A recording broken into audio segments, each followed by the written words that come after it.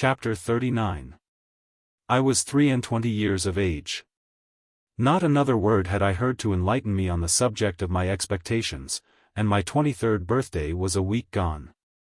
We had left Barnard's in more than a year, and lived in the Temple. Our chambers were in Garden Court, down by the river. Mr. Pocket and I had for some time parted company as to our original relations, though we continued on the best terms. Notwithstanding my inability to settle to anything, which I hope arose out of the restless and incomplete tenure on which I held my means, I had a taste for reading. And read regularly so many hours a day. That matter of Herbert's was still progressing, and everything with me was as I have brought it down to the close of the last preceding chapter. Business had taken Herbert on a journey to Marseilles. I was alone, and had a dull sense of being alone. Dispirited and anxious, long hoping that tomorrow or next week would clear my way, and long disappointed, I sadly missed the cheerful face and ready response of my friend. It was wretched weather. Stormy and wet, and mud, deep in all the streets. Day after day, a vast heavy veil had been driving over London from the east, and it drove still, as if in the east there were an eternity of cloud and wind. So furious had been the gusts, that high buildings in town had had the leads stripped off their roofs, and in the country, trees had been torn up, and sails of windmills carried away. And gloomy accounts had come in from the coast, of shipwreck and death.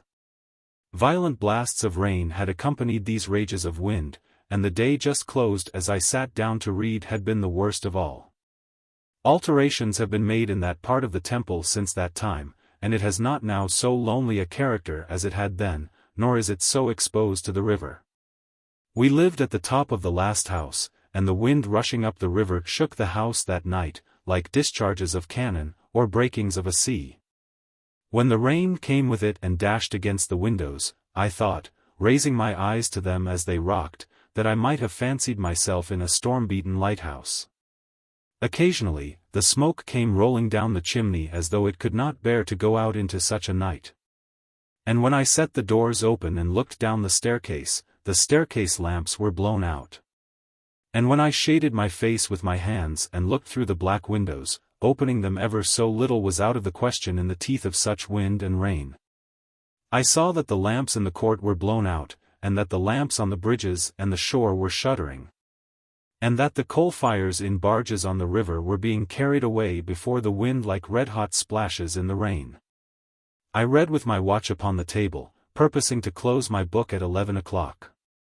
As I shut it, St. Paul's, and all the many church clocks in the city, some leading, some accompanying, some following, struck that hour. The sound was curiously flawed by the wind. And I was listening, and thinking how the wind assailed and tore it, when I heard a footstep on the stair. What nervous folly made me start, and awfully connected with the footstep of my dead sister, matters not.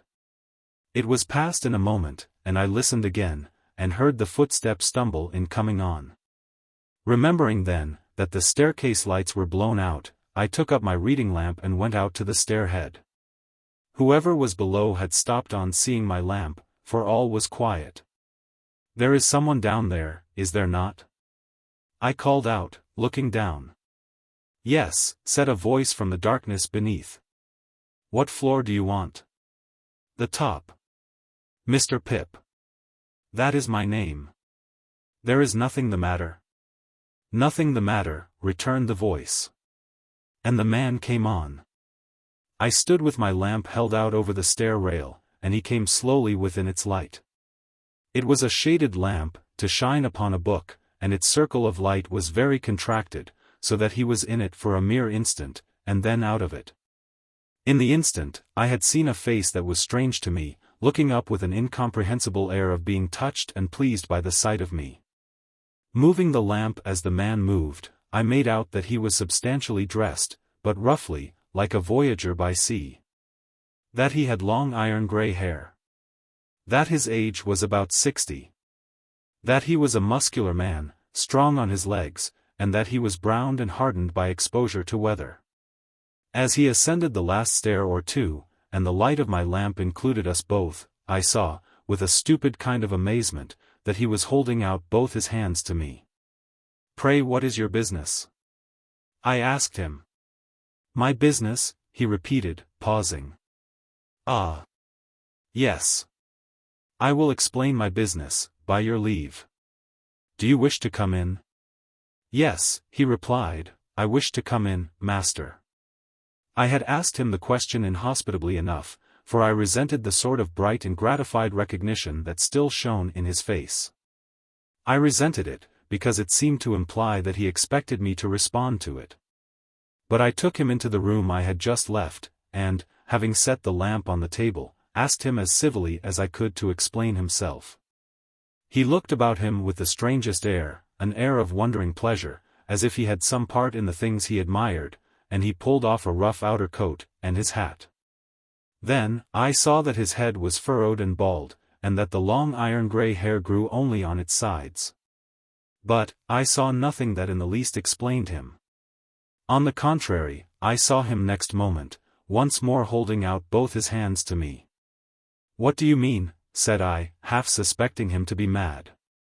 He stopped in his looking at me, and slowly rubbed his right hand over his head. "It's disappointing to a man," he said, in a coarse broken voice, "arter having looked for'ard so distant, and come so fur, but you're not to blame for that, neither on us is to blame for that.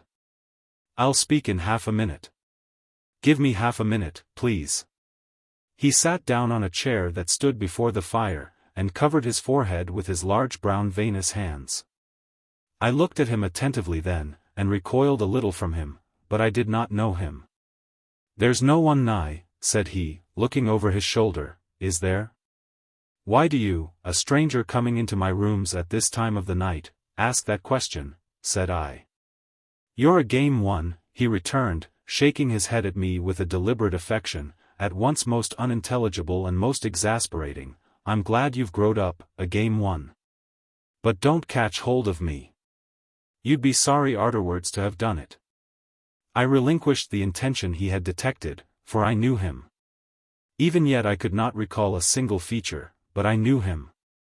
If the wind and the rain had driven away the intervening years, had scattered all the intervening objects, had swept us to the churchyard where we first stood face to face on such different levels, I could not have known my convict more distinctly than I knew him now as he sat in the chair before the fire. No need to take a file from his pocket and show it to me, no need to take the handkerchief from his neck and twist it round his head. No need to hug himself with both his arms, and take a shivering turn across the room, looking back at me for recognition. I knew him before he gave me one of those aids, though, a moment before, I had not been conscious of remotely suspecting his identity.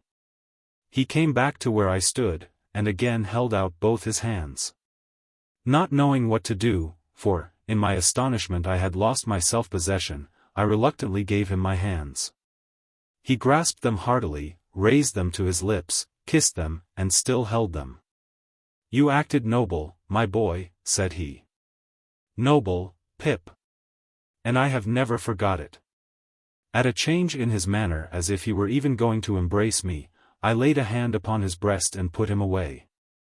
"Stay," said I, "keep off. If you are grateful to me for what I did when I was a little child, I hope you have shown your gratitude by mending your way of life. If you have come here to thank me, it was not necessary. Still, however you have found me out, there must be something good in the feeling that has brought you here, and I will not repulse you. But surely you must understand that, My attention was so attracted by the singularity of his fixed look at me, that the words died away on my tongue. "You was a saying," he observed, when we had confronted one another in silence, "that surely I must understand." "What, surely must I understand?" "That I cannot wish to renew that chance intercourse with you of long ago, under these different circumstances. I am glad to believe you have repented and recovered yourself. I am glad to tell you so. I am glad that, thinking I deserve to be thanked, you have come to thank me. But our ways are different ways, none the less. You are wet, and you look weary. Will you drink something before you go?" He had replaced his neckerchief loosely, and had stood, keenly observant of me, biting a long end of it. "I think," he answered, still with the end at his mouth and still observant of me, "that I will drink, I thank you, afore I go." There was a tray ready on a side table. I brought it to the table near the fire, and asked him what he would have. He touched one of the bottles without looking at it or speaking, and I made him some hot rum and water. I tried to keep my hand steady while I did so. But his look at me as he leaned back in his chair with the long draggled end of his neckerchief between his teeth, evidently forgotten, made my hand very difficult to master. When at last I put the glass to him, I saw with amazement that his eyes were full of tears. Up to this time I had remained standing, not to disguise that I wished him gone. But I was softened by the softened aspect of the man, and felt a touch of reproach. "I hope," said I, hurriedly putting something into a glass for myself, and drawing a chair to the table, "that you will not think I spoke harshly to you just now. I had no intention of doing it, and I am sorry for it if I did. I wish you well and happy." As I put my glass to my lips, he glanced with surprise at the end of his neckerchief, dropping from his mouth when he opened it, and stretched out his hand. I gave him mine, and then he drank, and drew his sleeve across his eyes and forehead. "How are you living?" I asked him. "I've been a sheep farmer, stock breeder, other trades besides, away in the New World," said he, "many 1,000 miles of stormy water off from this. I hope you have done well." "I've done wonderfully well. There's others went out alongier me as has done well too, but no man has done nigh as well as me. I'm famous for it." "I am glad to hear it." "I hope to hear you say so, my dear boy." Without stopping to try to understand those words or the tone in which they were spoken, I turned off to a point that had just come into my mind. "Have you ever seen a messenger you once sent to me?" I inquired, since he undertook that trust. "Never set eyes upon him. I warn't likely to it. He came faithfully, and he brought me the 2 1-pound notes. I was a poor boy then, as you know, and to a poor boy they were a little fortune. But, like you, I have done well since, and you must let me pay them back. You can put them to some other poor boy's use." I took out my purse. He watched me as I laid my purse upon the table and opened it, and he watched me as I separated 2 1-pound notes from its contents. They were clean and new, and I spread them out and handed them over to him. Still watching me, he laid them one upon the other, folded them longwise, gave them a twist, set fire to them at the lamp, and dropped the ashes into the tray. "May I make so bold," he said then, with a smile that was like a frown, and with a frown that was like a smile, "as ask you how you have done well since you and me was out on them lone shivering marshes?" "How?" "Ah." He emptied his glass, got up, and stood at the side of the fire, with his heavy brown hand on the mantel shelf. He put a foot up to the bars, to dry and warm it, and the wet boot began to steam, but he neither looked at it, nor at the fire, but steadily looked at me. It was only now that I began to tremble. When my lips had parted, and had shaped some words that were without sound, I forced myself to tell him, though I could not do it distinctly, that I had been chosen to succeed to some property. "Might a mere warmint ask what property?" said he. I faltered, "I don't know." "Might a mere warmint ask whose property?" said he. I faltered again, "I don't know." "Could I make a guess, I wonder," said the convict, "at your income since you come of age? As to the first figure now." 5. With my heart beating like a heavy hammer of disordered action, I rose out of my chair, and stood with my hand upon the back of it, looking wildly at him. "Concerning a guardian," he went on. "There ought to have been some guardian, or such like, whiles you was a minor. Some lawyer, maybe. As to the first letter of that lawyer's name now. Would it be J?" All the truth of my position came flashing on me. And its disappointments, dangers, disgraces, consequences of all kinds, rushed in such a multitude that I was borne down by them and had to struggle for every breath I drew. "Put it," he resumed, "as the employer of that lawyer whose name begun with a J, and might be Jaggers, put it as he had come over sea to Portsmouth, and had landed there. And had wanted to come on to you. However, you have found me out, you says just now. Well. However, did I find you out? Why, I wrote from Portsmouth to a person in London, for particulars of your address. That person's name? Why, Wemmick. I could not have spoken one word, though it had been to save my life. I stood, with a hand on the chair back and a hand on my breast, where I seemed to be suffocating. I stood so, looking wildly at him, until I grasped at the chair. When the room began to surge and turn, he caught me, drew me to the sofa, put me up against the cushions, and bent on one knee before me, bringing the face that I now well remembered, and that I shuddered at, very near to mine. Yes, Pip, dear boy, I've made a gentleman on you. It's me what has done it. I swore that time, sure as ever I earned a guinea, that guinea should go to you. I swore arterwards, sure as ever I speculated and got rich, you should get rich. I lived rough, that you should live smooth, I worked hard, that you should be above work.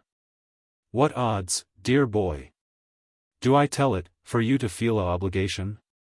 Not a bit. I tell it, for you to know as that there hunted dunghill dog what you kept life in, got his head so high that he could make a gentleman, and, Pip, you're him.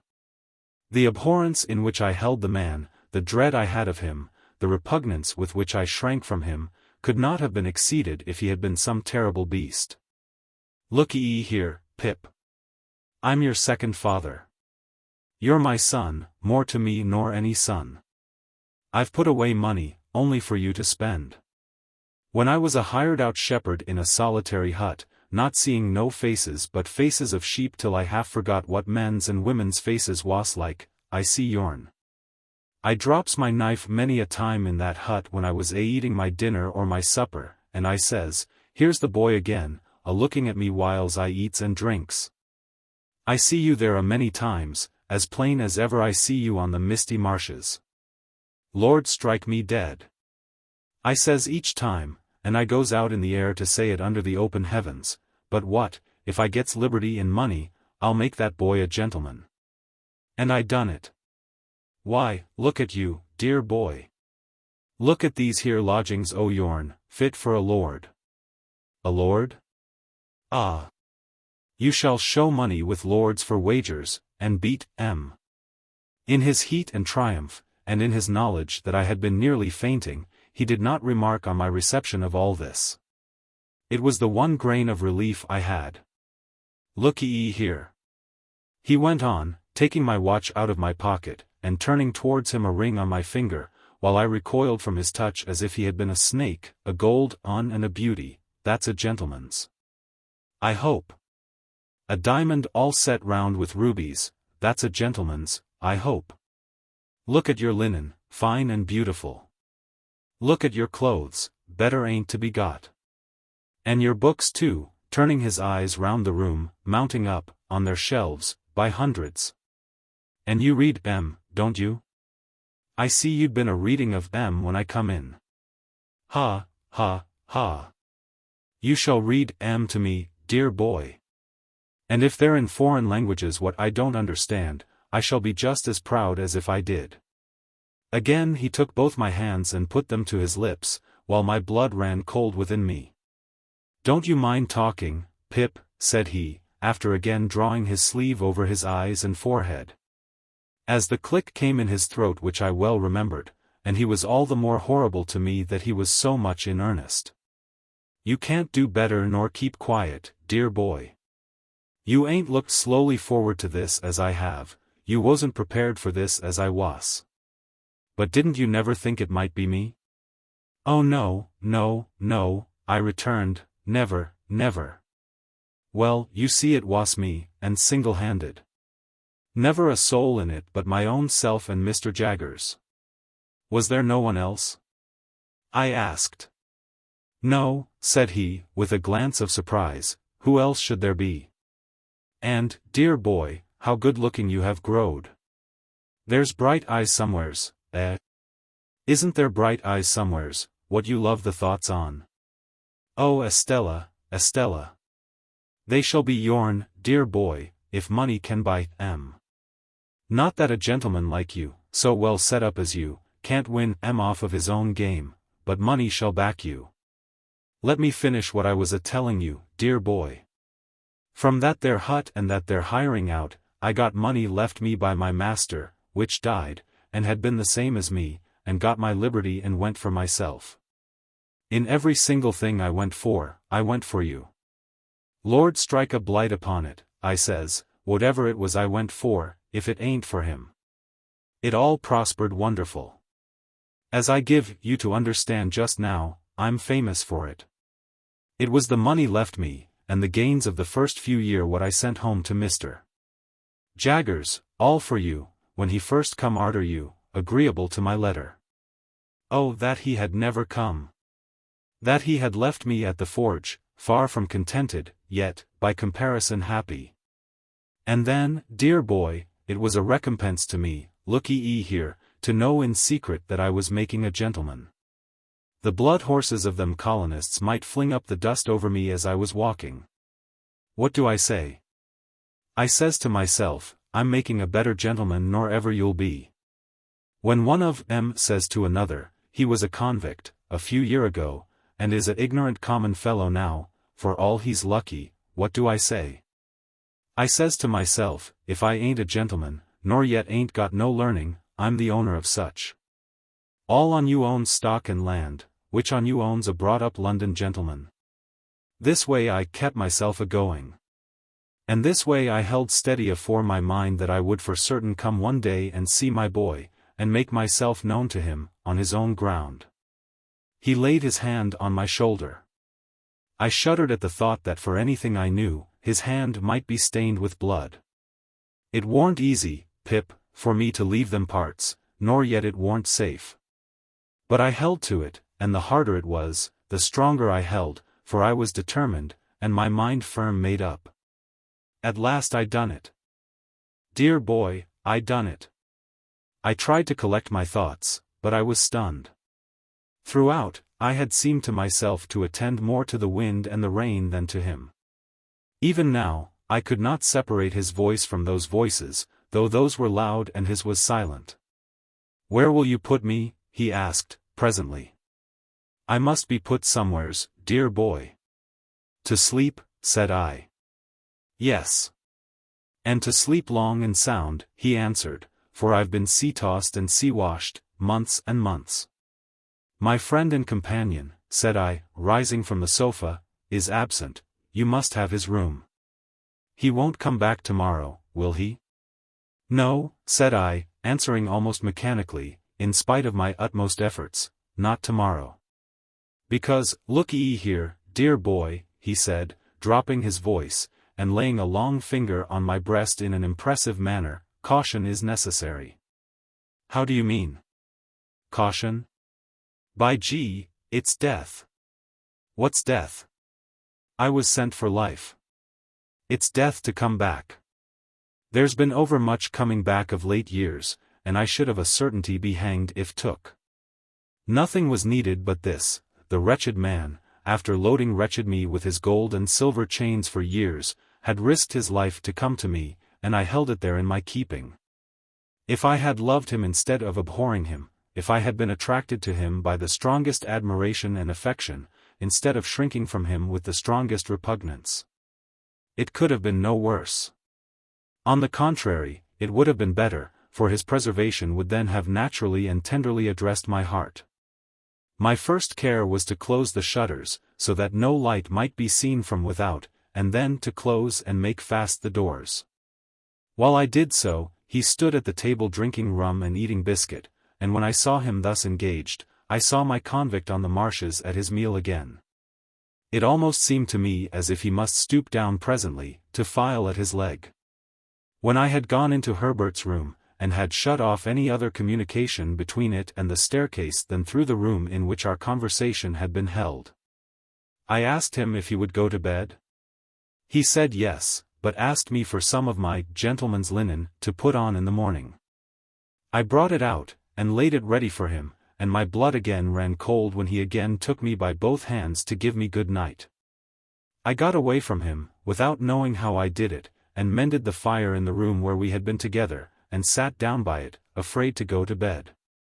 For an hour or more, I remained too stunned to think, and it was not until I began to think, that I began fully to know how wrecked I was, and how the ship in which I had sailed was gone to pieces.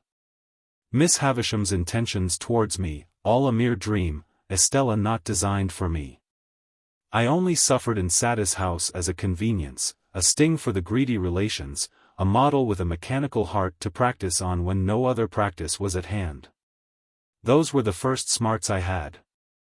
But, sharpest and deepest pain of all, it was for the convict, guilty of I knew not what crimes, and liable to be taken out of those rooms where I sat thinking, and hanged at the Old Bailey door. That I had deserted Joe. I would not have gone back to Joe now, I would not have gone back to Biddy now, for any consideration. Simply, I suppose, because my sense of my own worthless conduct to them was greater than every consideration. No wisdom on earth could have given me the comfort that I should have derived from their simplicity and fidelity, but I could never, never, undo what I had done. In every rage of wind and rush of rain, I heard pursuers. Twice, I could have sworn there was a knocking and whispering at the outer door. With these fears upon me, I began either to imagine or recall that I had had mysterious warnings of this man's approach. That, for weeks gone by, I had passed faces in the streets which I had thought like his. That these likenesses had grown more numerous, as he, coming over the sea, had drawn nearer. That his wicked spirit had somehow sent these messengers to mine, and that now on this stormy night he was as good as his word, and with me. Crowding up with these reflections came the reflection that I had seen him with my childish eyes to be a desperately violent man. That I had heard that other convict reiterate that he had tried to murder him, that I had seen him down in the ditch tearing and fighting like a wild beast. Out of such remembrances I brought into the light of the fire a half-formed terror that it might not be safe to be shut up there with him in the dead of the wild solitary night. This dilated until it filled the room, and impelled me to take a candle and go in and look at my dreadful burden. He had rolled a handkerchief round his head, and his face was set and lowering in his sleep. But he was asleep, and quietly too, though he had a pistol lying on the pillow. Assured of this, I softly removed the key to the outside of his door, and turned it on him before I again sat down by the fire. Gradually I slipped from the chair and lay on the floor. When I awoke without having parted in my sleep with the perception of my wretchedness, the clocks of the eastward churches were striking 5, the candles were wasted out, the fire was dead. And the wind and rain intensified the thick black darkness. This is the end of the second stage of Pip's expectations. Chapter 40. It was fortunate for me that I had to take precautions to ensure, so far as I could, the safety of my dreaded visitor. For, this thought pressing on me when I awoke, held other thoughts in a confused concourse at a distance. The impossibility of keeping him concealed in the chambers was self-evident. It could not be done, and the attempt to do it would inevitably engender suspicion. True, I had no avenger in my service now, but I was looked after by an inflammatory old female, assisted by an animated ragbag whom she called her niece. And to keep a room secret from them would be to invite curiosity and exaggeration. They both had weak eyes, which I had long attributed to their chronically looking in at keyholes, and they were always at hand when not wanted. Indeed, that was their only reliable quality besides larceny. Not to get up a mystery with these people, I resolved to announce in the morning that my uncle had unexpectedly come from the country. This course I decided on while I was yet groping about in the darkness for the means of getting a light. Not stumbling on the means after all, I was fain to go out to the adjacent lodge and get the watchman there to come with his lantern. Now, in groping my way down the black staircase I fell over something, and that something was a man crouching in a corner. As the man made no answer when I asked him what he did there, but eluded my touch in silence, I ran to the lodge and urged the watchman to come quickly, telling him of the incident on the way back. The wind being as fierce as ever, we did not care to endanger the light in the lantern by rekindling the extinguished lamps on the staircase. But we examined the staircase from the bottom to the top and found no one there. It then occurred to me as possible that the man might have slipped into my rooms. So, lighting my candle at the watchman's, and leaving him standing at the door, I examined them carefully, including the room in which my dreaded guest lay asleep. All was quiet, and assuredly no other man was in those chambers. It troubled me that there should have been a lurker on the stairs, on that night of all nights in the year, and I asked the watchman, on the chance of eliciting some hopeful explanation as I handed him a dram at the door, whether he had admitted at his gate any gentleman who had perceptibly been dining out? Yes, he said, at different times of the night, 3. One lived in Fountain Court, and the other 2 lived in the lane, and he had seen them all go home.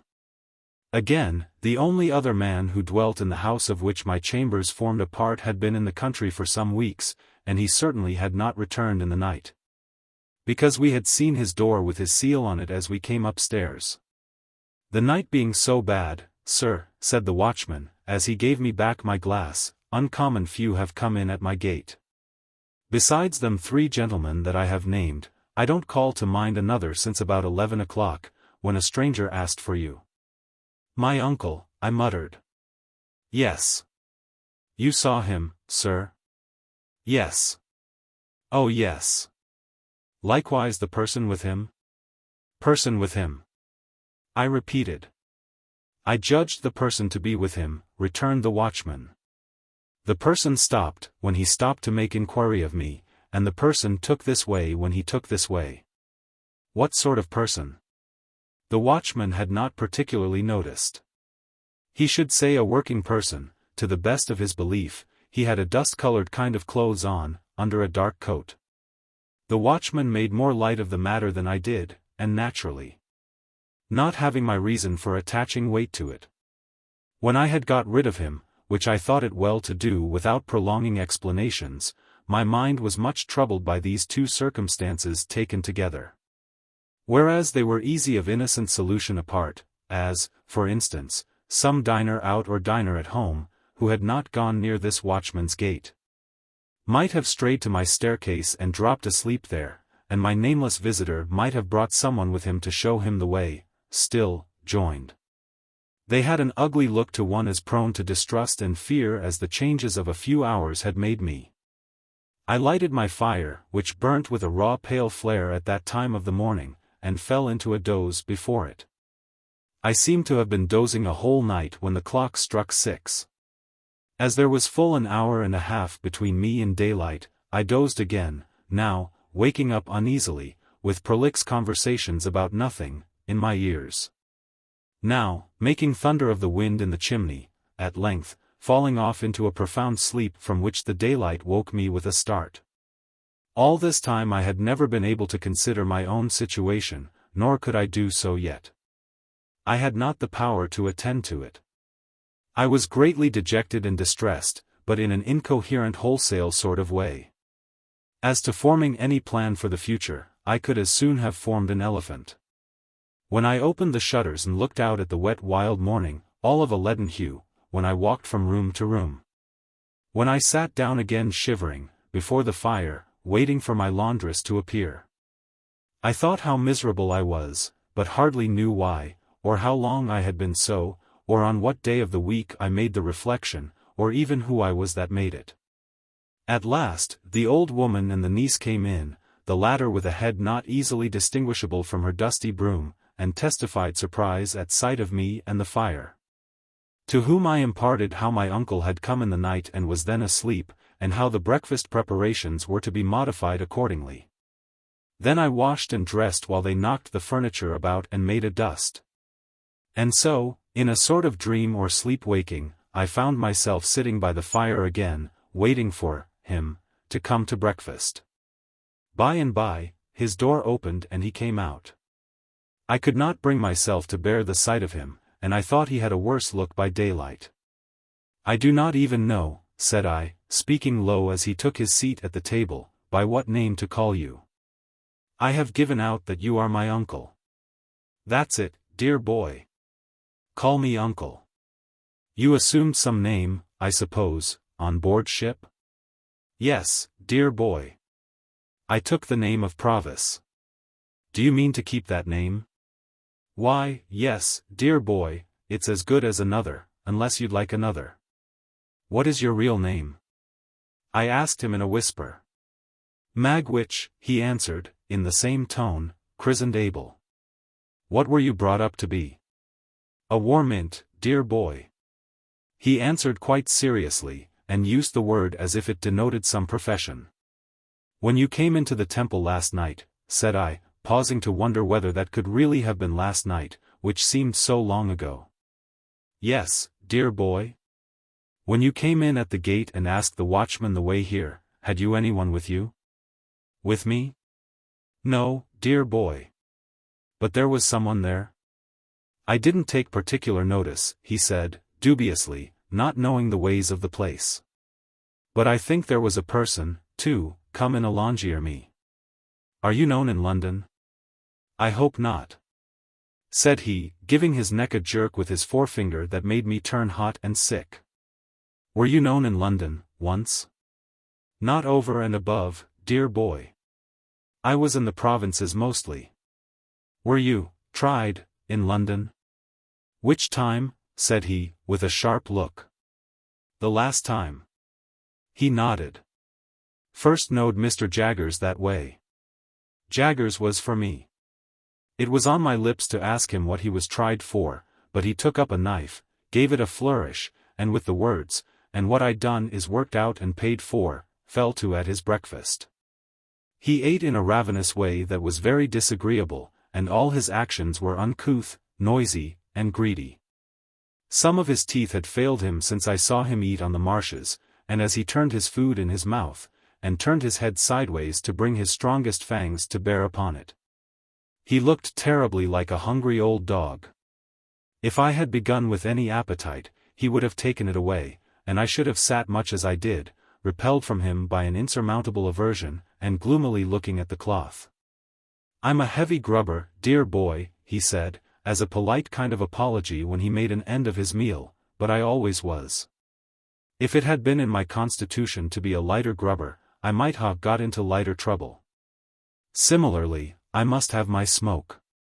When I was first hired out as shepherd t'other side the world, it's my belief I should ha' turned into a melancholy mad sheep myself, if I hadn't had my smoke.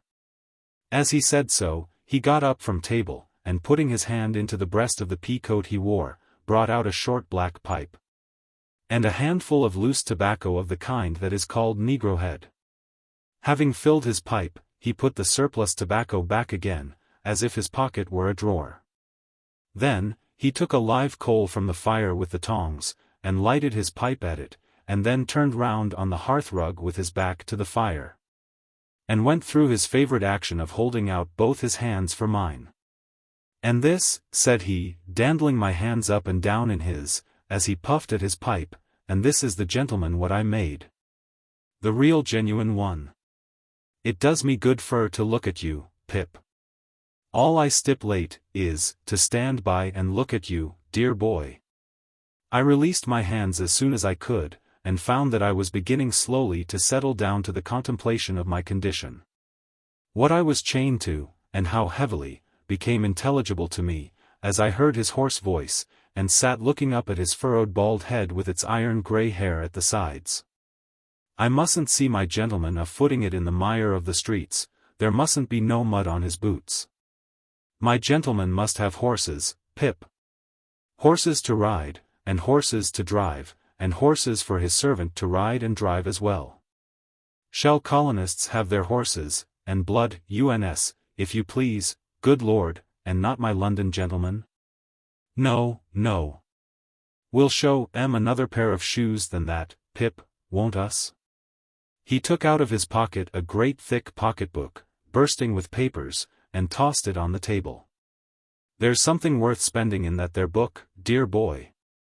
It's yourn. All I've got ain't mine, it's yourn. Don't you be afeard on it. There's more where that come from.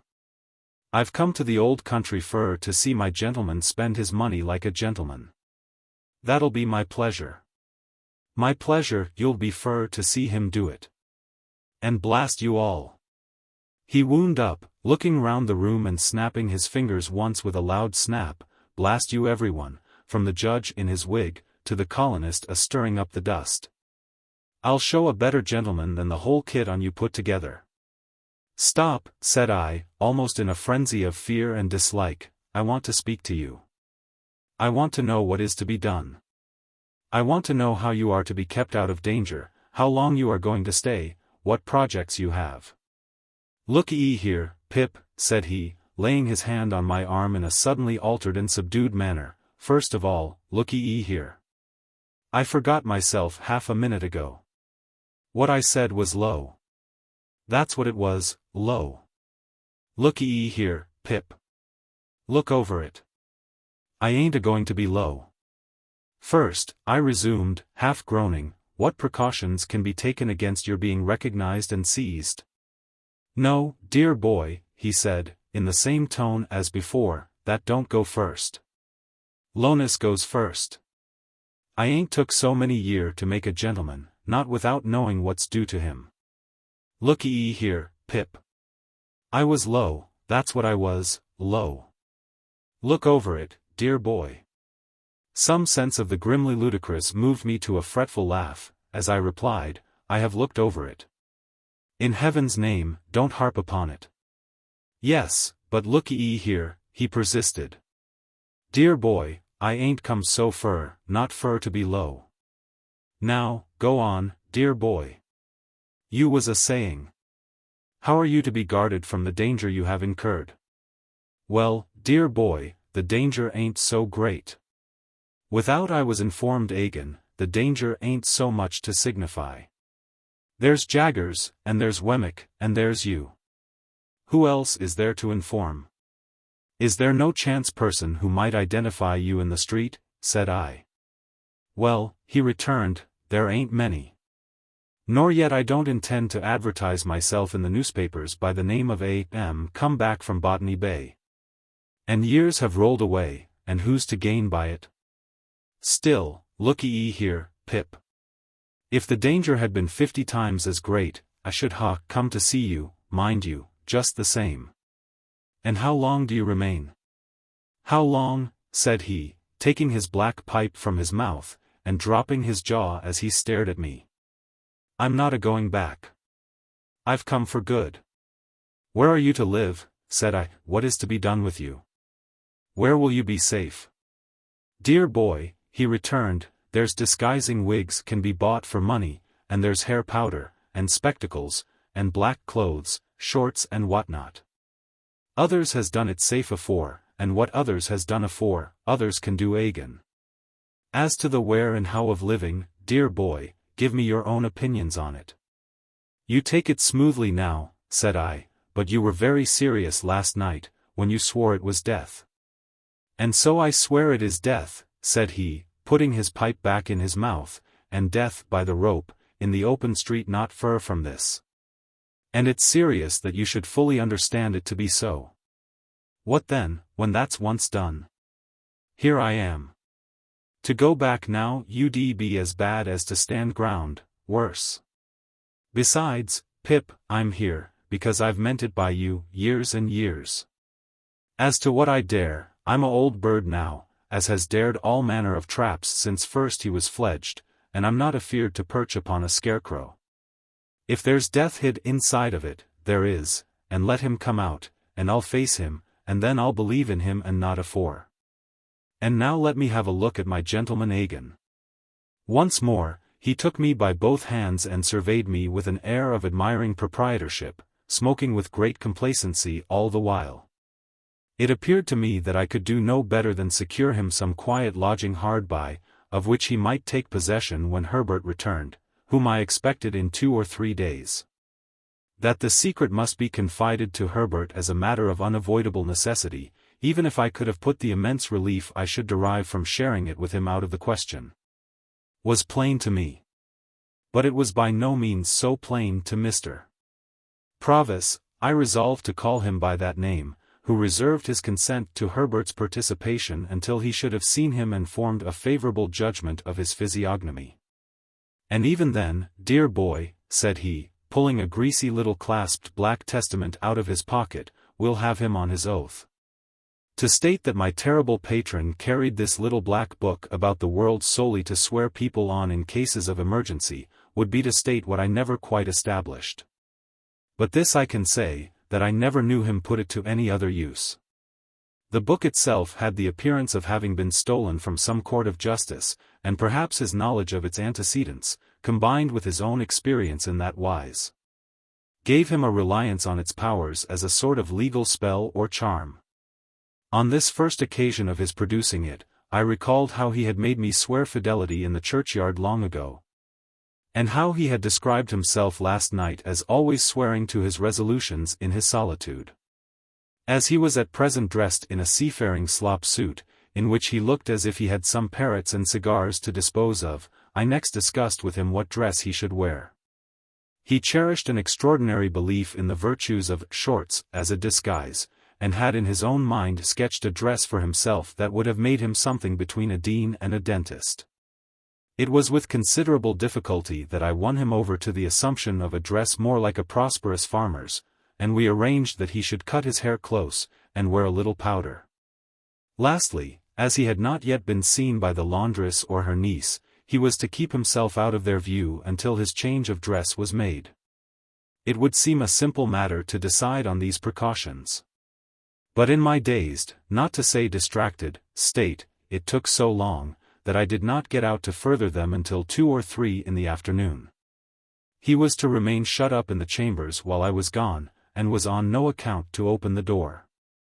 There being to my knowledge a respectable lodging-house in Essex Street, the back of which looked into the Temple, and was almost within hail of my windows, I first of all repaired to that house, and was so fortunate as to secure the second floor for my uncle, Mr. Provis.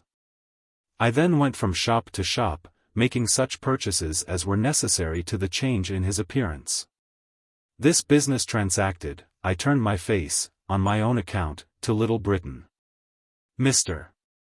Jaggers was at his desk, but, seeing me enter, got up immediately and stood before his fire.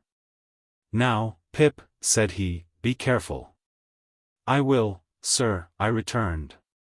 For, coming along I had thought well of what I was going to say. "Don't commit yourself," said Mr. Jaggers, "and don't commit anyone. You understand, anyone. Don't tell me anything, I don't want to know anything, I am not curious." Of course I saw that he knew the man was come. "I merely want, Mr. Jaggers," said I, "to assure myself that what I have been told is true. I have no hope of its being untrue, but at least I may verify it." Mr. Jaggers nodded. "But did you say, told, or informed?" he asked me, with his head on one side, and not looking at me, but looking in a listening way at the floor. Told would seem to imply verbal communication. You can't have verbal communication with a man in New South Wales, you know. I will say, informed, Mr. Jaggers. Good. I have been informed by a person named Abel Magwitch, that he is the benefactor so long unknown to me. "That is the man," said Mr. Jaggers, "in New South Wales." "And only he?" said I. "And only he," said Mr. Jaggers. "I am not so unreasonable, sir, as to think you at all responsible for my mistakes and wrong conclusions, but I always supposed it was Miss Havisham." "As you say, Pip," returned Mr. Jaggers, turning his eyes upon me coolly, and taking a bite at his forefinger, "I am not at all responsible for that." "And yet it looked so like it, sir," I pleaded with a downcast heart.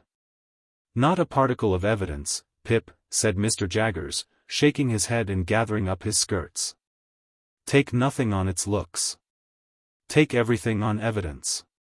There's no better rule." "I have no more to say," said I, with a sigh, after standing silent for a little while.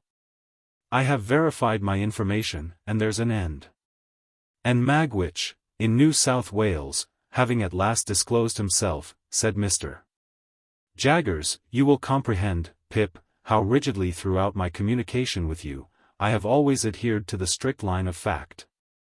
There has never been the least departure from the strict line of fact. You are quite aware of that?" "Quite, sir." I communicated to Magwitch, in New South Wales, when he first wrote to me, from New South Wales, the caution that he must not expect me ever to deviate from the strict line of fact. I also communicated to him another caution. He appeared to me to have obscurely hinted in his letter at some distant idea he had of seeing you in England here. I cautioned him that I must hear no more of that. That he was not at all likely to obtain a pardon, that he was expatriated for the term of his natural life. And that his presenting himself in this country would be an act of felony, rendering him liable to the extreme penalty of the law. I gave Magwitch that caution, said Mr. Jaggers, looking hard at me. I wrote it to New South Wales. He guided himself by it, no doubt. No doubt, said I. I have been informed by Wemmick, pursued Mr. Jaggers, still looking hard at me, that he has received a letter, under date Portsmouth, from a colonist of the name of Purvis, or Provis, I suggested. Or Provis, thank you, Pip. Perhaps it is Provis? Perhaps you know it's Provis? Yes, said I. You know it's Provis. A letter, under date Portsmouth, from a colonist of the name of Provis, asking for the particulars of your address, on behalf of Magwitch. Wemmick sent him the particulars, I understand, by return of post. Probably it is through Provis that you have received the explanation of Magwitch, in New South Wales? It came through Provis, I replied. Good day, Pip, said Mr. Jaggers, offering his hand, glad to have seen you. In writing by post to Magwitch, in New South Wales, or in communicating with him through Provis, have the goodness to mention that the particulars and vouchers of our long account shall be sent to you, together with the balance. For there is still a balance remaining. Good day, Pip. We shook hands, and he looked hard at me as long as he could see me. I turned at the door, and he was still looking hard at me, while the two vile casts on the shelf seemed to be trying to get their eyelids open, and to force out of their swollen throats, oh, what a man he is! Wemmick was out, and though he had been at his desk he could have done nothing for me. I went straight back to the Temple, where I found the terrible Provis drinking rum and water and smoking Negro head, in safety. Next day the clothes I had ordered all came home, and he put them on. Whatever he put on, became him less, it dismally seemed to me, than what he had worn before. To my thinking, there was something in him that made it hopeless to attempt to disguise him. The more I dressed him and the better I dressed him, the more he looked like the slouching fugitive on the marshes. This effect on my anxious fancy was partly referable, no doubt, to his old face and manner growing more familiar to me. But I believe too that he dragged one of his legs as if there were still a weight of iron on it, and that from head to foot there was convict in the very grain of the man. The influences of his solitary hut life were upon him besides, and gave him a savage air that no dress could tame. Added to these were the influences of his subsequent branded life among men, and, crowning all, his consciousness that he was dodging and hiding now. In all his ways of sitting and standing, and eating and drinking, of brooding about in a high-shouldered reluctant style, of taking out his great horn-handled jackknife and wiping it on his legs and cutting his food, of lifting light glasses and cups to his lips, as if they were clumsy pannikins, of chopping a wedge off his bread, and soaking up with it the last fragments of gravy round and round his plate, as if to make the most of an allowance, and then drying his finger ends on it, and then swallowing it, in these ways and 1,000 other small nameless instances arising every minute in the day, there was prisoner, felon, bondsman. Plain as plain could be. It had been his own idea to wear that touch of powder, and I had conceded the powder after overcoming the shorts. But I can compare the effect of it, when on, to nothing but the probable effect of rouge upon the dead. So awful was the manner in which everything in him that it was most desirable to repress, started through that thin layer of pretense, and seemed to come blazing out at the crown of his head. It was abandoned as soon as tried, and he wore his grizzled hair cut short. Words cannot tell what a sense I had, at the same time, of the dreadful mystery that he was to me. When he fell asleep of an evening, with his knotted hands clenching the sides of the easy chair, and his bald head tattooed with deep wrinkles falling forward on his breast, I would sit and look at him, wondering what he had done, and loading him with all the crimes in the calendar, until the impulse was powerful on me to start up and fly from him. Every hour so increased my abhorrence of him, that I even think I might have yielded to this impulse in the first agonies of being so haunted. Notwithstanding all he had done for me and the risk he ran, but for the knowledge that Herbert must soon come back. Once, I actually did start out of bed in the night, and begin to dress myself in my worst clothes, hurriedly intending to leave him there with everything else I possessed, and enlist for India as a private soldier. I doubt if a ghost could have been more terrible to me, up in those lonely rooms in the long evenings and long nights, with the wind and the rain always rushing by. A ghost could not have been taken and hanged on my account, and the consideration that he could be, and the dread that he would be, were no small addition to my horrors. When he was not asleep, or playing a complicated kind of patience with a ragged pack of cards of his own, a game that I never saw before or since, and in which he recorded his winnings by sticking his jackknife into the table, when he was not engaged in either of these pursuits, he would ask me to read to him, foreign language, dear boy. While I complied, he, not comprehending a single word, would stand before the fire surveying me with the air of an exhibitor, and I would see him, between the fingers of the hand with which I shaded my face, appealing in dumb show to the furniture to take notice of my proficiency. The imaginary student pursued by the misshapen creature he had impiously made, was not more wretched than I, pursued by the creature who had made me, and recoiling from him with a stronger repulsion. The more he admired me and the fonder he was of me. This is written of, I am sensible, as if it had lasted a year. It lasted about 5 days. Expecting Herbert all the time, I dared not go out, except when I took Provis for an airing after dark. At length, one evening when dinner was over and I had dropped into a slumber quite worn out, for my nights had been agitated and my rest broken by fearful dreams, I was roused by the welcome footstep on the staircase. Provis, who had been asleep too, staggered up at the noise I made, and in an instant I saw his jackknife shining in his hand. "Quiet. It's Herbert," I said. And Herbert came bursting in, with the airy freshness of 600 miles of France upon him. "Handel, my dear fellow, how are you, and again how are you, and again how are you? I seem to have been gone a 12-month. Why, so I must have been, for you have grown quite thin and pale. Handel, my, hullo. I beg your pardon." He was stopped in his running on and in his shaking hands with me, by seeing Provis. Provis, regarding him with a fixed attention, was slowly putting up his jackknife, and groping in another pocket for something else. "Herbert, my dear friend," said I, shutting the double doors, while Herbert stood staring and wondering, "something very strange has happened. This is a visitor of mine." "It's all right, dear boy," said Provis coming forward, with his little clasped black book, and then addressing himself to Herbert. "Take it in your right hand. Lord strike you dead on the spot, if ever you split in any way somever. Kiss it."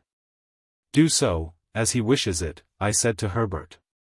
So, Herbert, looking at me with a friendly uneasiness and amazement, complied, and Provis immediately shaking hands with him, said, "Now you're on your oath, you know. And never believe me on mine, if Pip shan't make a gentleman on you." Chapter 41. In vain should I attempt to describe the astonishment and disquiet of Herbert, when he and I and Provis sat down before the fire, and I recounted the whole of the secret. Enough, that I saw my own feelings reflected in Herbert's face, and not least among them, my repugnance towards the man who had done so much for me. What would alone have set a division between that man and us, if there had been no other dividing circumstance, was his triumph in my story. Saving his troublesome sense of having been low, on one occasion since his return, on which point he began to hold forth to Herbert. The moment my revelation was finished, he had no perception of the possibility of my finding any fault with my good fortune. His boast that he had made me a gentleman, and that he had come to see me support the character on his ample resources, was made for me quite as much as for himself. And that it was a highly agreeable boast to both of us, and that we must both be very proud of it, was a conclusion quite established in his own mind. Though, look-ye here, Pip's comrade, he said to Herbert, after having discoursed for some time, I know very well that once since I come back, for half a minute, I've been low. I said to Pip, I knowed as I had been low. But don't you fret yourself on that score. I ain't made Pip a gentleman, and Pip ain't a-going to make you a gentleman, not for me not to know what's due to ye both. Dear boy, and Pip's comrade, you two may count upon me always having a genteel muzzle on. Muzzled I have been since that half a minute when I was betrayed into lowness, muzzled I am at the present time, muzzled I ever will be. Herbert said, certainly, but looked as if there were no specific consolation in this, and remained perplexed and dismayed. We were anxious for the time when he would go to his lodging and leave us together, but he was evidently jealous of leaving us together, and sat late. It was midnight before I took him round to Essex Street, and saw him safely in at his own dark door. When it closed upon him, I experienced the first moment of relief I had known since the night of his arrival. Never quite free from an uneasy remembrance of the man on the stairs, I had always looked about me in taking my guest out after dark, and in bringing him back, and I looked about me now. Difficult as it is in a large city to avoid the suspicion of being watched, when the mind is conscious of danger in that regard. I could not persuade myself that any of the people within sight cared about my movements. The few who were passing passed on their several ways, and the street was empty when I turned back into the temple. Nobody had come out at the gate with us, nobody went in at the gate with me. As I crossed by the fountain, I saw his lighted back windows looking bright and quiet, and, when I stood for a few moments in the doorway of the building where I lived, before going up the stairs, Garden Court was as still and lifeless as the staircase was when I ascended it. Herbert received me with open arms, and I had never felt before so blessedly what it is to have a friend. When he had spoken some sound words of sympathy and encouragement, we sat down to consider the question, what was to be done. The chair that Provis had occupied still remaining where it had stood, for he had a baroque way with him of hanging about one spot, in one unsettled manner, and going through one round of observances with his pipe and his negro head and his jackknife and his pack of cards, and what not. As if it were all put down for him on a slate, I say his chair remaining where it had stood, Herbert unconsciously took it, but next moment started out of it, pushed it away, and took another. He had no occasion to say after that he had conceived an aversion for my patron, neither had I occasion to confess my own. We interchanged that confidence without shaping a syllable. What, said I to Herbert, when he was safe in another chair, what is to be done? My poor dear Handel, he replied, holding his head, I am too stunned to think. So was I, Herbert, when the blow first fell. Still, something must be done. He is intent upon various new expenses, horses, and carriages, and lavish appearances of all kinds. He must be stopped somehow. You mean that you can't accept? How can I? I interposed, as Herbert paused. Think of him. Look at him. An involuntary shudder passed over both of us. Yet I am afraid the dreadful truth is, Herbert, that he is attached to me, strongly attached to me. Was there ever such a fate? My poor dear Handel, Herbert repeated.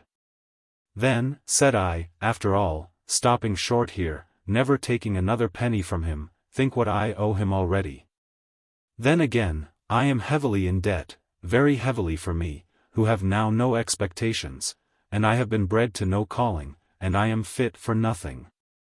Well, well, well. Herbert remonstrated. Don't say fit for nothing. What am I fit for? I know only one thing that I am fit for, and that is, to go for a soldier. And I might have gone, my dear Herbert, but for the prospect of taking counsel with your friendship and affection. Of course I broke down there, and of course Herbert, beyond seizing a warm grip of my hand, pretended not to know it.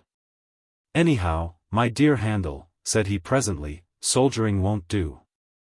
If you were to renounce this patronage and these favors, I suppose you would do so with some faint hope of one day repaying what you have already had.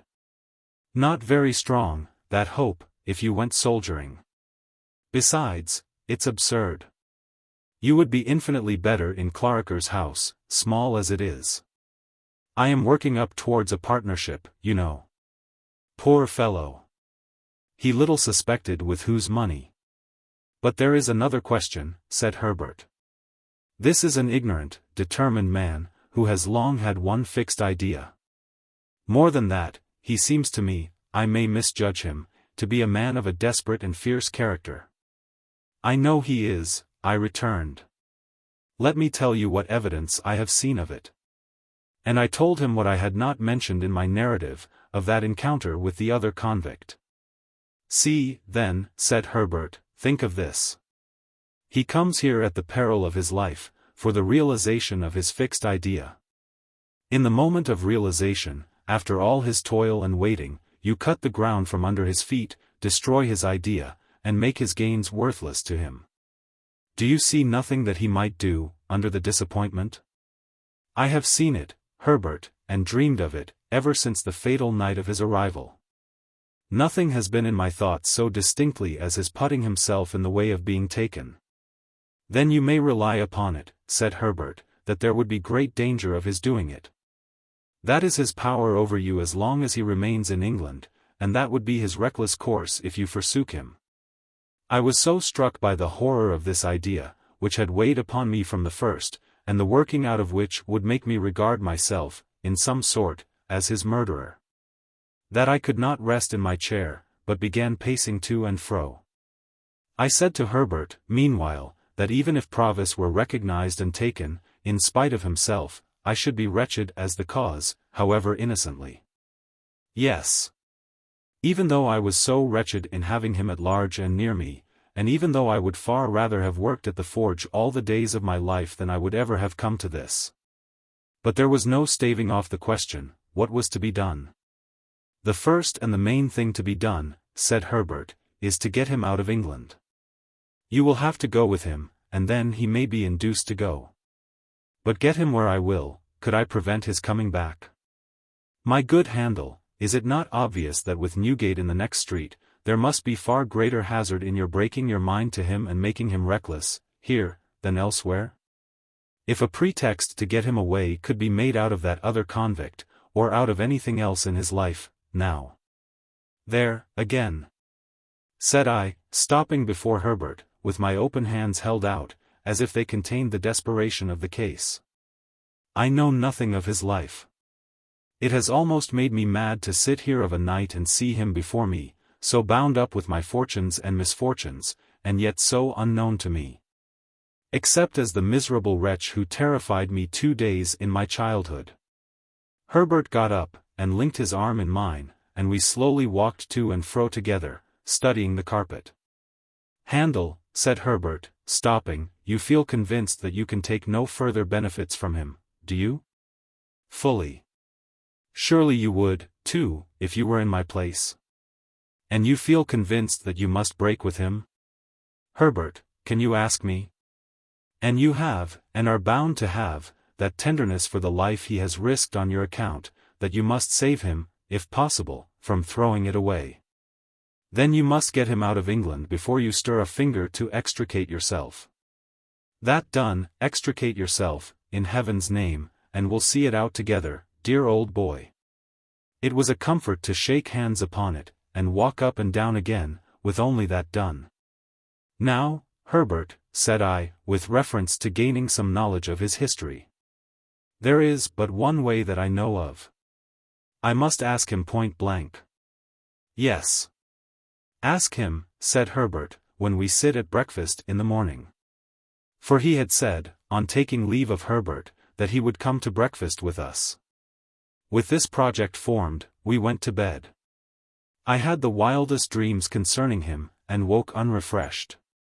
I woke, too, to recover the fear which I had lost in the night, of his being found out as a return transport.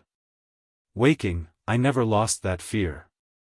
He came round at the appointed time, took out his jackknife, and sat down to his meal.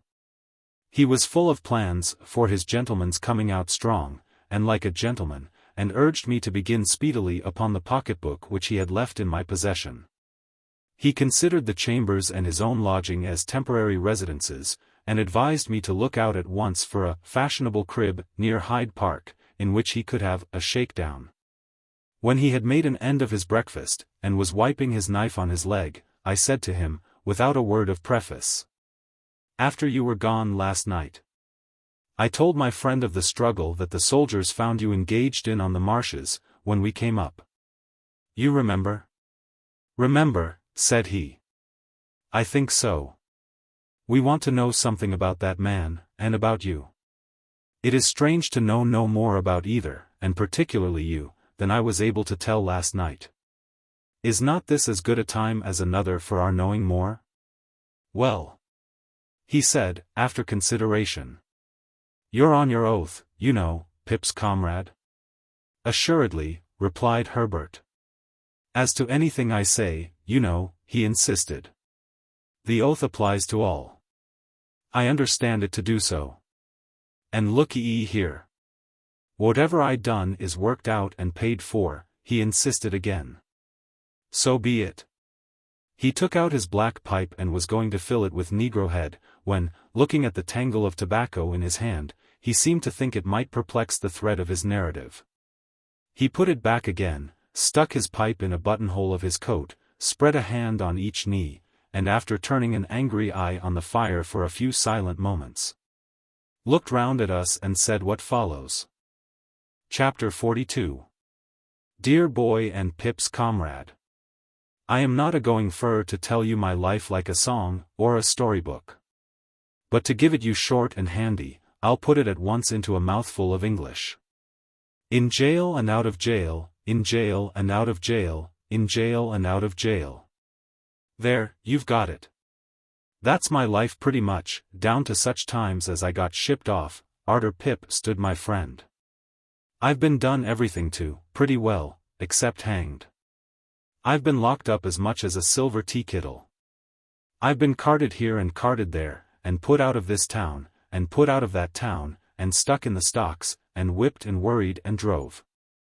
I've no more notion where I was born than you have, if so much. I first become aware of myself down in Essex, a-thieving turnips for my living. Some mun had run away from me, a man, a tinker, and he'd took the fire with him, and left me wery cold. I knowed my name to be Magwitch, christened Abel. How did I know it? Much as I knowed the birds' names in the hedges to be chaffinch, sparrer, thrush.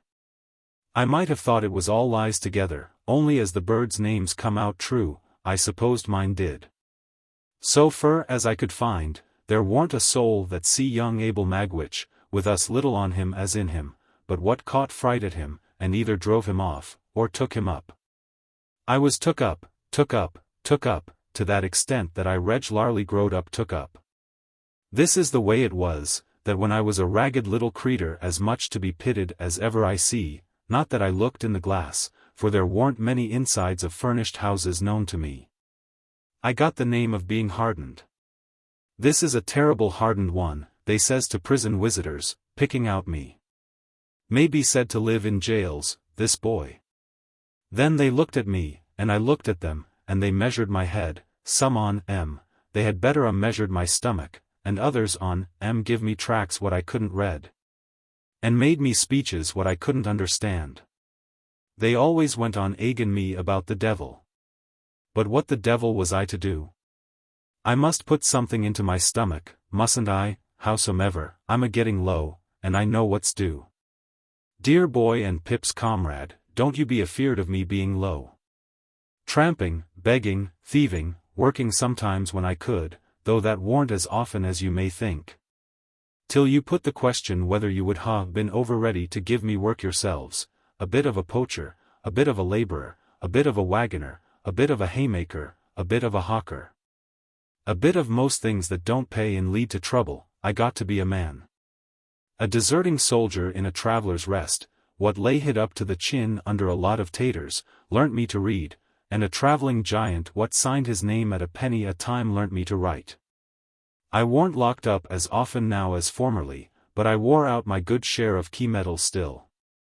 At Epsom races, a matter of over 20 years ago, I got acquainted why, a man whose skull I'd crack why, this poker, like the claw of a lobster, if I'd got it on this hob. His right name was Compayson, and that's the man, dear boy, what you see me a-pounding in the ditch, according to what you truly told your comrade arter I was gone last night. He set up for a gentleman, this Compayson, and he'd been to a public boarding school and had learning. He was a smooth one to talk, and was a dab at the ways of gentlefolks. He was good-looking too. It was the night afore the great race, when I found him on the heath, in a booth that I knowed on.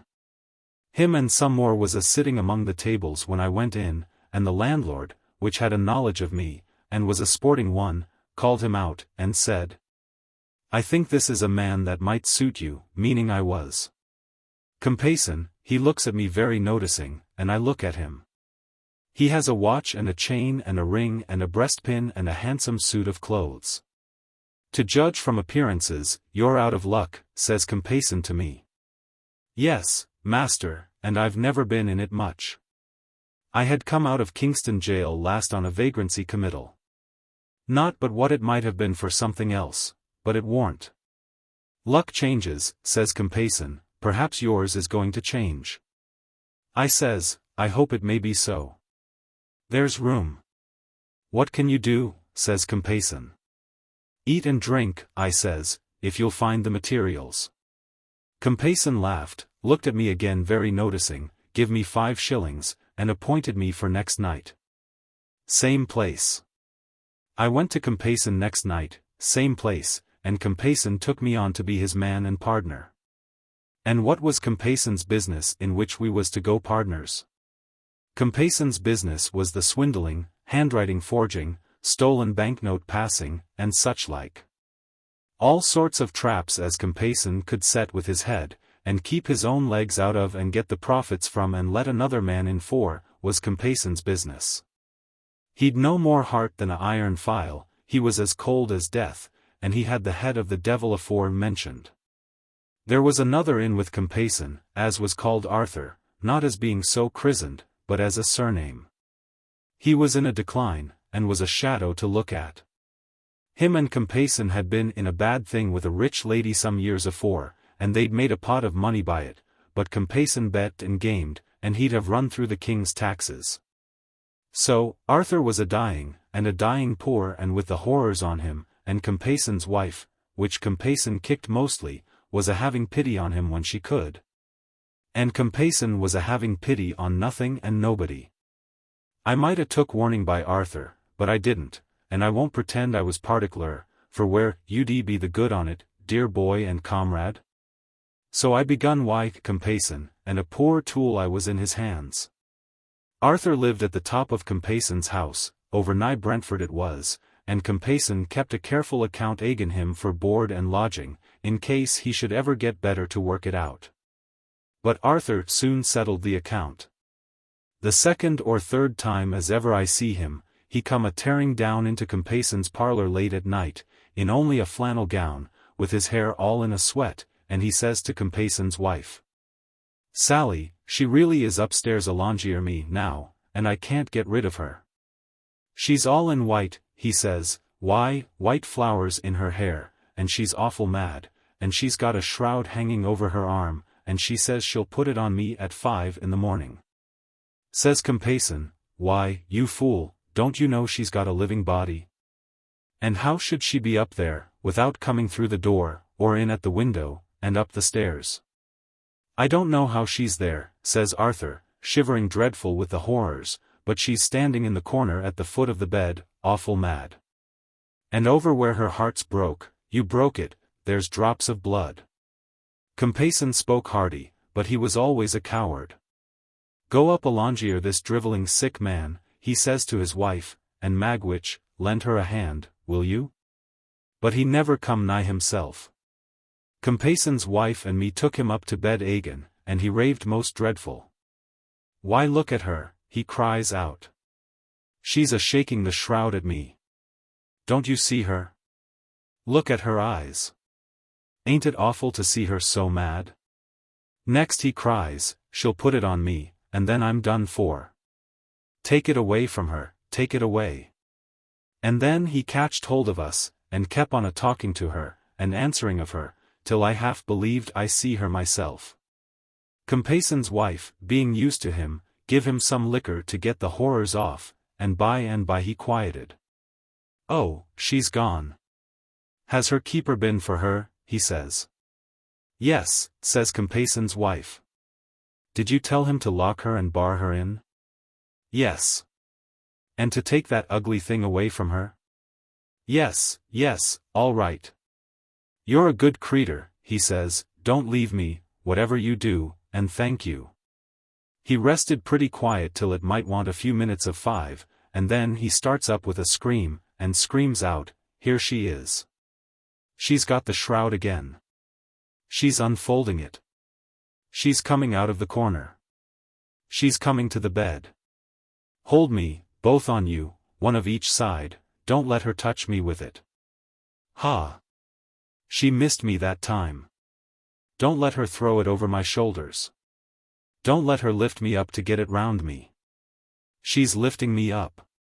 Keep me down. Then he lifted himself up hard, and was dead. Compayson took it easy as a good riddance for both sides.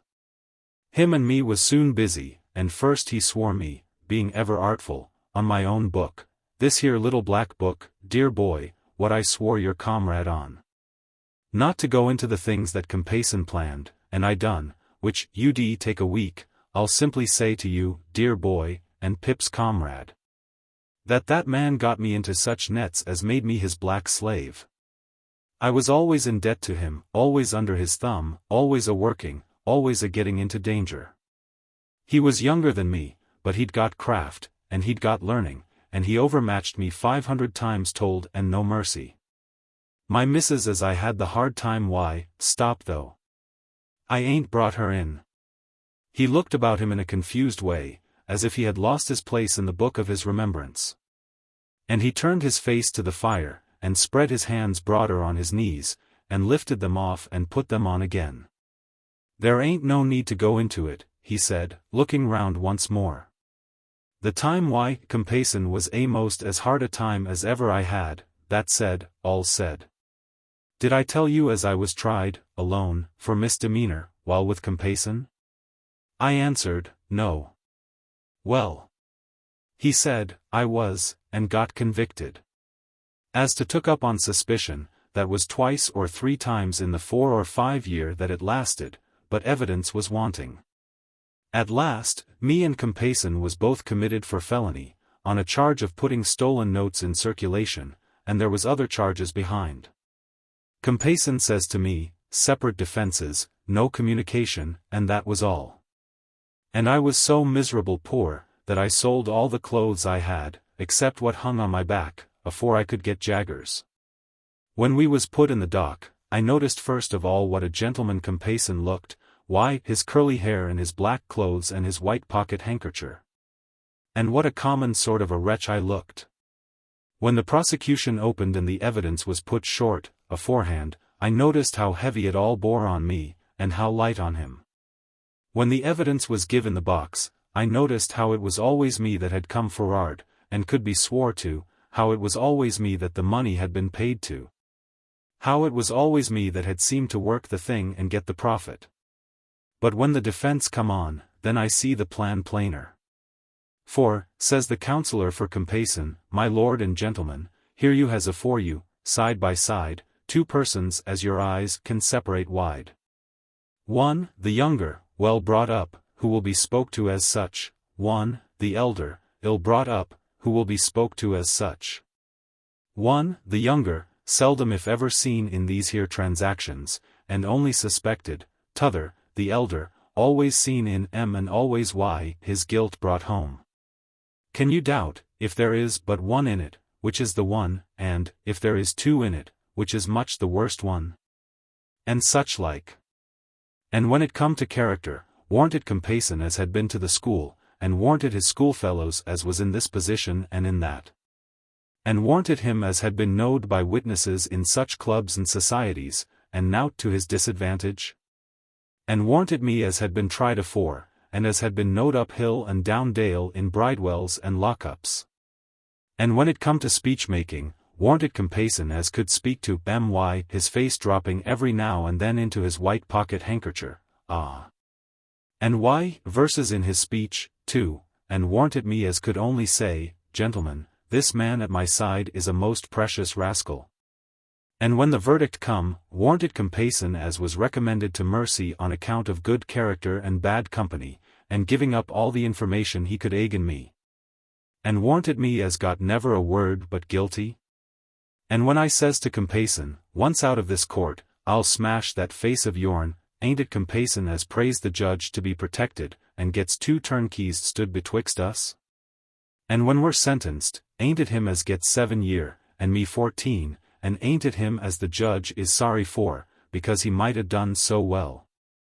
And ain't it me as the judge perceives to be a old offender of violent passion, likely to come to worse? He had worked himself into a state of great excitement, but he checked it, took 2 or 3 short breaths, swallowed as often, and stretching out his hand towards me said, in a reassuring manner, I ain't a-going to be low, dear boy. He had so heated himself that he took out his handkerchief and wiped his face and head and neck and hands, before he could go on. I had said to Compeyson that I'd smash that face of his, and I swore Lord smash mine. To do it. We was in the same prison ship, but I couldn't get at him for long, though I tried. At last I come behind him and hit him on the cheek to turn him round and get a smashing one at him, when I was seen and seized. The black hole of that ship warn't a strong one, to a judge of black holes that could swim and dive. I escaped to the shore, and I was a-hiding among the graves there, envying them as was in M and all over, when I first see my boy. He regarded me with a look of affection that made him almost abhorrent to me again, though I had felt great pity for him. By my boy, I was give to understand as Compeyson was out on them marshes too. Upon my soul, I half believe he escaped in his terror, to get quit of me, not knowing it was me as had got ashore. I hunted him down. I smashed his face. And now, says I, as the worst thing I can do, caring nothing for myself, I'll drag you back. And I'd have swum off, towing him by the hair, if it had come to that, and I'd a-got him aboard without the soldiers. Of course he'd much the best of it to the last, his character was so good. He had escaped when he was made half wild by me and my murderous intentions, and his punishment was light. I was put in irons, brought to trial again, and sent for life. I didn't stop for life, dear boy, and Pip's comrade, being here. He wiped himself again, as he had done before, and then slowly took his tangle of tobacco from his pocket, and plucked his pipe from his buttonhole, and slowly filled it, and began to smoke. Is he dead? I asked, after a silence. Is who dead, dear boy? Compeyson. He hopes I am, if he's alive, you may be sure, with a fierce look. I never heard no more of him. Herbert had been writing with his pencil in the cover of a book. He softly pushed the book over to me, as Provis stood smoking with his eyes on the fire, and I read in it. Young Havisham's name was Arthur. Compeyson is the man who professed to be Miss Havisham's lover. I shut the book and nodded slightly to Herbert, and put the book by. But we neither of us said anything, and both looked at Provis as he stood smoking by the fire. Chapter 43. Why should I pause to ask how much of my shrinking from Provis might be traced to Estella? Why should I loiter on my road, to compare the state of mind in which I had tried to rid myself of the stain of the prison before meeting her at the coach office, with the state of mind in which I now reflected on the abyss between Estella in her pride and beauty, and the return transport whom I harbored? The road would be none the smoother for it, the end would be none the better for it, he would not be helped, nor I extenuated. A new fear had been engendered in my mind by his narrative. Or rather, his narrative had given form and purpose to the fear that was already there. If Compeyson were alive and should discover his return, could hardly doubt the consequence. That Compeyson stood in mortal fear of him, neither of the two could know much better than I. And that any such man as that man had been described to be would hesitate to release himself for good from a dreaded enemy by the safe means of becoming an informer was scarcely to be imagined. Never had I breathed, and never would I breathe, or so I resolved, a word of Estella to Provis. But, I said to Herbert that, before I could go abroad, I must see both Estella and Miss Havisham. This was when we were left alone on the night of the day when Provis told us his story. I resolved to go out to Richmond next day, and I went. On my presenting myself at Mrs. Brandley's, Estella's maid was called to tell that Estella had gone into the country. Where? To Satis house, as usual. Not as usual, I said, for she had never yet gone there without me. When was she coming back? There was an air of reservation in the answer which increased my perplexity, and the answer was, that her maid believed she was only coming back at all for a little while. I could make nothing of this, except that it was meant that I should make nothing of it, and I went home again in complete discomfiture. Another night consultation with Herbert after Provis was gone home. I always took him home, and always looked well about me. Led us to the conclusion that nothing should be said about going abroad until I came back from Miss Havisham's. In the meantime, Herbert and I were to consider separately what it would be best to say, whether we should devise any pretense of being afraid that he was under suspicious observation. Or whether I, who had never yet been abroad, should propose an expedition. We both knew that I had but to propose anything, and he would consent. We agreed that his remaining many days in his present hazard was not to be thought of. Next day I had the meanness to feign that I was under a binding promise to go down to Joe. But I was capable of almost any meanness towards Joe or his name. Provis was to be strictly careful while I was gone, and Herbert was to take the charge of him that I had taken. I was to be absent only one night, and, on my return, the gratification of his impatience for my starting as a gentleman on a greater scale was to be begun. It occurred to me then, and as I afterwards found to Herbert also, that he might be best got away across the water, on that pretence, as, to make purchases, or the like. Having thus cleared the way for my expedition to Miss Havisham's, I set off by the early morning coach before it was yet light, and was out on the open country road when the day came creeping on. Halting and whimpering and shivering, and wrapped in patches of cloud and rags of mist, like a beggar. When we drove up to the Blue Boar after a drizzly ride, whom should I see come out under the gateway, toothpick in hand, to look at the coach, but Bentley Drummle. As he pretended not to see me, I pretended not to see him. It was a very lame pretense on both sides. The lamer, because we both went into the coffee-room, where he had just finished his breakfast, and where I ordered mine. It was poisonous to me to see him in the town, for I very well knew why he had come there. Pretending to read a smeary newspaper long out of date, which had nothing half so legible in its local news, as the foreign matter of coffee, pickles, fish sauces, gravy, melted butter, and wine with which it was sprinkled all over, as if it had taken the measles in a highly irregular form, I sat at my table while he stood before the fire. By degrees it became an enormous injury to me that he stood before the fire. And I got up, determined to have my share of it. I had to put my hand behind his legs for the poker when I went up to the fireplace to stir the fire, but still pretended not to know him. "Is this a cut?" said Mr. Drummle. "Oh," said I, poker in hand, "it's you, is it? How do you do?" I was wondering who it was, who kept the fire off. With that, I poked tremendously, and having done so, planted myself side by side with Mr. Drummle, my shoulders squared and my back to the fire. "You have just come down," said Mr. Drummle, edging me a little away with his shoulder. "Yes," said I, edging him a little away with my shoulder. "Beastly place," said Drummle. "You're part of the country, I think?" "Yes," I assented. "I am told it's very like your Shropshire." "Not in the least like it," said Drummle. Here Mr. Drummle looked at his boots and I looked at mine, and then Mr. Drummle looked at my boots, and I looked at his. "Have you been here long?" I asked, determined not to yield an inch of the fire. "Long enough to be tired of it," returned Drummle, pretending to yawn, but equally determined. Do you stay here long? Can't say, answered Mr. Drummle. Do you? Can't say, said I. I felt here, through a tingling in my blood, that if Mr. Drummle's shoulder had claimed another hair's breadth of room, should have jerked him into the window, equally, that if my own shoulder had urged a similar claim, Mr. Drummle would have jerked me into the nearest box. He whistled a little. So did I. Large tract of marshes about here, I believe, said Drummle. Yes. What of that, said I. Mr.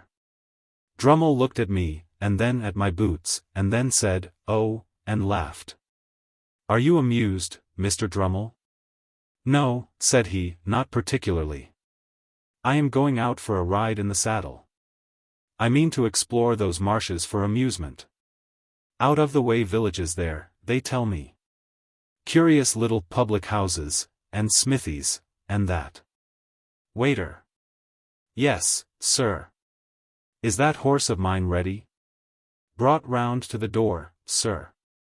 I say. Look here, you sir.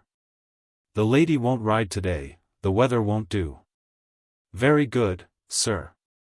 And I don't dine, because I'm going to dine at the lady's. Very good, sir.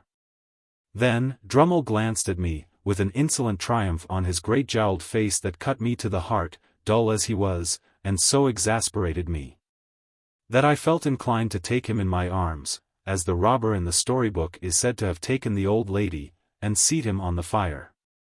One thing was manifest to both of us, and that was, that until relief came, neither of us could relinquish the fire. There we stood, well squared up before it, shoulder to shoulder and foot to foot, with our hands behind us, not budging an inch. The horse was visible outside in the drizzle at the door, my breakfast was put on the table, Drummle's was cleared away, the waiter invited me to begin, I nodded, we both stood our ground. Have you been to the Grove since? Said Drummle. No, said I had quite enough of the Finches the last time I was there. Was that when we had a difference of opinion? Yes, I replied, very shortly. Come, come. They let you off easily enough, sneered Drummle. You shouldn't have lost your temper. Mr. Drummle, said I, you are not competent to give advice on that subject. When I lose my temper, not that I admit having done so on that occasion, I don't throw glasses. I do, said Drummle. After glancing at him once or twice, in an increased state of smoldering ferocity, I said. Mr. Drummle, I did not seek this conversation, and I don't think it an agreeable one. I am sure it's not, said he, superciliously over his shoulder, I don't think anything about it. And therefore, I went on, with your leave, I will suggest that we hold no kind of communication in future. Quite my opinion, said Drummle, and what I should have suggested myself, or done, more likely, without suggesting. But don't lose your temper. Haven't you lost enough without that? What do you mean, sir? Waiter, said Drummle, by way of answering me. The waiter reappeared. Look here, you sir. You quite understand that the young lady don't ride today, and that I dine at the young lady's? Quite so, sir. When the waiter had felt my fast-cooling teapot with the palm of his hand, and had looked imploringly at me, and had gone out, Drummle, careful not to move the shoulder next me, took a cigar from his pocket and bit the end off, but showed no sign of stirring. Choking and boiling as I was, I felt that we could not go a word further, without introducing Estella's name, which I could not endure to hear him utter. And therefore I looked stonily at the opposite wall, as if there were no one present, and forced myself to silence. How long we might have remained in this ridiculous position it is impossible to say, but for the incursion of 3 thriving farmers, laid on by the waiter, I think, who came into the coffee-room unbuttoning their greatcoats and rubbing their hands, and before whom, as they charged at the fire, we were obliged to give way. I saw him through the window, seizing his horse's mane, and mounting in his blundering brutal manner, and sidling and backing away. I thought he was gone, when he came back, calling for a light for the cigar in his mouth, which he had forgotten. A man in a dust-colored dress appeared with what was wanted. I could not have said from where, whether from the inn-yard, or the street, or where not, and as Drummle leaned down from the saddle and lighted his cigar and laughed, with a jerk of his head towards the coffee-room windows. The slouching shoulders and ragged hair of this man whose back was towards me reminded me of Orlick. Too heavily out of sorts to care much at the time whether it were he or no, or after all to touch the breakfast, I washed the weather and the journey from my face and hands, and went out to the memorable old house that it would have been so much the better for me never to have entered, never to have seen. Chapter 44. In the room where the dressing-table stood, and where the wax candles burnt on the wall, I found Miss Havisham and Estella. Miss Havisham seated on a settee near the fire, and Estella on a cushion at her feet. Estella was knitting, and Miss Havisham was looking on. They both raised their eyes as I went in, and both saw an alteration in me. I derived that, from the look they interchanged. "And what wind," said Miss Havisham, "blows you here, Pip?" Though she looked steadily at me, I saw that she was rather confused.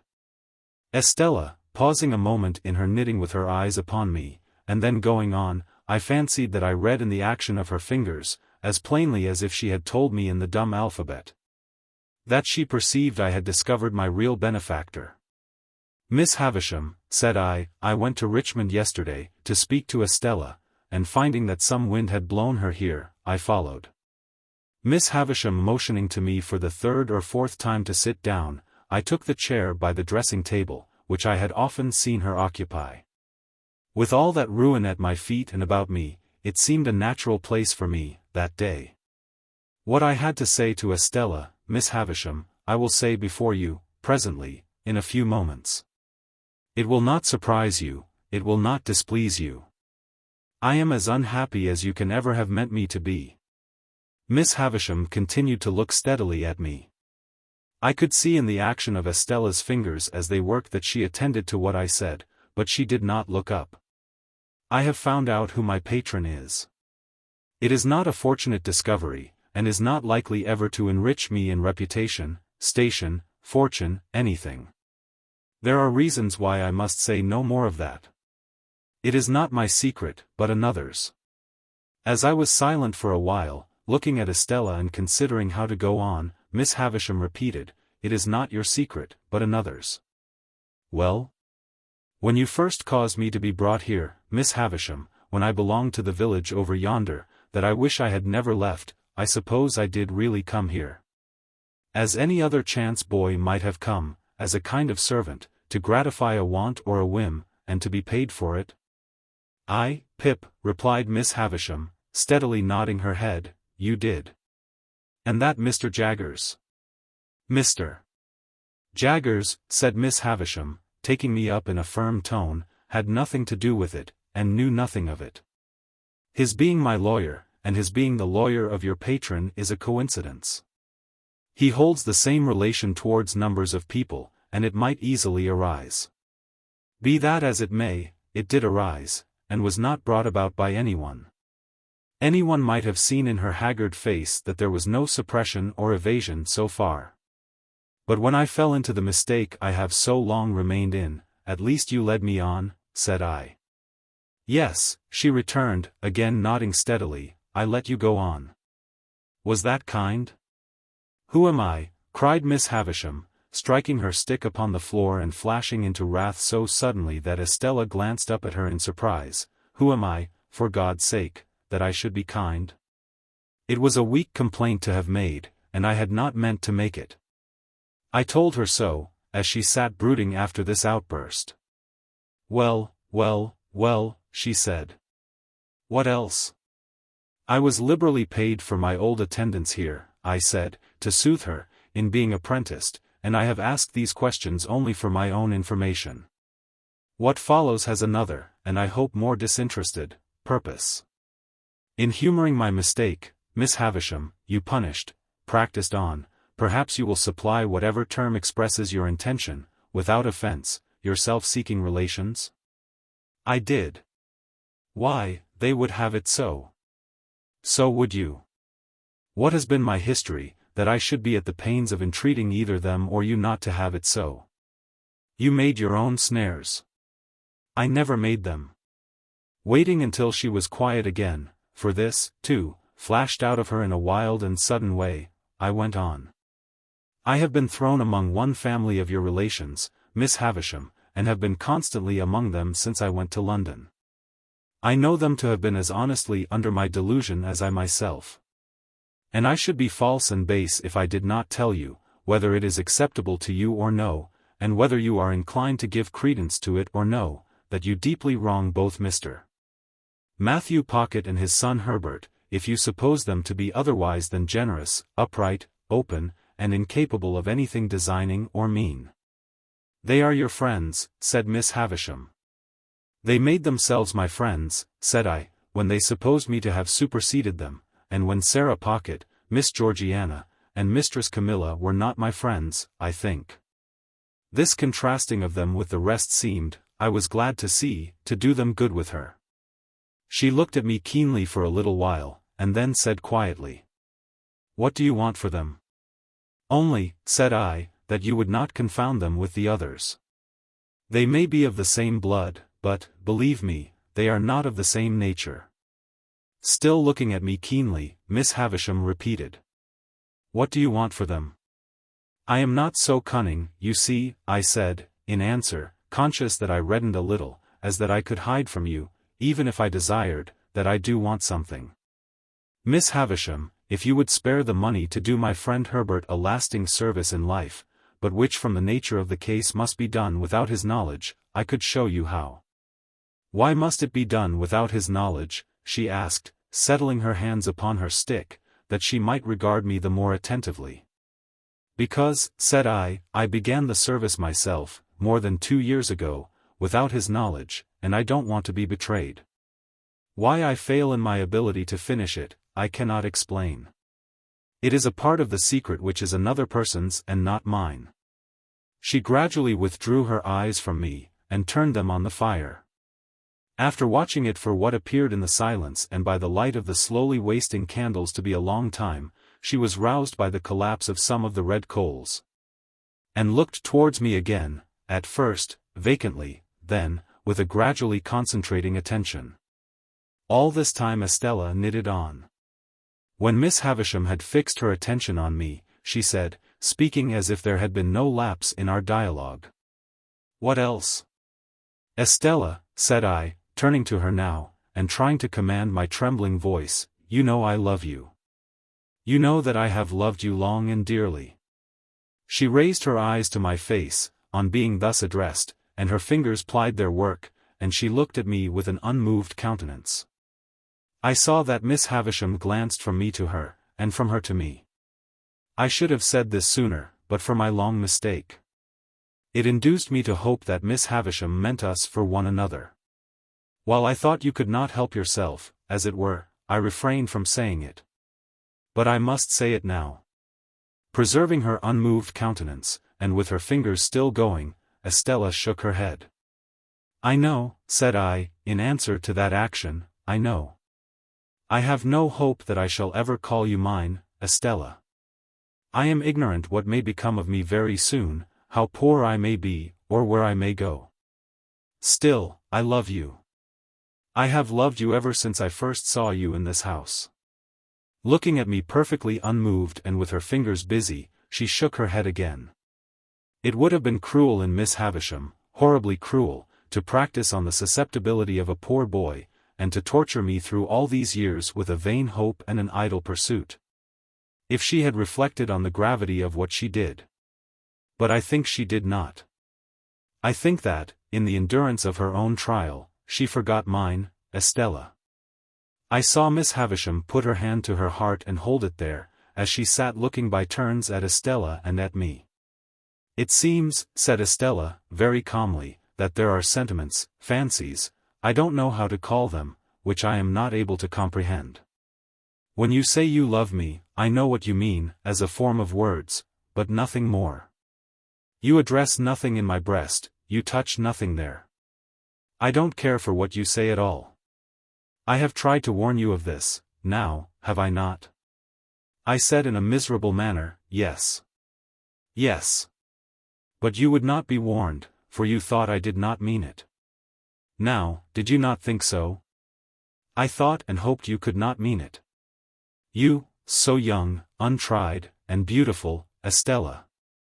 Surely it is not in nature. It is in my nature, she returned. And then she added, with a stress upon the words, it is in the nature formed within me. I make a great difference between you and all other people when I say so much.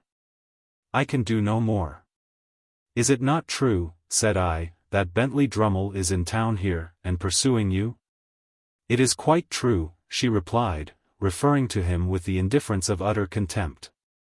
That you encourage him, and ride out with him, and that he dines with you this very day? She seemed a little surprised that I should know it, but again replied, quite true. You cannot love him, Estella. Her fingers stopped for the first time, as she retorted rather angrily, what have I told you? Do you still think, in spite of it, that I do not mean what I say? You would never marry him, Estella? She looked towards Miss Havisham, and considered for a moment with her work in her hands. Then she said, why not tell you the truth? I am going to be married to him. I dropped my face into my hands, but was able to control myself better than I could have expected, considering what agony it gave me to hear her say those words. When I raised my face again, there was such a ghastly look upon Miss Havisham's, that it impressed me, even in my passionate hurry and grief. Estella, dearest Estella, do not let Miss Havisham lead you into this fatal step. Put me aside forever, you have done so, I well know, but bestow yourself on some worthier person than Drummle. Miss Havisham gives you to him, as the greatest slight and injury that could be done to the many far better men who admire you, and to the few who truly love you. Among those few there may be one who loves you even as dearly, though he has not loved you as long, as I. Take him, and I can bear it better, for your sake. My earnestness awoke a wonder in her that seemed as if it would have been touched with compassion, if she could have rendered me at all intelligible to her own mind. I am going, she said again, in a gentler voice, to be married to him. The preparations for my marriage are making, and I shall be married soon. Why do you injuriously introduce the name of my mother by adoption? It is my own act. Your own act, Estella, to fling yourself away upon a brute? On whom should I fling myself away? She retorted, with a smile. Should I fling myself away upon the man who would the soonest feel, if people do feel such things, that I took nothing to him? There. It is done. I shall do well enough, and so will my husband. As to leading me into what you call this fatal step, Miss Havisham would have had me wait, and not marry yet. But I am tired of the life I have led, which has very few charms for me, and I am willing enough to change it. Say no more. We shall never understand each other. Such a mean brute, such a stupid brute. I urged, in despair. Don't be afraid of my being a blessing to him, said Estella, I shall not be that. Come. Here is my hand. Do we part on this, you visionary boy, or man? Oh, Estella. I answered, as my bitter tears fell fast on her hand, do what I would to restrain them. Even if I remained in England and could hold my head up with the rest, how could I see you Drummle's wife? Nonsense, she returned, nonsense. This will pass in no time. Never, Estella. You will get me out of your thoughts in a week. Out of my thoughts. You are part of my existence, part of myself. You have been in every line I have ever read since I first came here, the rough common boy whose poor heart you wounded even then. You have been in every prospect I have ever seen since, on the river, on the sails of the ships, on the marshes, in the clouds, in the light, in the darkness, in the wind, in the woods, in the sea. In the streets. You have been the embodiment of every graceful fancy that my mind has ever become acquainted with. The stones of which the strongest London buildings are made are not more real, or more impossible to be displaced by your hands, than your presence and influence have been to me. There and everywhere, and will be. Estella, to the last hour of my life, you cannot choose but remain part of my character, part of the little good in me, part of the evil. But, in this separation, I associate you only with the good. And I will faithfully hold you to that always, for you must have done me far more good than harm. Let me feel now what sharp distress I may. Oh, God bless you, God forgive you. In what ecstasy of unhappiness I got these broken words out of myself, I don't know. The rhapsody welled up within me, like blood from an inward wound, and gushed out. I held her hand to my lips some lingering moments, and so I left her. But ever afterwards, I remembered, and soon afterwards with stronger reason, that while Estella looked at me merely with incredulous wonder, the spectral figure of Miss Havisham, her hand still covering her heart, seemed all resolved into a ghastly stare of pity and remorse. All done, all gone. So much was done and gone, that when I went out at the gate, the light of the day seemed of a darker color than when I went in. For a while, I hid myself among some lanes and bypaths, and then struck off to walk all the way to London. For, I had by that time come to myself so far as to consider that I could not go back to the inn and see Drummle there, that I could not bear to sit upon the coach and be spoken to. That I could do nothing half so good for myself as tire myself out. It was past midnight when I crossed London Bridge. Pursuing the narrow intricacies of the streets which at that time tended westward near the Middlesex shore of the river, my readiest access to the Temple was close by the riverside. Through Whitefriars. I was not expected till tomorrow, but I had my keys, and, if Herbert were gone to bed, could get to bed myself without disturbing him. As it seldom happened that I came in at that Whitefriars gate after the Temple was closed, and as I was very muddy and weary, I did not take it ill that the night porter examined me with much attention as he held the gate a little way open for me to pass in. To help his memory I mentioned my name. I was not quite sure, sir, but I thought so. Here's a note, sir. The messenger that brought it, said would you be so good as read it by my lantern? Much surprised by the request, I took the note. It was directed to Philip Pip, Esquire, and on the top of the superscription were the words, "Please read this, here." I opened it, the watchman holding up his light, and read inside, in Wemmick's writing. Don't go home. Chapter 45. Turning from the Temple Gate as soon as I had read the warning, I made the best of my way to Fleet Street, and there got a late hackney chariot and drove to the Hummums in Covent Garden. In those times a bed was always to be got there at any hour of the night, and the chamberlain, letting me in at his ready wicket, lighted the candle next in order on his shelf, and showed me straight into the bedroom next in order on his list.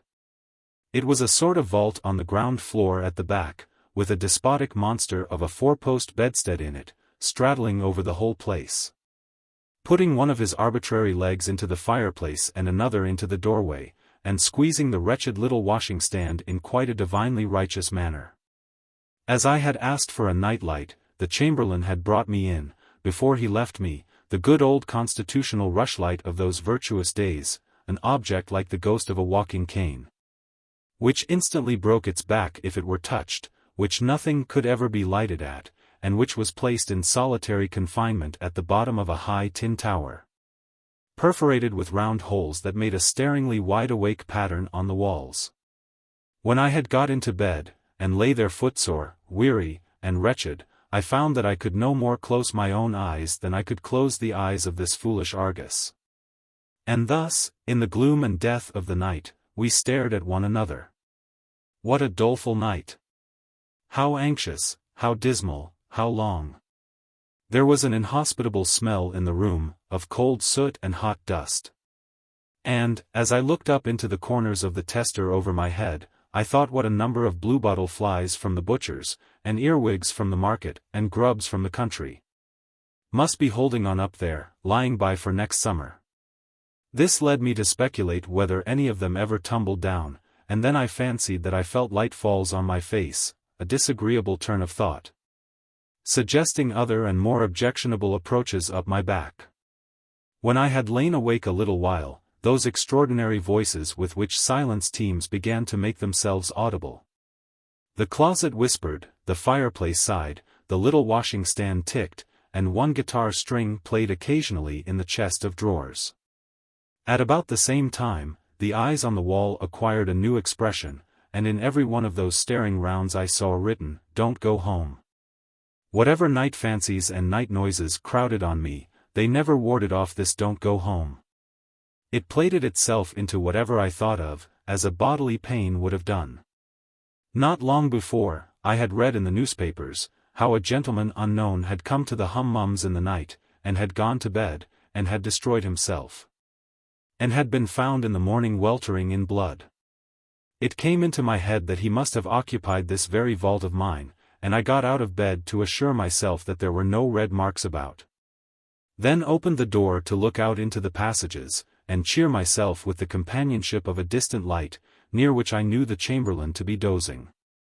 But all this time, why I was not to go home, and what had happened at home, and when I should go home, and whether Provis was safe at home, were questions occupying my mind so busily, that one might have supposed there could be no more room in it for any other theme.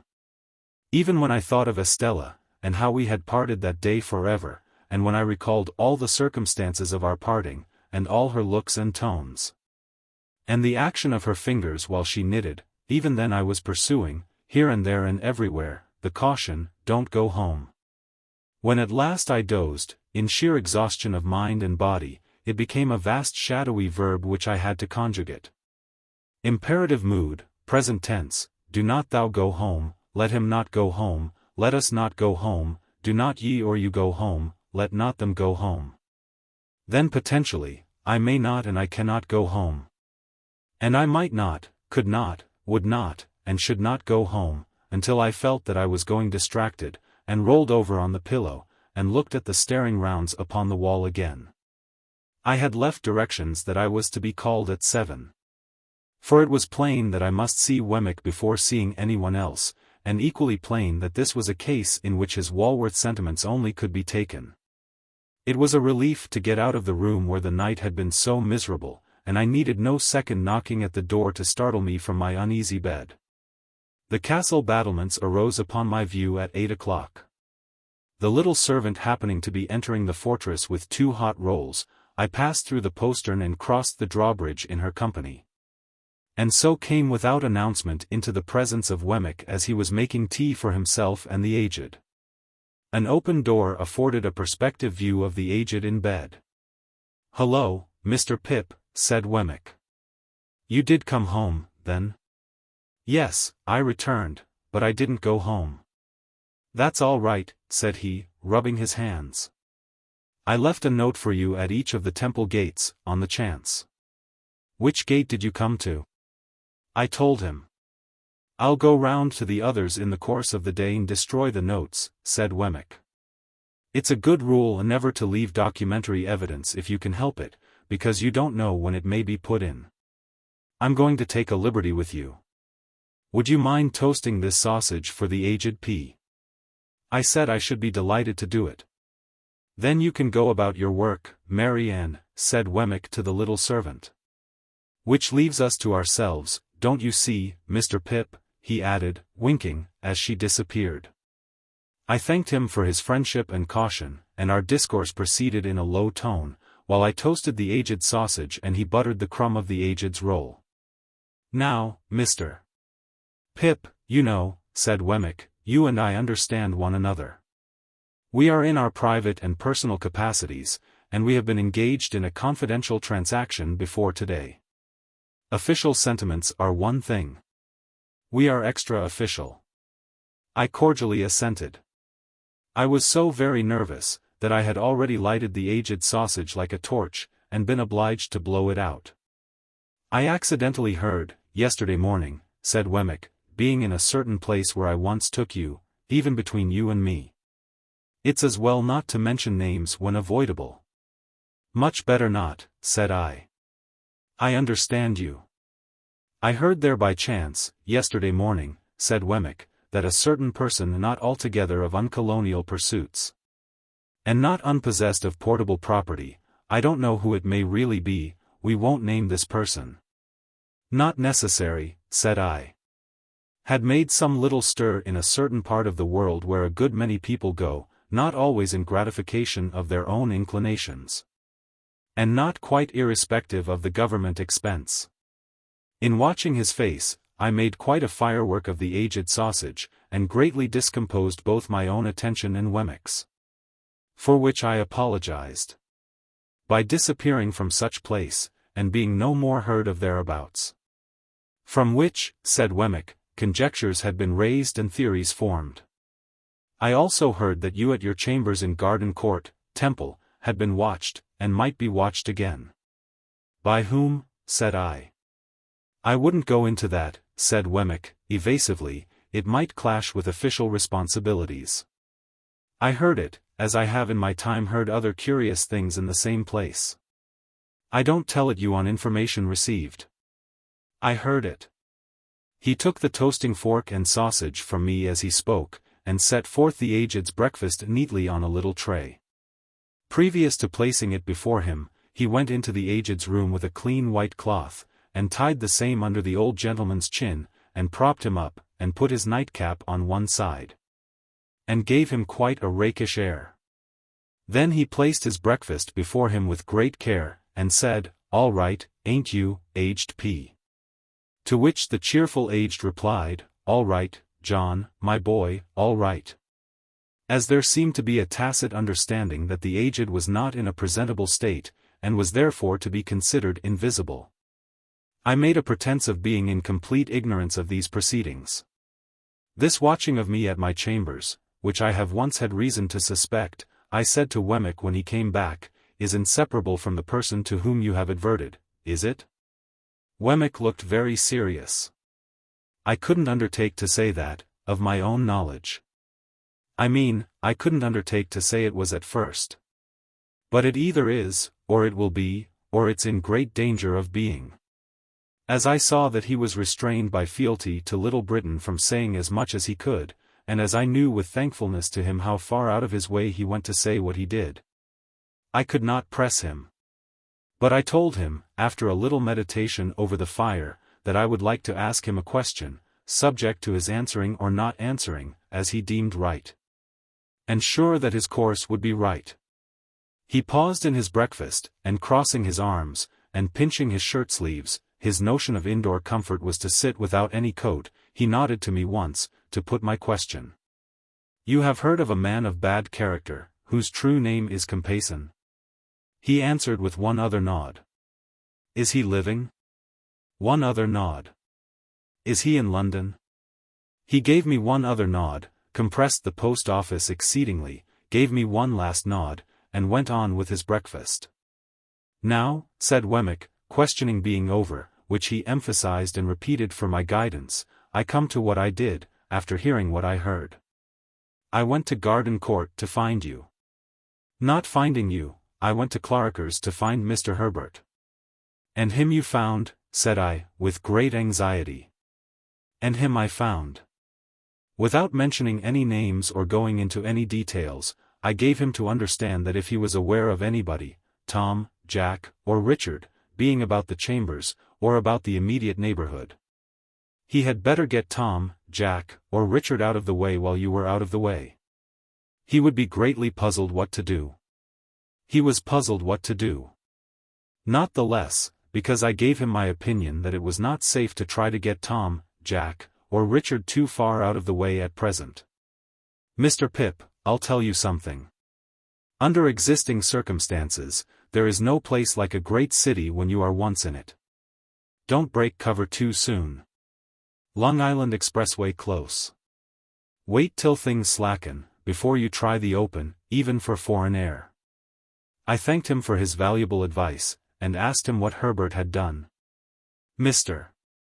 Herbert," said Wemmick, after being all of a heap for half an hour, struck out a plan. "He mentioned to me as a secret, that he is courting a young lady who has, as no doubt you are aware, a bedridden pa. Which pa, having been in the purser line of life, lies abed in a bow window where he can see the ships sail up and down the river. You are acquainted with the young lady, most probably?" "Not personally," said I. The truth was, that she had objected to me as an expensive companion who did Herbert no good, and that, when Herbert had first proposed to present me to her, she had received the proposal with such very moderate warmth, that Herbert had felt himself obliged to confide the state of the case to me, with a view to the lapse of a little time before I made her acquaintance.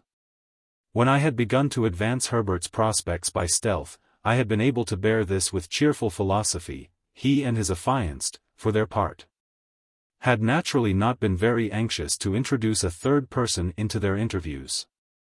And thus, although I was assured that I had risen in Clara's esteem, and although the young lady and I had long regularly interchanged messages and remembrances by Herbert, I had never seen her. However, I did not trouble Wemmick with these particulars. The house with the bow window, said Wemmick, being by the riverside, down the pool there between Limehouse and Greenwich, and being kept, it seems, by a very respectable widow who has a furnished upper floor to let, Mr. Herbert put it to me, what did I think of that as a temporary tenement for Tom, Jack, or Richard? Now, I thought very well of it, for 3 reasons I'll give you. That is to say, firstly, it's altogether out of all your beats, and is well away from the usual heap of streets great and small. Secondly, without going near it yourself, you could always hear of the safety of Tom, Jack, or Richard, through Mr. Herbert. Thirdly, after a while and when it might be prudent, if you should want to slip Tom, Jack, or Richard on board a foreign packet boat, there he is, ready. Much comforted by these considerations, I thanked Wemmick again and again, and begged him to proceed. Well, sir. Mr.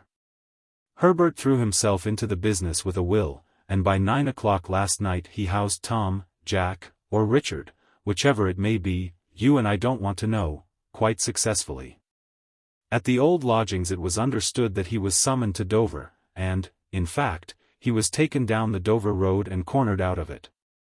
Now, another great advantage of all this is, that it was done without you, and when, if anyone was concerning himself about your movements, you must be known to be ever so many miles off and quite otherwise engaged. This diverts suspicion and confuses it, and for the same reason I recommended that, even if you came back last night, you should not go home. It brings in more confusion, and you want confusion. Wemmick, having finished his breakfast, here looked at his watch, and began to get his coat on. And now, Mr. Pip, said he, with his hands still in the sleeves, I have probably done the most I can do. But if I can ever do more, from a Walworth point of view, and in a strictly private and personal capacity, I shall be glad to do it. Here's the address. There can be no harm in your going here tonight, and seeing for yourself that all is well with Tom, Jack, or Richard, before you go home, which is another reason for your not going home last night. But, after you have gone home, don't go back here. You are very welcome, I am sure, Mr. Pip. His hands were now out of his sleeves, and I was shaking them. And let me finally impress one important point upon you.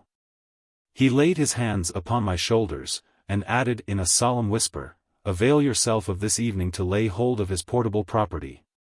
You don't know what may happen to him. Don't let anything happen to the portable property.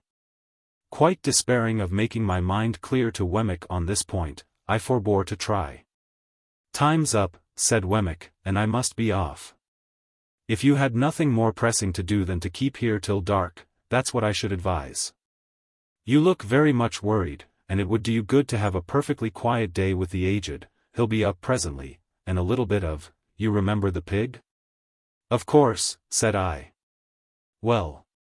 And a little bit of him.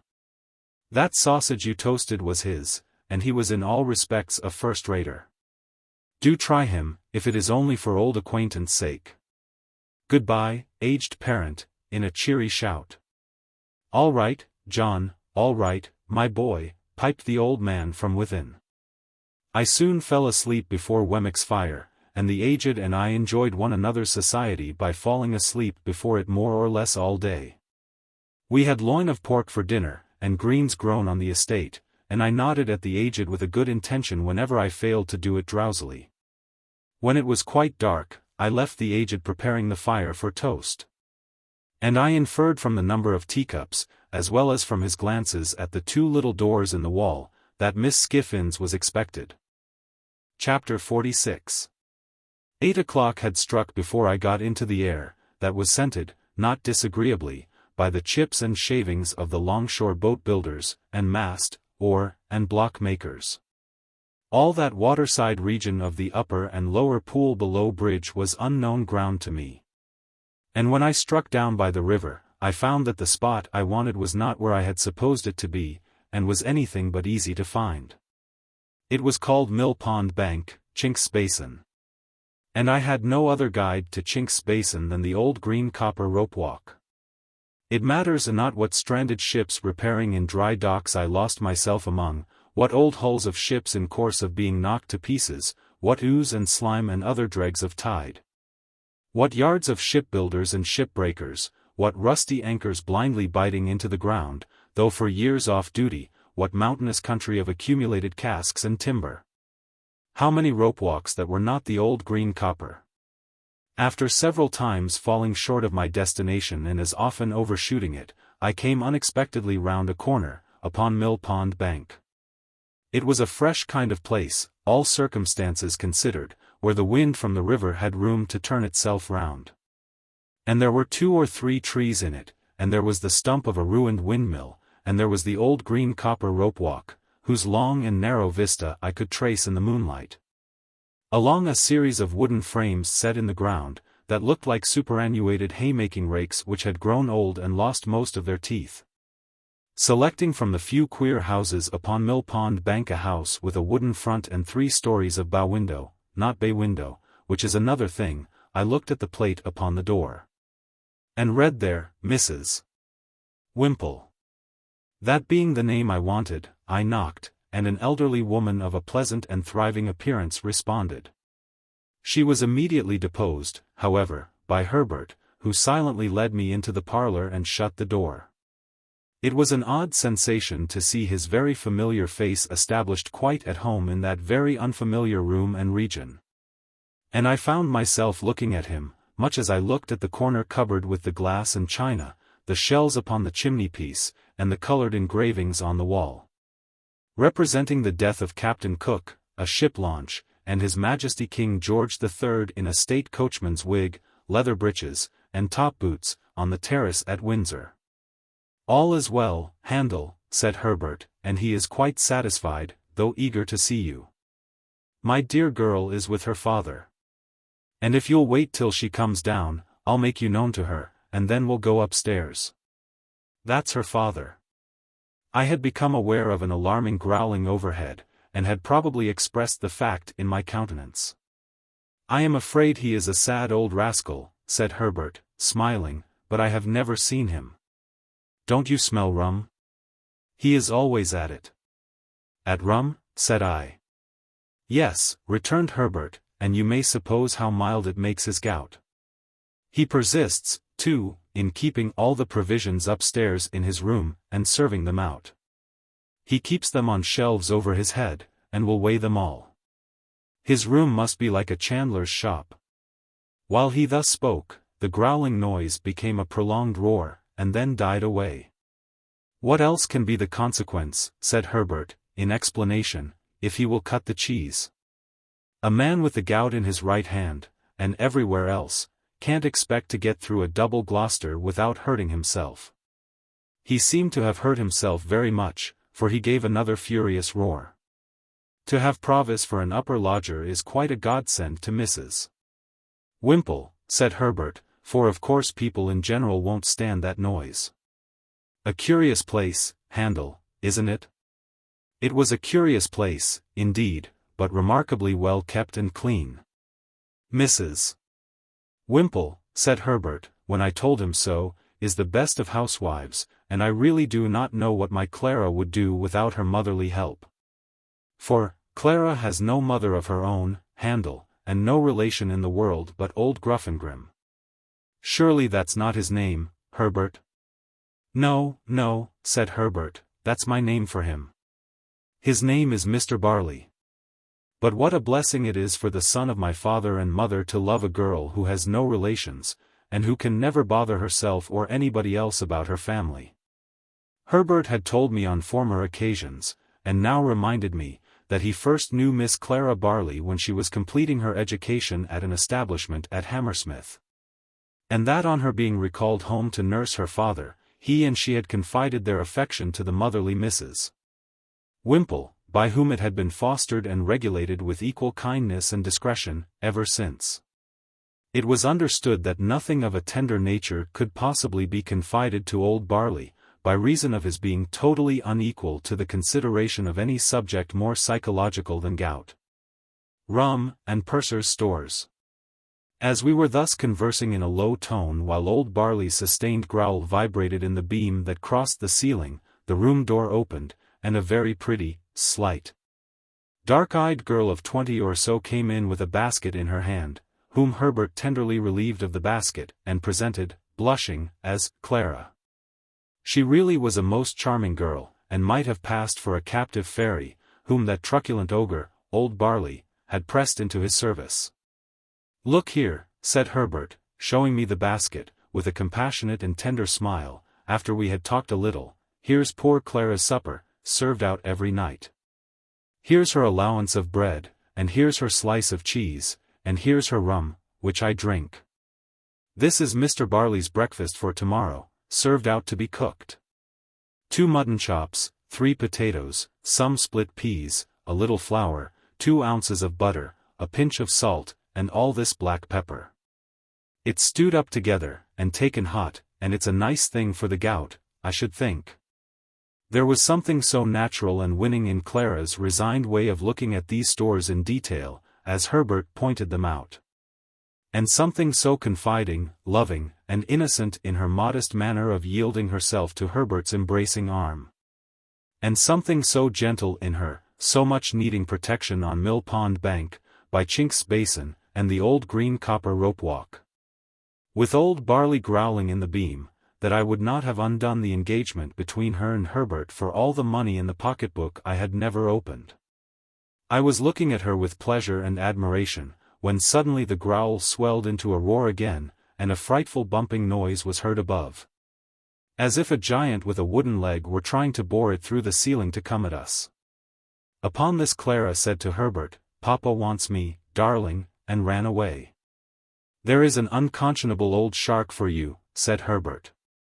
"What do you suppose he wants now, Handel?" "I don't know," said I, "something to drink?" "That's it," cried Herbert, as if I had made a guess of extraordinary merit. "He keeps his grog ready mixed in a little tub on the table. Wait a moment, and you'll hear Clara lift him up to take some. There he goes." Another roar, with a prolonged shake at the end. "Now," said Herbert, as it was succeeded by silence, "he's drinking." "Now," said Herbert, as the growl resounded in the beam once more, "he's down again on his back." Clara returned soon afterwards, and Herbert accompanied me upstairs to see our charge. As we passed Mr. Barley's door, he was heard hoarsely muttering within, in a strain that rose and fell like wind, the following refrain, in which I substitute good wishes for something quite the reverse. "Ahoy! Bless your eyes, here's old Bill Barley. Here's old Bill Barley, bless your eyes. Here's old Bill Barley on the flat of his back, by the Lord. Lying on the flat of his back like a drifting old dead flounder, here's your old Bill Barley, bless your eyes. Ahoy! Bless you." In this strain of consolation, Herbert informed me the invisible Barley would commune with himself by the day and night together. Often, while it was light, having, at the same time, one eye at a telescope which was fitted on his bed for the convenience of sweeping the river. In his 2 cabin rooms at the top of the house, which were fresh and airy, and in which Mr. Barley was less audible than below, I found Provis comfortably settled. He expressed no alarm, and seemed to feel none that was worth mentioning. But it struck me that he was softened, indefinably, for I could not have said how, and could never afterwards recall how when I tried, but certainly. The opportunity that the day's rest had given me for reflection had resulted in my fully determining to say nothing to him respecting Compeyson. For anything I knew, his animosity towards the man might otherwise lead to his seeking him out and rushing on his own destruction. Therefore, when Herbert and I sat down with him by his fire, I asked him first of all whether he relied on Wemmick's judgment and sources of information. "Aye, dear boy," he answered, with a grave nod, Jagger's nose. "Then, I have talked with Wemmick," said I, "and have come to tell you what caution he gave me and what advice." This I did accurately, with the reservation just mentioned. And I told him how Wemmick had heard, in Newgate prison, whether from officers or prisoners I could not say, that he was under some suspicion, and that my chambers had been watched. How Wemmick had recommended his keeping close for a time, and my keeping away from him, and what Wemmick had said about getting him abroad. I added, that of course, when the time came, I should go with him, or should follow close upon him, as might be safest in Wemmick's judgment. What was to follow that I did not touch upon. Neither, indeed, was I at all clear or comfortable about it in my own mind, now that I saw him in that softer condition, and in declared peril for my sake.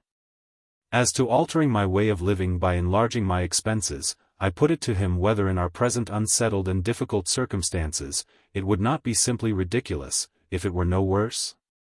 He could not deny this, and indeed was very reasonable throughout. His coming back was a venture, he said, and he had always known it to be a venture. He would do nothing to make it a desperate venture, and he had very little fear of his safety with such good help. Herbert, who had been looking at the fire and pondering, here said that something had come into his thoughts arising out of Wemmick's suggestion, which it might be worth while to pursue. "We are both good watermen, Handel, and could take him down the river ourselves when the right time comes. No boat would then be hired for the purpose, and no boatman. That would save at least a chance of suspicion, and any chance is worth saving. Never mind the season. Don't you think it might be a good thing if you began at once to keep a boat at the Temple Stairs, and were in the habit of rowing up and down the river? You fall into that habit, and then who notices or minds? Do it 20 or 50 times, and there is nothing special in your doing it the 21st or 51st. I liked this scheme, and Provis was quite elated by it. We agreed that it should be carried into execution, and that Provis should never recognize us if we came below bridge, and rode past Mill Pond Bank. But we further agreed that he should pull down the blind in that part of his window which gave upon the east, whenever he saw us, and all was right. Our conference being now ended, and everything arranged, I rose to go, remarking to Herbert that he and I had better not go home together, and that I would take half an hour's start of him. "I don't like to leave you here," I said to Provis, "though I cannot doubt your being safer here than near me. Goodbye." "Dear boy," he answered, clasping my hands, "I don't know when we may meet again, and I don't like goodbye. Say good night." "Good night. Herbert will go regularly between us, and when the time comes you may be certain I shall be ready. Good night, good night." We thought it best that he should stay in his own rooms. And we left him on the landing outside his door, holding a light over the stair rail to light us downstairs. Looking back at him, I thought of the first night of his return, when our positions were reversed. And when I little supposed my heart could ever be as heavy and anxious at parting from him as it was now. Old Barley was growling and swearing when we repassed his door, with no appearance of having ceased or of meaning to cease. When we got to the foot of the stairs, I asked Herbert whether he had preserved the name of Provis. He replied, certainly not, and that the lodger was Mr. Campbell. He also explained that the utmost known of Mr. Campbell there was, that he, Herbert, had Mr. Campbell consigned to him, and felt a strong personal interest in his being well cared for, and living a secluded life. So, when we went into the parlor where Mrs. Wimple and Clara were seated at work, I said nothing of my own interest in Mr. Campbell, but kept it to myself. When I had taken leave of the pretty, gentle, dark-eyed girl, and of the motherly woman who had not outlived her honest sympathy with a little affair of true love, I felt as if the old green copper ropewalk had grown quite a different place. Old Barley might be as old as the hills, and might swear like a whole field of troopers, but there were redeeming youth and trust and hope enough in Chinks's basin to fill it to overflowing. And then I thought of Estella, and of our parting, and went home very sadly. All things were as quiet in the temple as ever I had seen them. The windows of the rooms on that side, lately occupied by Provis, were dark and still, and there was no lounger in Garden Court. I walked past the fountain twice or thrice before I descended the steps that were between me and my rooms, but I was quite alone. Herbert, coming to my bedside when he came in, for I went straight to bed, dispirited and fatigued, made the same report. Opening one of the windows after that, he looked out into the moonlight, and told me that the pavement was as solemnly empty as the pavement of any cathedral at that same hour. Next day I set myself to get the boat. It was soon done, and the boat was brought round to the temple stairs, and lay where I could reach her within a minute or two. Then I began to go out as for training and practice, sometimes alone, sometimes with Herbert. I was often out in cold, rain, and sleet, but nobody took much note of me after I had been out a few times. At first, I kept above Blackfriars Bridge. But as the hours of the tide changed, I took towards London Bridge. It was old London Bridge in those days, and at certain states of the tide there was a race and fall of water there which gave it a bad reputation. But I knew well enough how to shoot the bridge after seeing it done, and so began to row about among the shipping in the Pool, and down to Erith. The first time I passed Mill Pond Bank, Herbert and I were pulling a pair of oars, and, both in going and returning, we saw the blind towards the east come down. Herbert was rarely there less frequently than 3 times in a week, and he never brought me a single word of intelligence that was at all alarming. Still, I knew that there was cause for alarm, and I could not get rid of the notion of being watched. Once received, it is a haunting idea. How many undesigning persons I suspected of watching me, it would be hard to calculate. In short, I was always full of fears for the rash man who was in hiding. Herbert had sometimes said to me that he found it pleasant to stand at one of our windows after dark, when the tide was running down, and to think that it was flowing, with everything it bore, towards Clara. But I thought with dread that it was flowing towards Magwitch, and that any black mark on its surface might be his pursuers, going swiftly, silently, and surely, to take him. Chapter 47. Some weeks passed without bringing any change. We waited for Wemmick, and he made no sign. If I had never known him out of Little Britain, and had never enjoyed the privilege of being on a familiar footing at the castle, I might have doubted him, not so for a moment, knowing him as I did. My worldly affairs began to wear a gloomy appearance, and I was pressed for money by more than one creditor. Even I myself began to know the want of money, I mean of ready money in my own pocket, and to relieve it by converting some easily spared articles of jewelry into cash. But I had quite determined that it would be a heartless fraud to take more money from my patron in the existing state of my uncertain thoughts and plans. Therefore, I had sent him the unopened pocketbook by Herbert, to hold in his own keeping, and I felt a kind of satisfaction, whether it was a false kind or a true. I hardly know, in not having profited by his generosity since his revelation of himself. As the time wore on, an impression settled heavily upon me that Estella was married.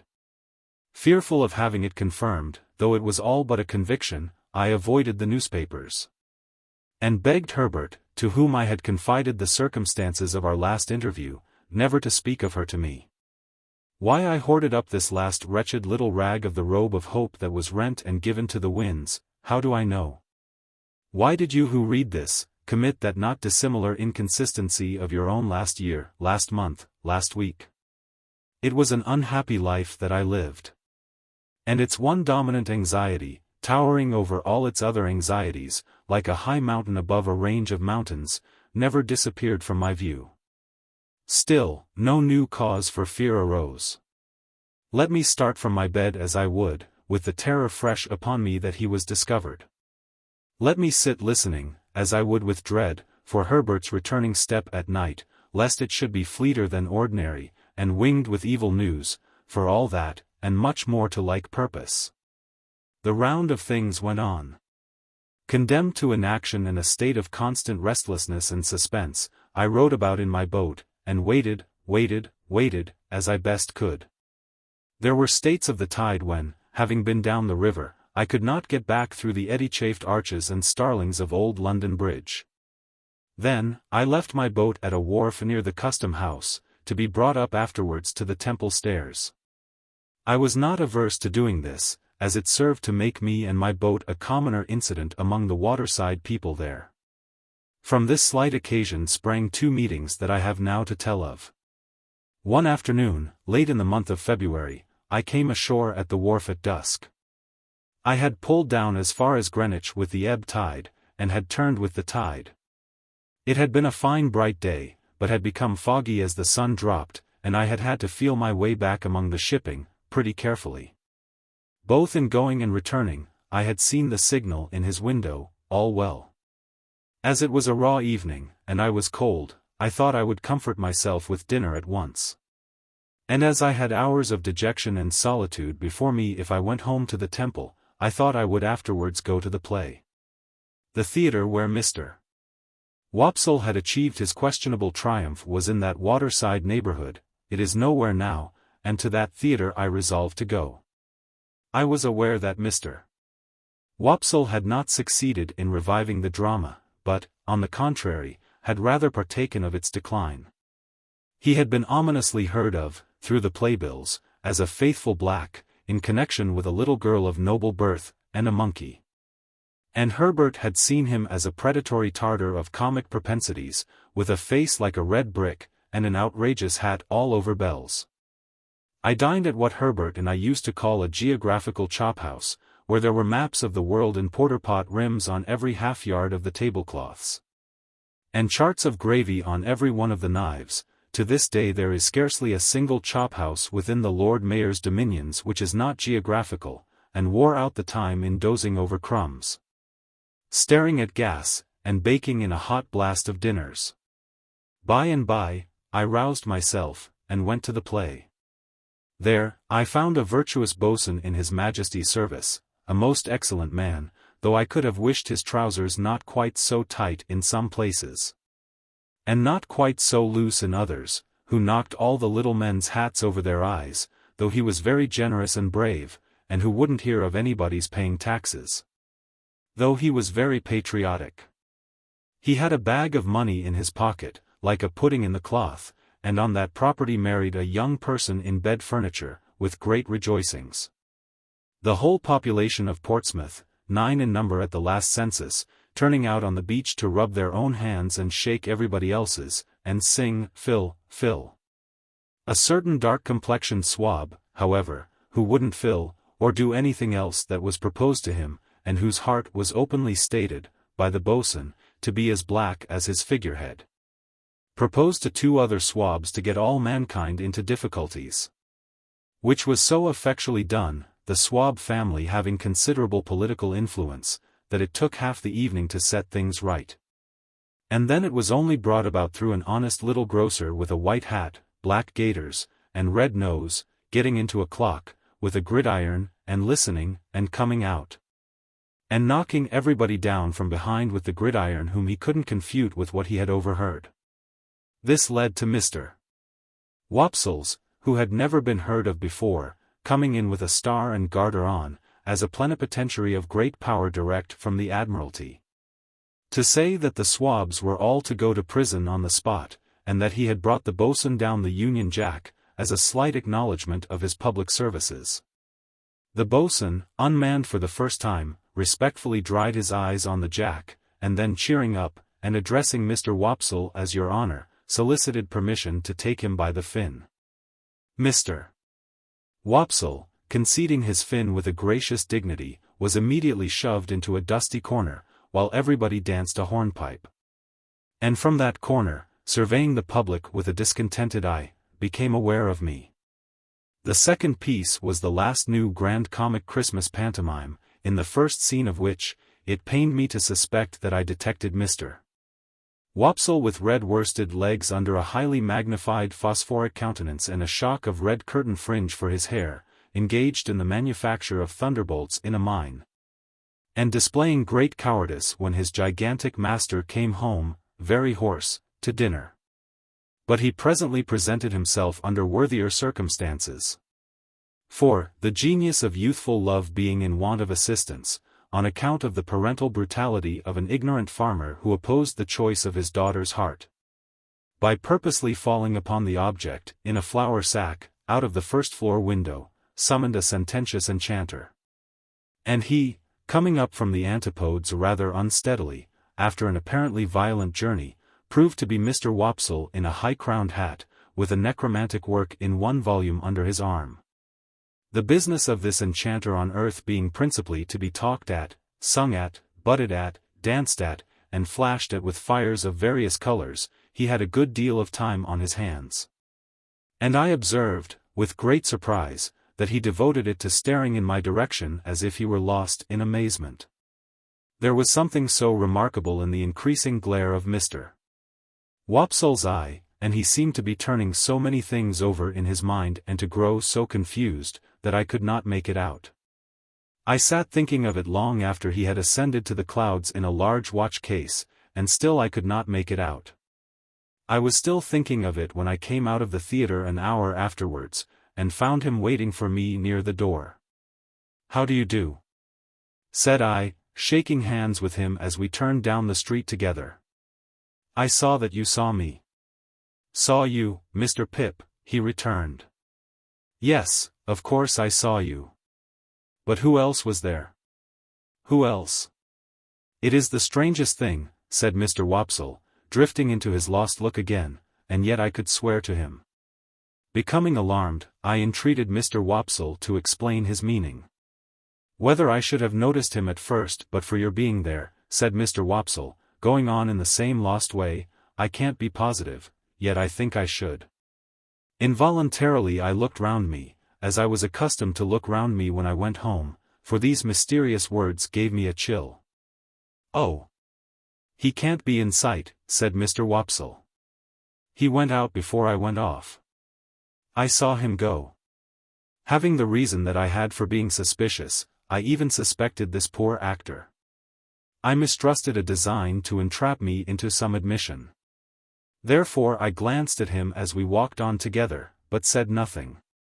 I had a ridiculous fancy that he must be with you, Mr. Pip, till I saw that you were quite unconscious of him, sitting behind you there like a ghost. My former chill crept over me again, but I was resolved not to speak yet, for it was quite consistent with his words that he might be set on to induce me to connect these references with Provis. Of course, I was perfectly sure and safe that Provis had not been there. "I dare say you wonder at me, Mr. Pip, indeed, I see you do. But it is so very strange. You'll hardly believe what I am going to tell you. I could hardly believe it myself, if you told me." "Indeed?" said I. "No, indeed.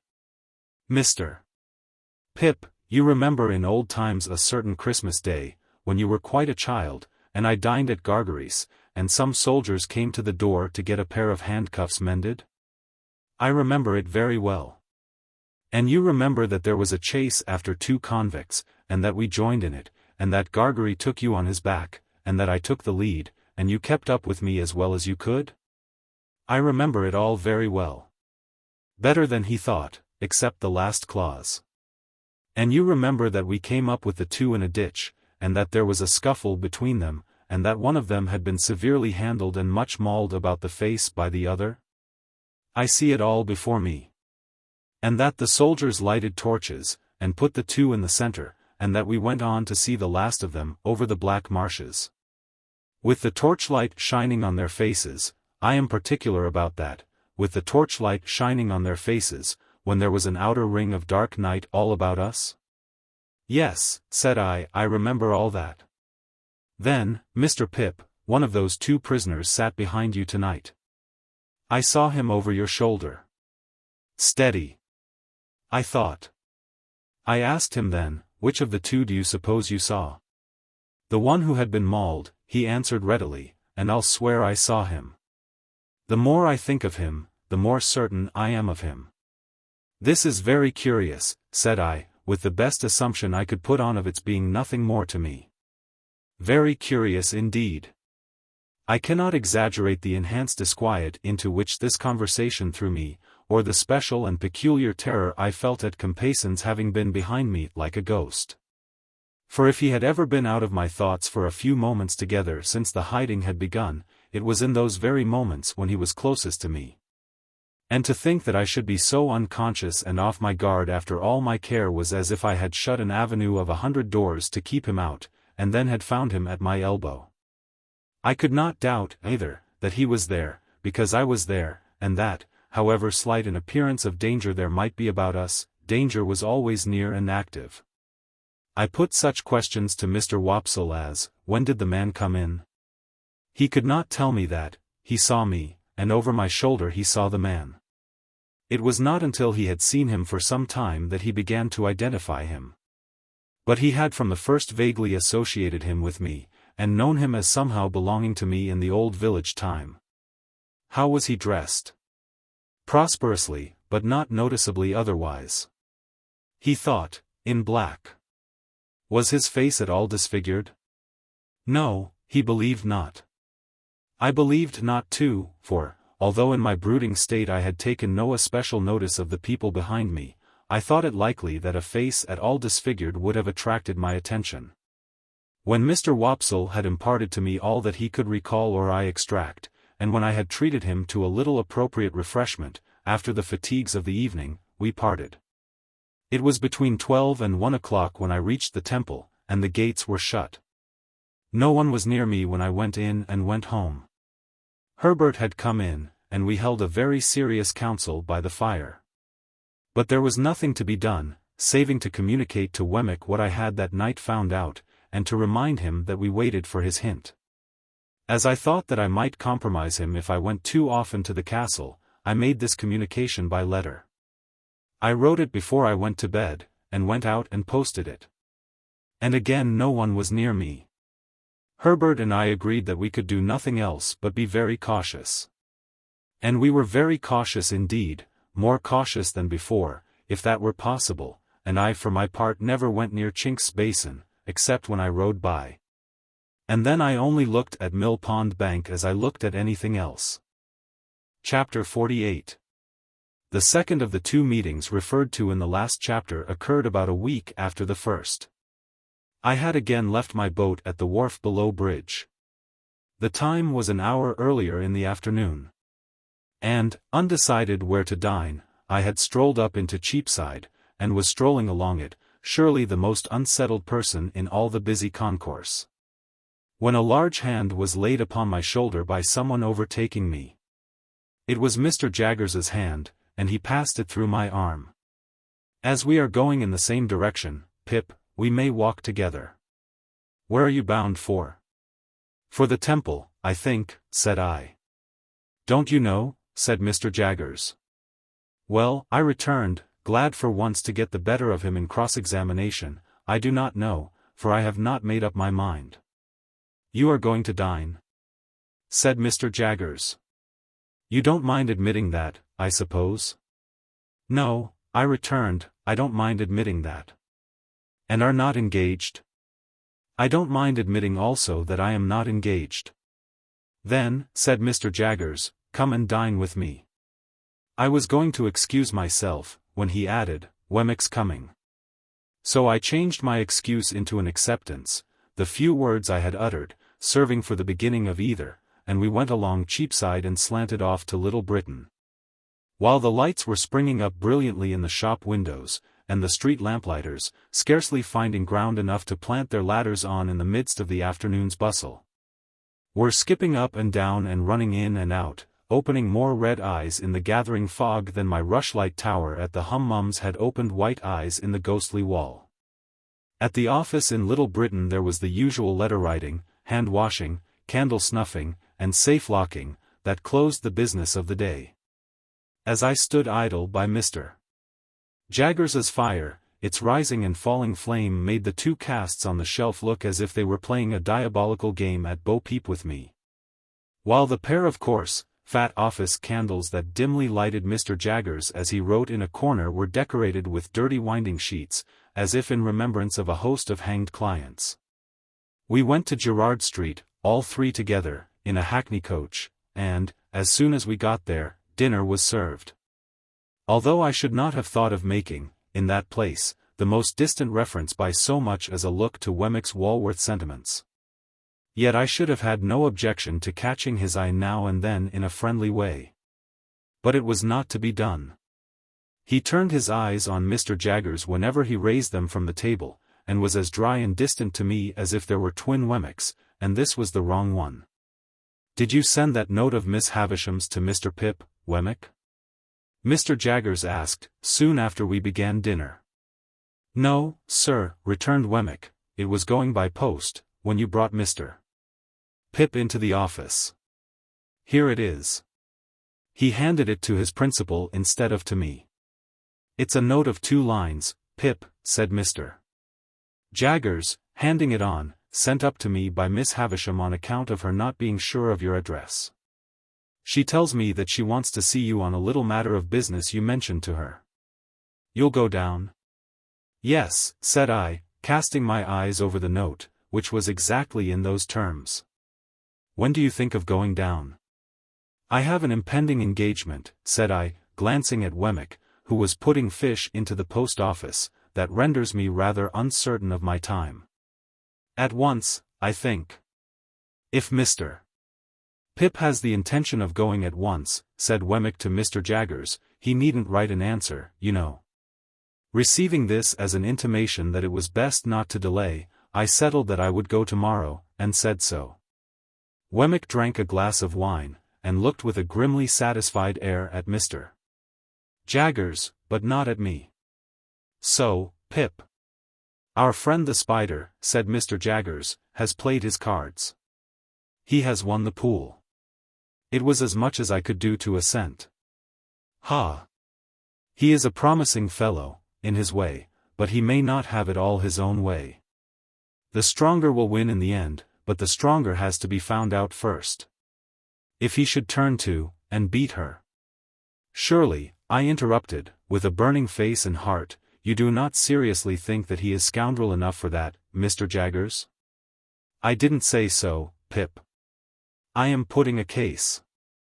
If he should turn to and beat her, he may possibly get the strength on his side. If it should be a question of intellect, he certainly will not.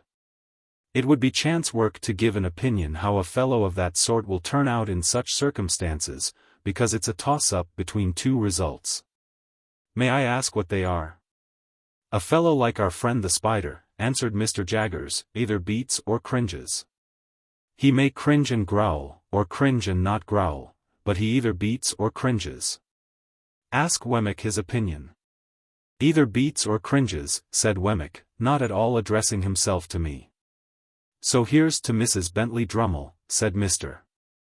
Jaggers, taking a decanter of choicer wine from his dumbwaiter, and filling for each of us and for himself, "and may the question of supremacy be settled to the lady's satisfaction. To the satisfaction of the lady and the gentleman, it never will be. Now, Molly, Molly, Molly, Molly, how slow you are today."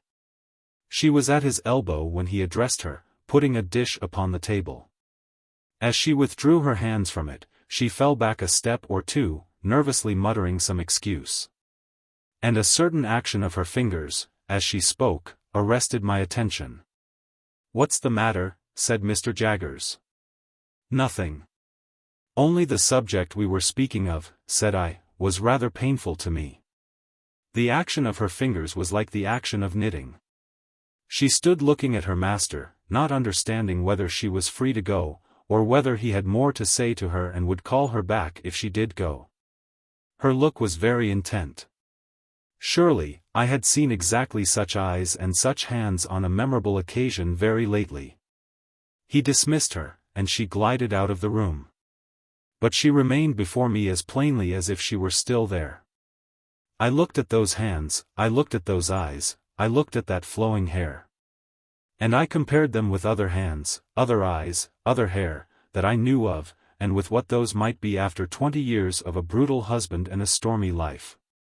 I looked again at those hands and eyes of the housekeeper, and thought of the inexplicable feeling that had come over me when I last walked, not alone, in the ruined garden, and through the deserted brewery. I thought how the same feeling had come back when I saw a face looking at me, and a hand waving to me from a stagecoach window. And how it had come back again and had flashed about me like lightning, when I had passed in a carriage, not alone, through a sudden glare of light in a dark street. I thought how one link of association had helped that identification in the theater, and how such a link, wanting before, had been riveted for me now. When I had passed by a chance swift from Estella's name to the fingers with their knitting action, and the attentive eyes. And I felt absolutely certain that this woman was Estella's mother. Mr. Jaggers had seen me with Estella, and was not likely to have missed the sentiments I had been at no pains to conceal. He nodded when I said the subject was painful to me, clapped me on the back, put round the wine again, and went on with his dinner. Only twice more did the housekeeper reappear, and then her stay in the room was very short, and Mr. Jaggers was sharp with her. But her hands were Estella's hands, and her eyes were Estella's eyes, and if she had reappeared 100 times I could have been neither more sure nor less sure that my conviction was the truth. It was a dull evening, for Wemmick drew his wine, when it came round, quite as a matter of business, just as he might have drawn his salary when that came round, and with his eyes on his chief. Sat in a state of perpetual readiness for cross-examination. As to the quantity of wine, his post office was as indifferent and ready as any other post office for its quantity of letters. From my point of view, he was the wrong twin all the time, and only externally like the Wemmick of Walworth. We took our leave early, and left together. Even when we were groping among Mr.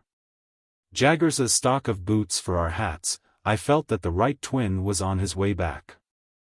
And we had not gone half a dozen yards down Gerrard Street in the Walworth direction, before I found that I was walking arm in arm with the right twin.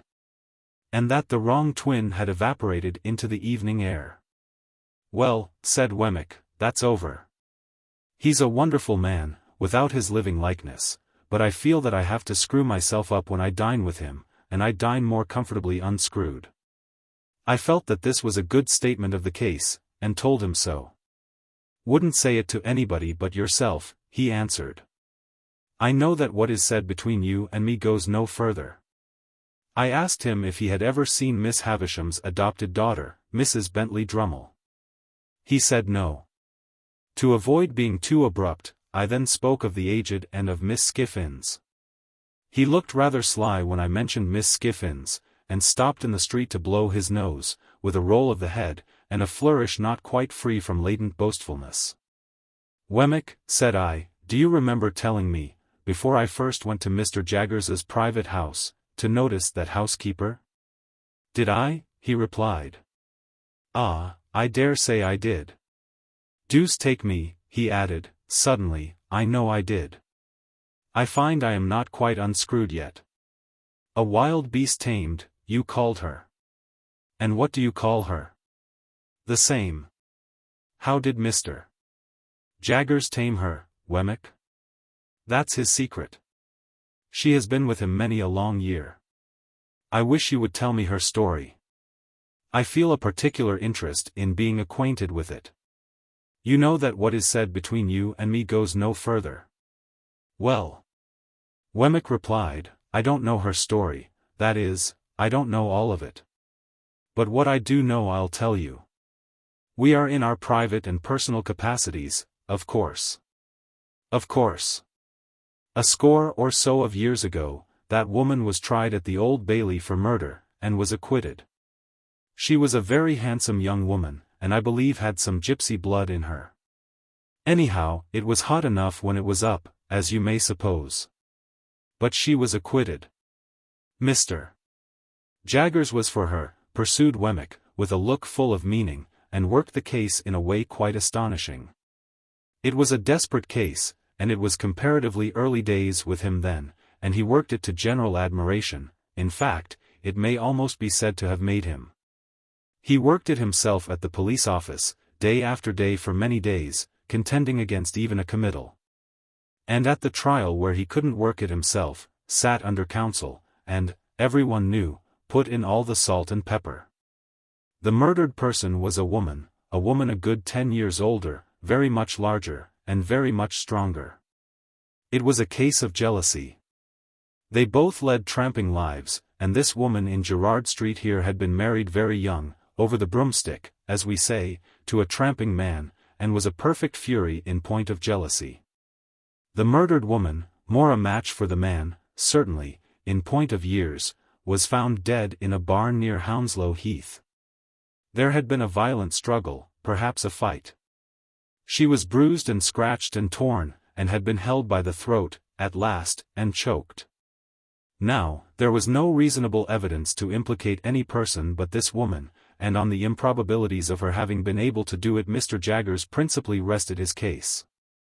You may be sure, said Wemmick, touching me on the sleeve, that he never dwelt upon the strength of her hands then, though he sometimes does now. I had told Wemmick of his showing us her wrists, that day of the dinner party. Well, sir. Wemmick went on, it happened, don't you see? That this woman was so very artfully dressed from the time of her apprehension, that she looked much slighter than she really was. In particular, her sleeves are always remembered to have been so skilfully contrived that her arms had quite a delicate look. She had only a bruise or two about her, nothing for a tramp, but the backs of her hands were lacerated, and the question was it with fingernails? Now, Mr. Jaggers showed that she had struggled through a great lot of brambles which were not as high as her face, but which she could not have got through and kept her hands out of. And bits of those brambles were actually found in her skin and put in evidence, as well as the fact that the brambles in question were found on examination to have been broken through, and to have little shreds of her dress and little spots of blood upon them here and there. But the boldest point he made was this: it was attempted to be set up, in proof of her jealousy, that she was under strong suspicion of having, at about the time of the murder, frantically destroyed her child by this man, some 3 years old, to revenge herself upon him. Mr. Jaggers worked that in this way. We say these are not marks of fingernails, but marks of brambles, and we show you the brambles. You say they are marks of fingernails, and you set up the hypothesis that she destroyed her child.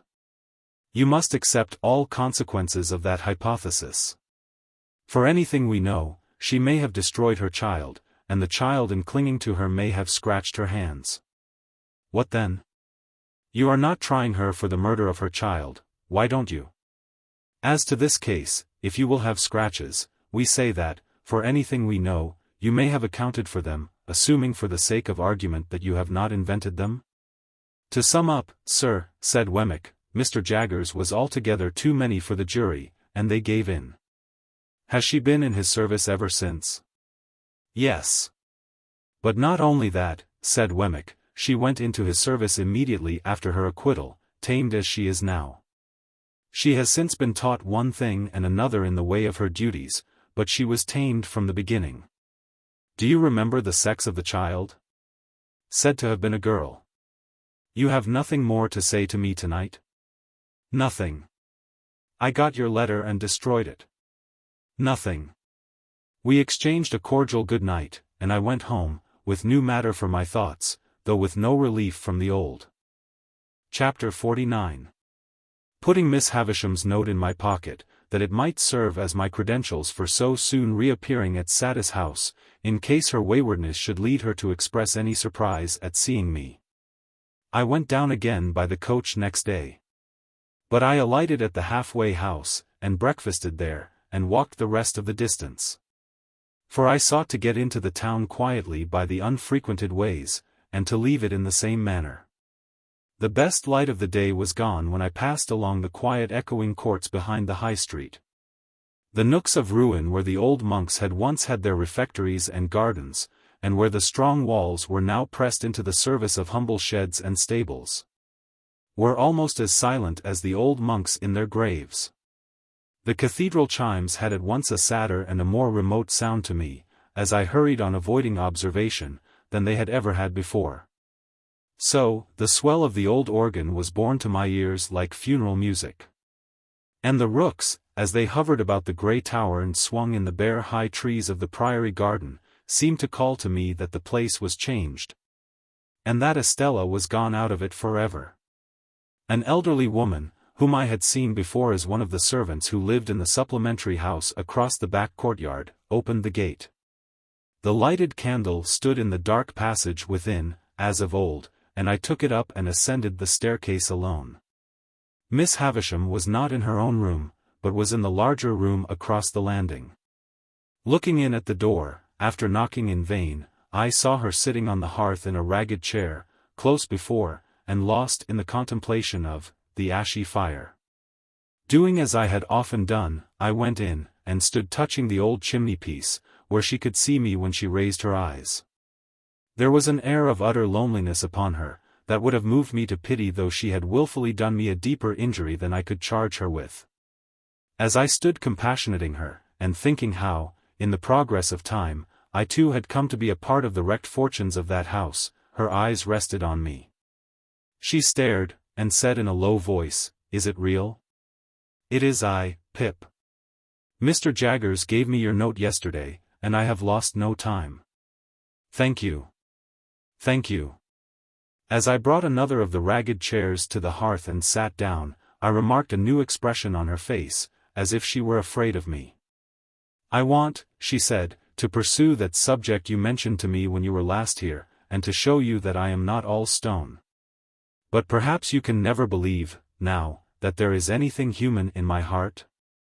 When I said some reassuring words, she stretched out her tremulous right hand, as though she was going to touch me. But she recalled it again before I understood the action, or knew how to receive it. "You said, speaking for your friend, that you could tell me how to do something useful and good. Something that you would like done, is it not?" "Something that I would like done very much." "What is it?" I began explaining to her that secret history of the partnership. I had not got far into it, when I judged from her looks that she was thinking in a discursive way of me, rather than of what I said. It seemed to be so. For, when I stopped speaking, many moments passed before she showed that she was conscious of the fact. "Do you break off," she asked then, with her former air of being afraid of me, "because you hate me too much to bear to speak to me?" "No, no," I answered, "how can you think so, Miss Havisham?" "I stopped because I thought you were not following what I said." "Perhaps I was not," she answered, putting a hand to her head. "Begin again, and let me look at something else." "Stay. Now tell me." She set her hand upon her stick in the resolute way that sometimes was habitual to her, and looked at the fire with a strong expression of forcing herself to attend. I went on with my explanation, and told her how I had hoped to complete the transaction out of my means, but how in this I was disappointed. That part of the subject, I reminded her, involved matters which could form no part of my explanation, for they were the weighty secrets of another. "So," said she, assenting with her head, but not looking at me. "And how much money is wanting to complete the purchase?" I was rather afraid of stating it, for it sounded a large sum. £900. "If I give you the money for this purpose, will you keep my secret as you have kept your own?" "Quite as faithfully." "And your mind will be more at rest?" "Much more at rest." "Are you very unhappy now?" She asked this question, still without looking at me, but in an unwonted tone of sympathy. I could not reply at the moment, for my voice failed me. She put her left arm across the head of her stick, and softly laid her forehead on it. "I am far from happy, Miss Havisham, but I have other causes of disquiet than any you know of. They are the secrets I have mentioned." After a little while, she raised her head, and looked at the fire again. "It is noble in you to tell me that you have other causes of unhappiness. Is it true?" "Too true." "Can I only serve you, Pip, by serving your friend? Regarding that as done, is there nothing I can do for you yourself?" "Nothing." "I thank you for the question. I thank you even more for the tone of the question. But there is nothing." She presently rose from her seat, and looked about the blighted room for the means of writing. There were none there, and she took from her pocket a yellow set of ivory tablets, mounted in tarnished gold, and wrote upon them with a pencil in a case of tarnished gold that hung from her neck. "You are still on friendly terms with Mr. Jaggers?" "Quite. I dined with him yesterday. This is an authority to him to pay you that money, to lay out at your irresponsible discretion for your friend. I keep no money here, but if you would rather Mr. Jaggers knew nothing of the matter, I will send it to you." "Thank you, Miss Havisham, I have not the least objection to receiving it from him." She read me what she had written. And it was direct and clear, and evidently intended to absolve me from any suspicion of profiting by the receipt of the money. I took the tablets from her hand, and it trembled again, and it trembled more as she took off the chain to which the pencil was attached, and put it in mine. All this she did without looking at me. My name is on the first leaf. If you can ever write under my name, I forgive her, though ever so long after my broken heart is dust, pray do it. "Oh, Miss Havisham," said I can do it now. There have been sore mistakes, and my life has been a blind and thankless one, and I want forgiveness and direction far too much, to be bitter with you." She turned her face to me for the first time since she had averted it, and, to my amazement, I may even add to my terror, dropped on her knees at my feet. With her folded hands raised to me in the manner in which, when her poor heart was young and fresh and whole, they must often have been raised to heaven from her mother's side. To see her with her white hair and her worn face kneeling at my feet gave me a shock through all my frame. I entreated her to rise, and got my arms about her to help her up. But she only pressed that hand of mine which was nearest to her grasp, and hung her head over it and wept. I had never seen her shed a tear before, and, in the hope that the relief might do her good, I bent over her without speaking. She was not kneeling now, but was down upon the ground. "Oh!" she cried, despairingly. "What have I done? What have I done? If you mean, Miss Havisham, what have you done to injure me, let me answer. Very little. I should have loved her under any circumstances. Is she married?" "Yes." It was a needless question, for a new desolation in the desolate house had told me so. "What have I done? What have I done?" She wrung her hands, and crushed her white hair, and returned to this cry over and over again. "What have I done?" I knew not how to answer, or how to comfort her. That she had done a grievous thing in taking an impressionable child to mold into the form that her wild resentment, spurned affection, and wounded pride found vengeance in, I knew full well. But that, in shutting out the light of day, she had shut out infinitely more, that, in seclusion, she had secluded herself from 1,000 natural and healing influences. That, her mind, brooding solitary, had grown diseased, as all minds do and must and will that reverse the appointed order of their Maker, I knew equally well.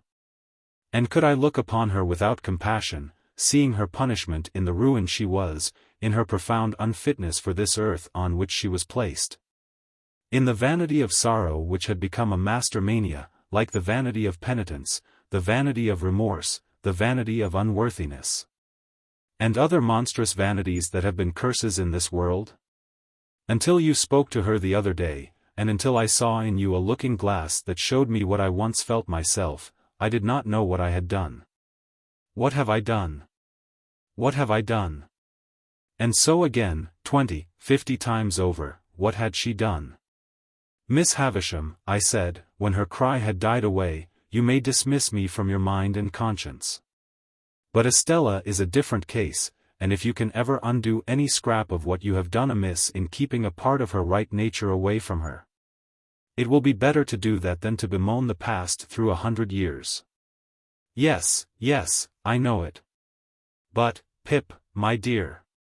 There was an earnest womanly compassion for me in her new affection. "My dear.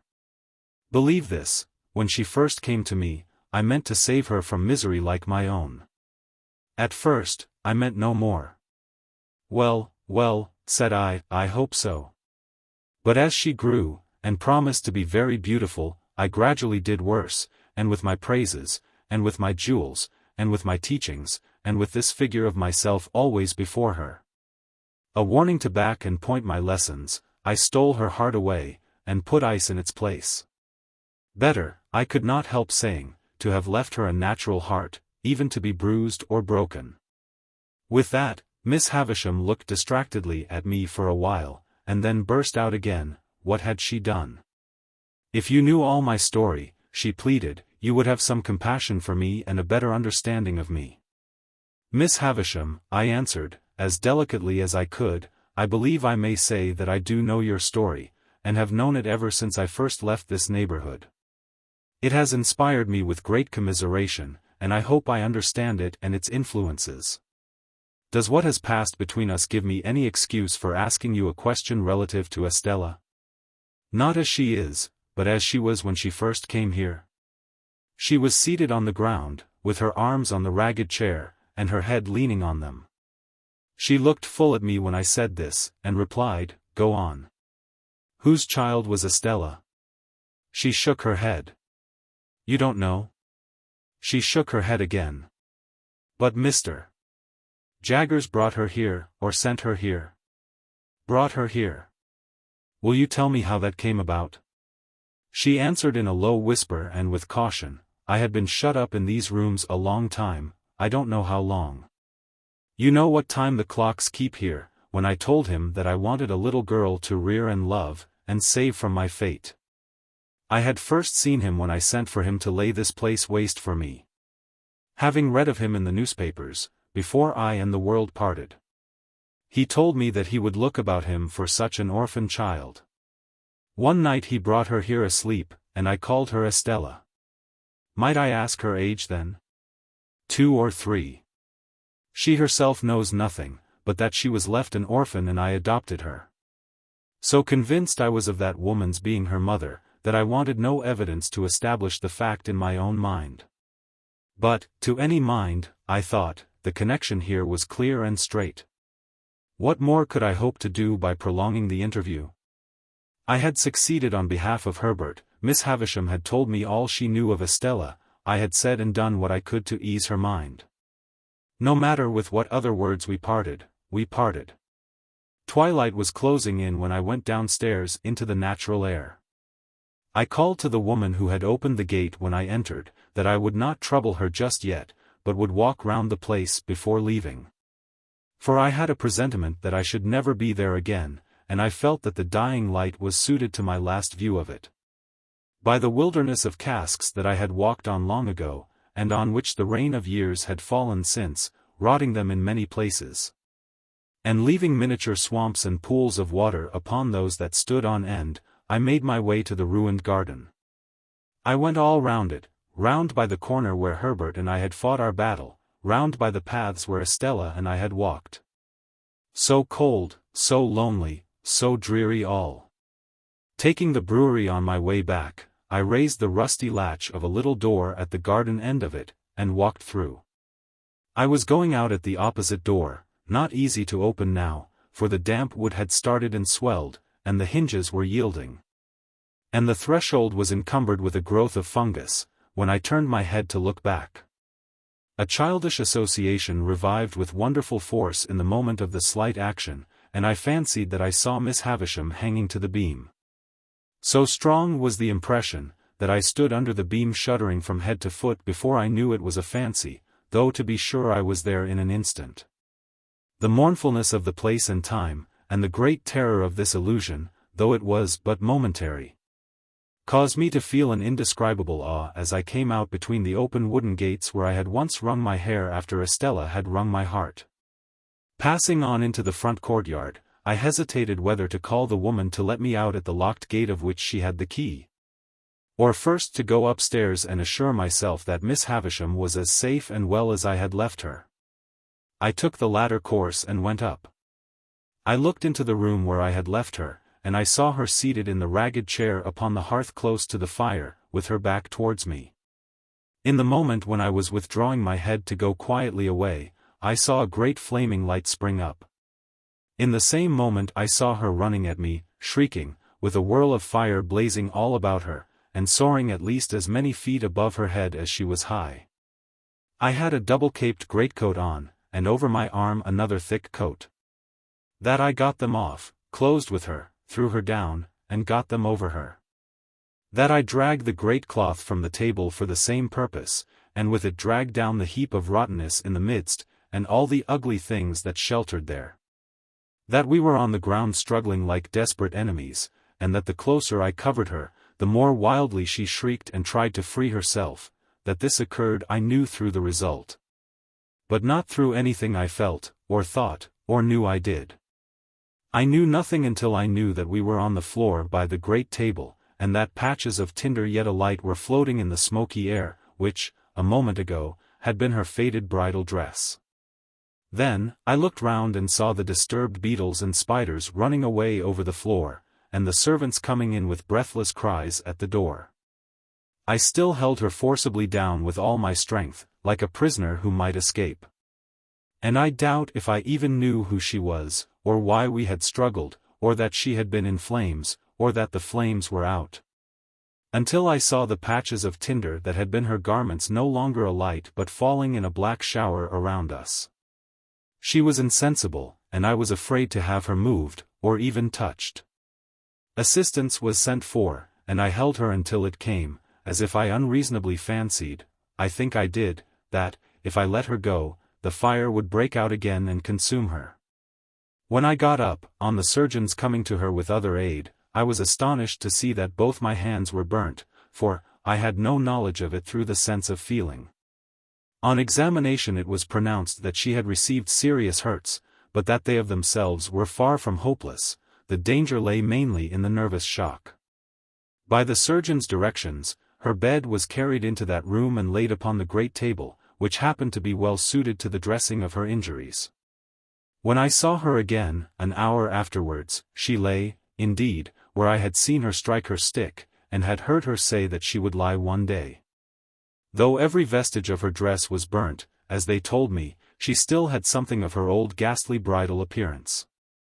For, they had covered her to the throat with white cotton wool, and as she lay with a white sheet loosely overlying that, the phantom air of something that had been and was changed was still upon her.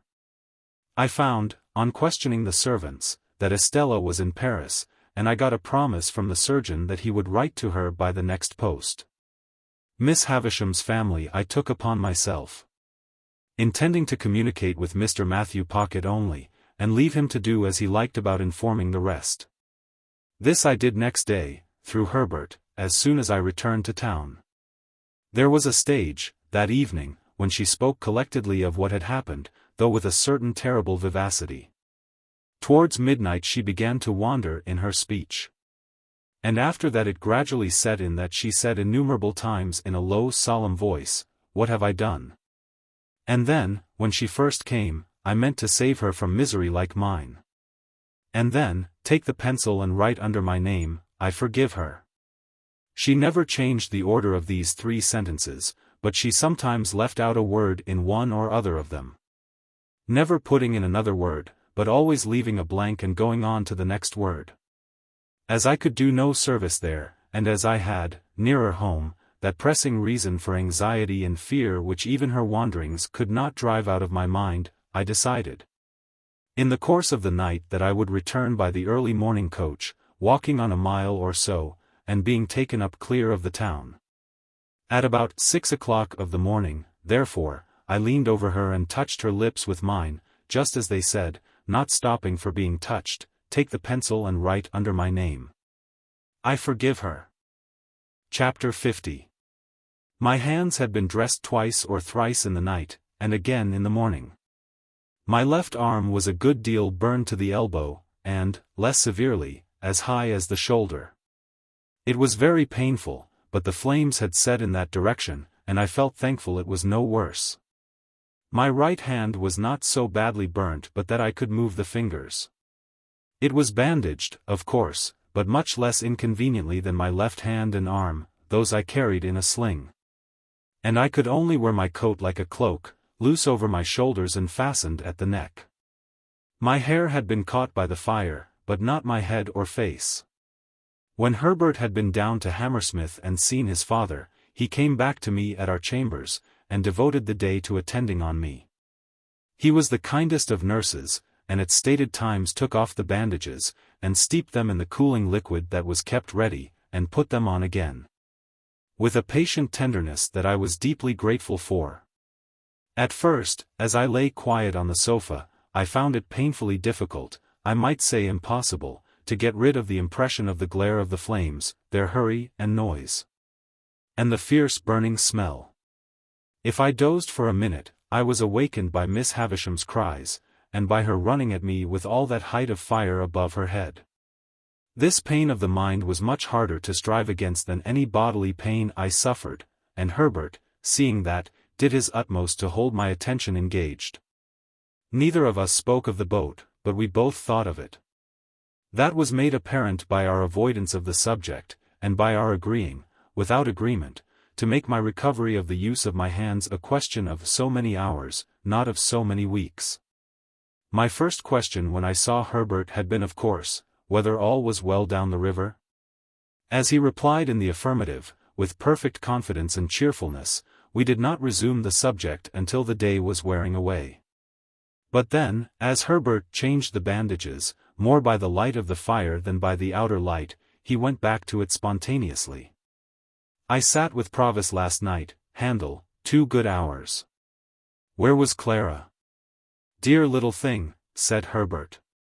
She was up and down with Gruffengrim all the evening. He was perpetually pegging at the floor the moment she left his sight. I doubt if he can hold out long, though. What with rum and pepper and rum, I should think his pegging must be nearly over. And then you will be married, Herbert? How can I take care of the dear child otherwise?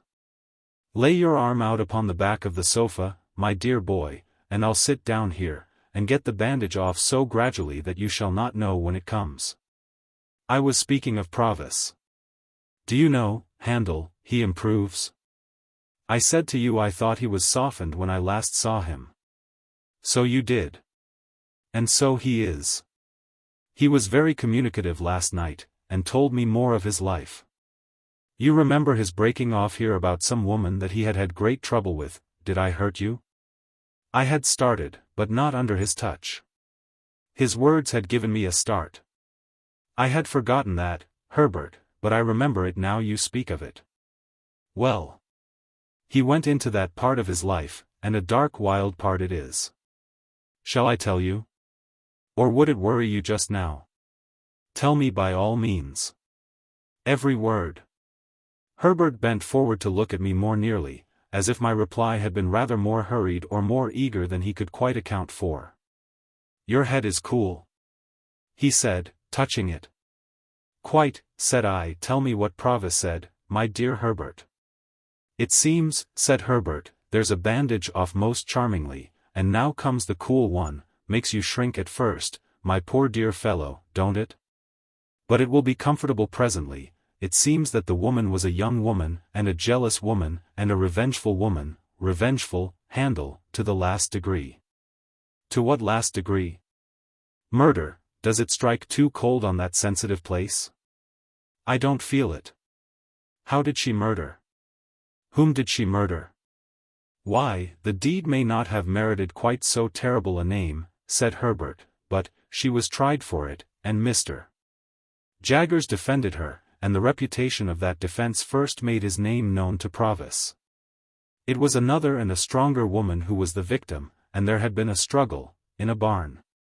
Who began it, or how fair it was, or how unfair, may be doubtful, but how it ended is certainly not doubtful, for the victim was found throttled.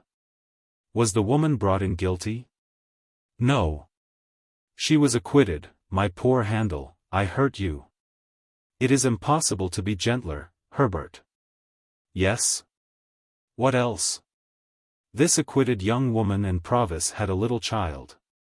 A little child of whom Provis was exceedingly fond.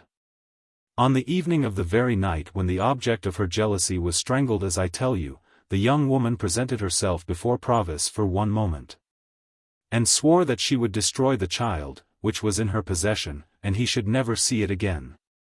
Then she vanished, there's the worst arm comfortably in the sling once more, and now there remains but the right hand, which is a far easier job. I can do it better by this light than by a stronger, for my hand is steadiest when I don't see the poor blistered patches too distinctly. You don't think your breathing is affected, my dear boy? You seem to breathe quickly. Perhaps I do, Herbert. Did the woman keep her oath? There comes the darkest part of Provis's life. She did. That is, he says she did. Why, of course, my dear boy, returned Herbert, in a tone of surprise, and again bending forward to get a nearer look at me. He says it all. I have no other information. No, to be sure. Now, whether, pursued Herbert, he had used the child's mother ill, or whether he had used the child's mother well, Provis doesn't say. But she had shared some 4 or 5 years of the wretched life he described to us at this fireside, and he seems to have felt pity for her, and forbearance towards her. Therefore, fearing he should be called upon to depose about this destroyed child, and so be the cause of her death, he hid himself, much as he grieved for the child, kept himself dark, as he says, out of the way and out of the trial, and was only vaguely talked of as a certain man called Abel, out of whom the jealousy arose. After the acquittal she disappeared, and thus he lost the child and the child's mother. I want to ask. A moment, my dear boy, and I have done. That evil genius, Compeyson, the worst of scoundrels among many scoundrels, knowing of his keeping out of the way at that time and of his reasons for doing so, of course afterwards held the knowledge over his head as a means of keeping him poorer and working him harder. It was clear last night that this barbed the point of Provis's animosity. I want to know, said I, and particularly, Herbert, whether he told you when this happened? Particularly? Let me remember, then, what he said as to that. His expression was, a round score o' year ago, and most directly after I took up Compeyson. How old were you when you came upon him in the little churchyard? I think in my 7th year. It had happened some 3 or 4 years then, he said, and you brought into his mind the little girl so tragically lost, who would have been about your age. Herbert, said I, after a short silence, in a hurried way, can you see me best by the light of the window, or the light of the fire? By the firelight, answered Herbert, coming close again. Look at me. I do look at you, my dear boy. Touch me. I do touch you, my dear boy. You are not afraid that I am in any fever, or that my head is much disordered by the accident of last night? And no, my dear boy, said Herbert, after taking time to examine me.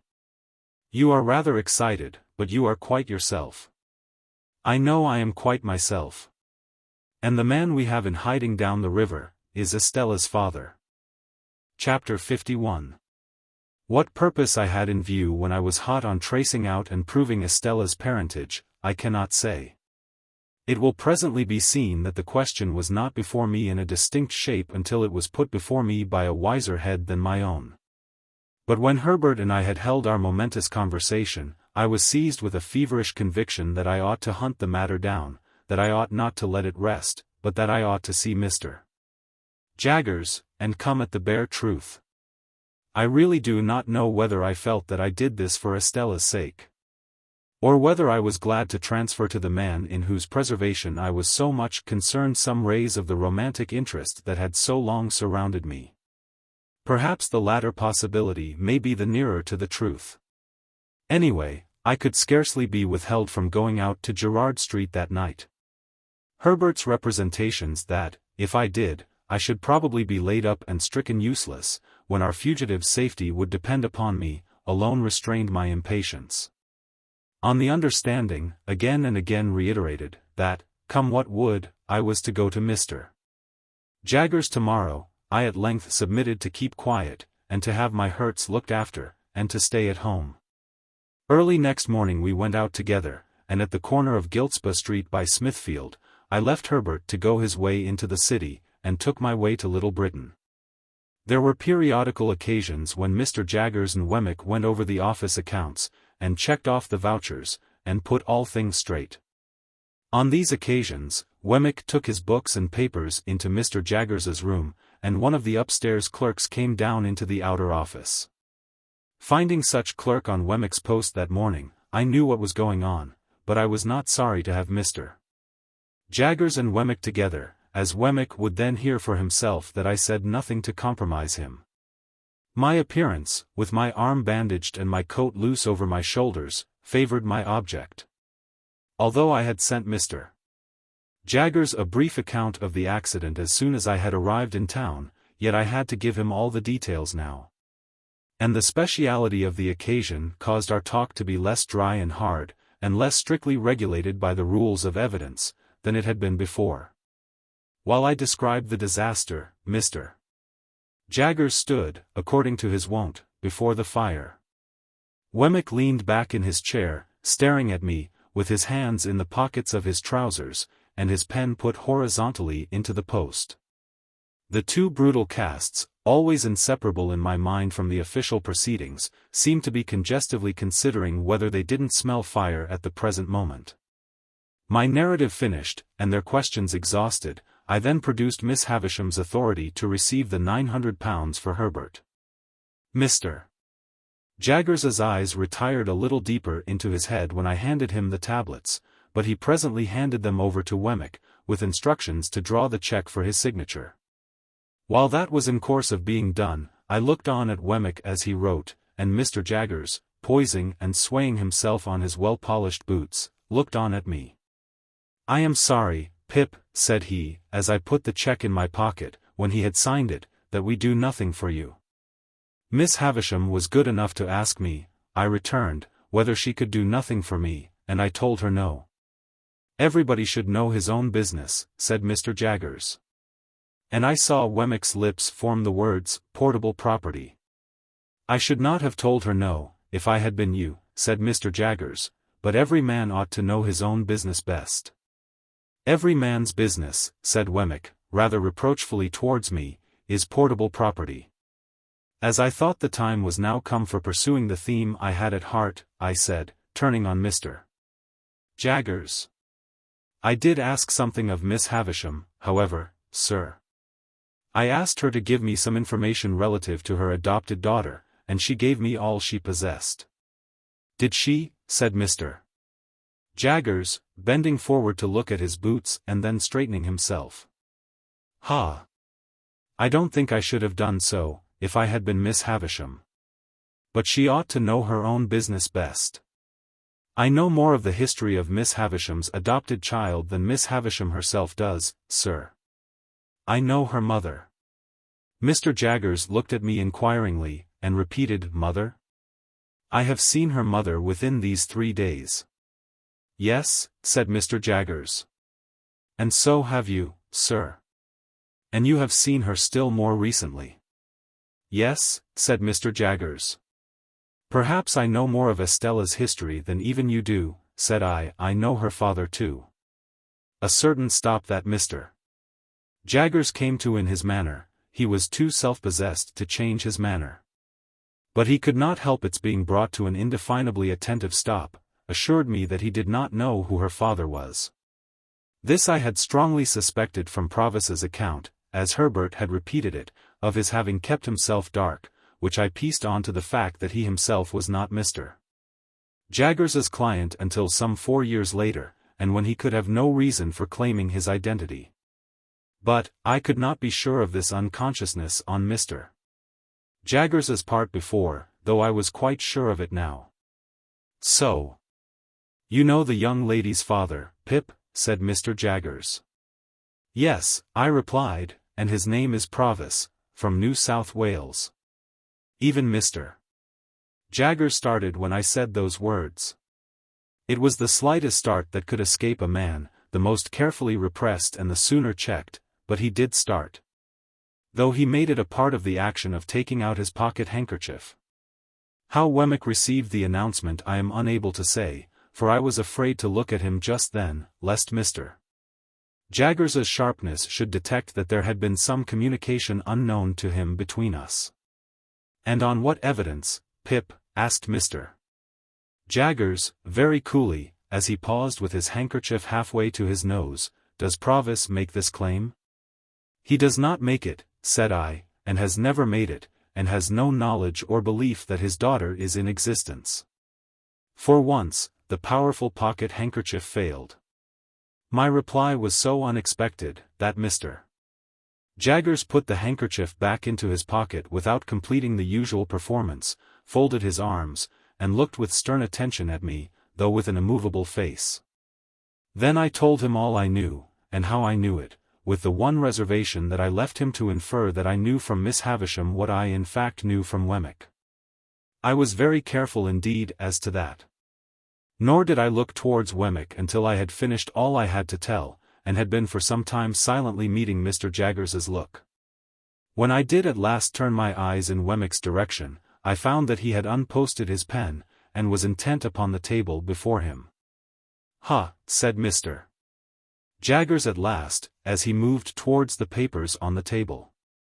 "What item was it you were at, Wemmick, when Mr. Pip came in?" But I could not submit to be thrown off in that way, and I made a passionate, almost an indignant appeal, to him to be more frank and manly with me. I reminded him of the false hopes into which I had lapsed, the length of time they had lasted, and the discovery I had made, and I hinted at the danger that weighed upon my spirits. I represented myself as being surely worthy of some little confidence from him, in return for the confidence I had just now imparted. I said that I did not blame him, or suspect him, or mistrust him, but I wanted assurance of the truth from him. And if he asked me why I wanted it, and why I thought I had any right to it, I would tell him, little as he cared for such poor dreams, that I had loved Estella dearly and long. And that although I had lost her, and must live a bereaved life, whatever concerned her was still nearer and dearer to me than anything else in the world. And seeing that Mr. Jaggers stood quite still and silent, and apparently quite obdurate, under this appeal, I turned to Wemmick and said, "Wemmick, I know you to be a man with a gentle heart. I have seen your pleasant home, and your old father, and all the innocent, cheerful playful ways with which you refresh your business life. And I entreat you to say a word for me to Mr.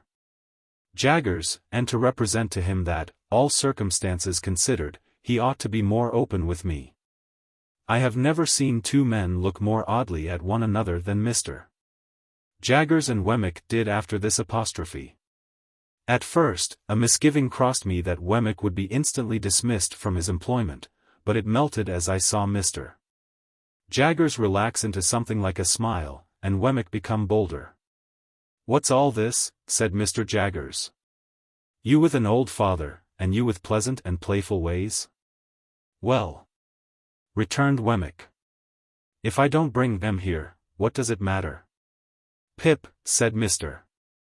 Jaggers, laying his hand upon my arm, and smiling openly, "this man must be the most cunning impostor in all London."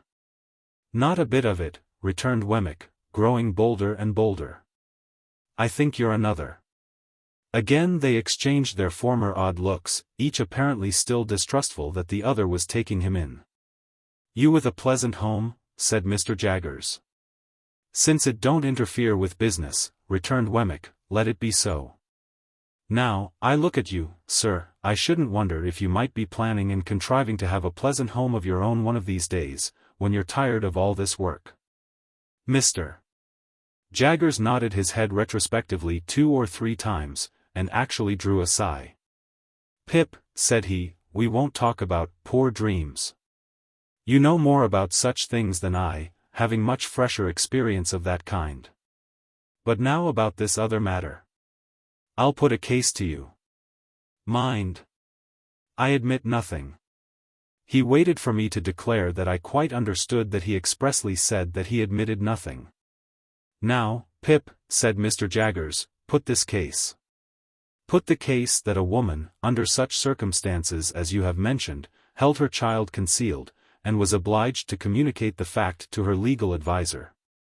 On his representing to her that he must know, with an eye to the latitude of his defense, how the fact stood about that child. Put the case that, at the same time he held a trust to find a child for an eccentric rich lady to adopt and bring up. I follow you, sir. Put the case that he lived in an atmosphere of evil, and that all he saw of children was their being generated in great numbers for certain destruction. Put the case that he often saw children solemnly tried at a criminal bar, where they were held up to be seen. Put the case that he habitually knew of their being imprisoned, whipped, transported, neglected, cast out, qualified in all ways for the hangman, and growing up to be hanged. Put the case that pretty nigh all the children he saw in his daily business life he had reason to look upon as so much spawn, to develop into the fish that were to come to his net, to be prosecuted, defended, forsworn, made orphans, bedeviled somehow. I follow you, sir. Put the case, Pip, that here was one pretty little child out of the heap who could be saved, whom the father believed dead, and dared make no stir about. As to whom, over the mother, the legal adviser had this power: I know what you did, and how you did it. You came so and so, you did such and such things to divert suspicion. I have tracked you through it all, and I tell it you all. Part with the child, unless it should be necessary to produce it to clear you, and then it shall be produced. Give the child into my hands, and I will do my best to bring you off. If you are saved, your child is saved too. If you are lost, your child is still saved. Put the case that this was done, and that the woman was cleared. I understand you perfectly. But that I make no admissions? That you make no admissions. And Wemmick repeated, no admissions. Put the case, Pip, that passion and the terror of death had a little shaken the woman's intellects, and that when she was set at liberty, she was scared out of the ways of the world, and went to him to be sheltered. Put the case that he took her in, and that he kept down the old, wild, violent nature whenever he saw an inkling of its breaking out, by asserting his power over her in the old way. Do you comprehend the imaginary case? Quite. Put the case that the child grew up, and was married for money. That the mother was still living. That the father was still living. That the mother and father, unknown to one another, were dwelling within so many miles, furlongs, yards if you like, of one another. That the secret was still a secret, except that you had got wind of it. Put that last case to yourself very carefully. I do. I ask Wemmick to put it to himself very carefully. And Wemmick said, I do. For whose sake would you reveal the secret? For the father's? I think he would not be much the better for the mother. For the mother's? I think if she had done such a deed she would be safer where she was. For the daughter's? I think it would hardly serve her to establish her parentage for the information of her husband, and to drag her back to disgrace, after an escape of 20 years, pretty secure to last for life. But add the case that you had loved her, Pip, and had made her the subject of those poor dreams which have, at one time or another, been in the heads of more men than you think likely. Then I tell you that you had better, and would much sooner when you had thought well of it, chop off that bandaged left hand of yours with your bandaged right hand. And then pass the chopper on to Wemmick there, to cut that off too. I looked at Wemmick, whose face was very grave. He gravely touched his lips with his forefinger. I did the same. Mr. Jaggers did the same. Now, Wemmick, said the latter then, resuming his usual manner, what item was it you were at when Mr. Pip came in? Standing by for a little, while they were at work, I observed that the odd looks they had cast at one another were repeated several times, with this difference now, that each of them seemed suspicious, not to say conscious, of having shown himself in a weak and unprofessional light to the other. For this reason, I suppose, they were now inflexible with one another, Mr. Jaggers being highly dictatorial, and Wemmick obstinately justifying himself whenever there was the smallest point in abeyance for a moment. I had never seen them on such ill terms. For generally they got on very well indeed together. But they were both happily relieved by the opportune appearance of Mike, the client with the fur cap and the habit of wiping his nose on his sleeve, whom I had seen on the very first day of my appearance within those walls. This individual, who, either in his own person or in that of some member of his family, seemed to be always in trouble, which in that place meant Newgate, called to announce that his eldest daughter was taken up on suspicion of shoplifting. As he imparted this melancholy circumstance to Wemmick, Mr. Jaggers standing magisterially before the fire and taking no share in the proceedings, Mike's eye happened to twinkle with a tear. "What are you about?" demanded Wemmick, with the utmost indignation. "What do you come snivelling here for?" "I didn't go to do it, Mr. Wemmick." "You did," said Wemmick. "How dare you? You're not in a fit state to come here, if you can't come here without spluttering like a bad pen." "What do you mean by it?" "A man can't help his feelings, Mr. Wemmick," pleaded Mike. "His what?" demanded Wemmick, quite savagely. "Say that again." "Now look here, my man," said Mr. Jaggers, advancing a step, and pointing to the door. "Get out of this office. I'll have no feelings here. Get out." "It serves you right," said Wemmick, "get out." So, the unfortunate Mike very humbly withdrew, and Mr. Jaggers and Wemmick appeared to have re-established their good understanding, and went to work again with an air of refreshment upon them as if they had just had lunch. Chapter 52. From Little Britain I went, with my cheque in my pocket, to Miss Skiffins' brother, the accountant. And Miss Skiffins' brother, the accountant, going straight to Clarriker's and bringing Clarriker to me, I had the great satisfaction of concluding that arrangement. It was the only good thing I had done, and the only completed thing I had done, since I was first apprised of my great expectations. Clarriker informing me on that occasion that the affairs of the house were steadily progressing. That he would now be able to establish a small branch house in the East which was much wanted for the extension of the business. And that Herbert in his new partnership capacity would go out and take charge of it. I found that I must have prepared for a separation from my friend, even though my own affairs had been more settled. And now, indeed, I felt as if my last anchor were loosening its hold, and I should soon be driving with the winds and waves. But there was recompense in the joy with which Herbert would come home of a night and tell me of these changes, little imagining that he told me no news. And would sketch airy pictures of himself conducting Clara Barley to the land of the Arabian Nights, and of me going out to join them, with a caravan of camels, I believe. And of our all going up the Nile and seeing wonders. Without being sanguine as to my own part in those bright plans, I felt that Herbert's way was clearing fast, and that old Bill Barley had but to stick to his pepper and rum. And his daughter would soon be happily provided for. We had now got into the month of March. My left arm, though it presented no bad symptoms, took, in the natural course, so long to heal that I was still unable to get a coat on. My right arm was tolerably restored, disfigured, but fairly serviceable. On a Monday morning, when Herbert and I were at breakfast, I received the following letter from Wemmick by the post. Walworth. Burn this as soon as read. Early in the week, or say Wednesday, you might do what you know of, if you felt disposed to try it. Now burn. When I had shown this to Herbert and had put it in the fire, but not before we had both got it by heart, we considered what to do. For, of course, my being disabled could now be no longer kept out of view. I have thought it over again and again, said Herbert, and I think I know a better course than taking a Thames waterman. Take Startop.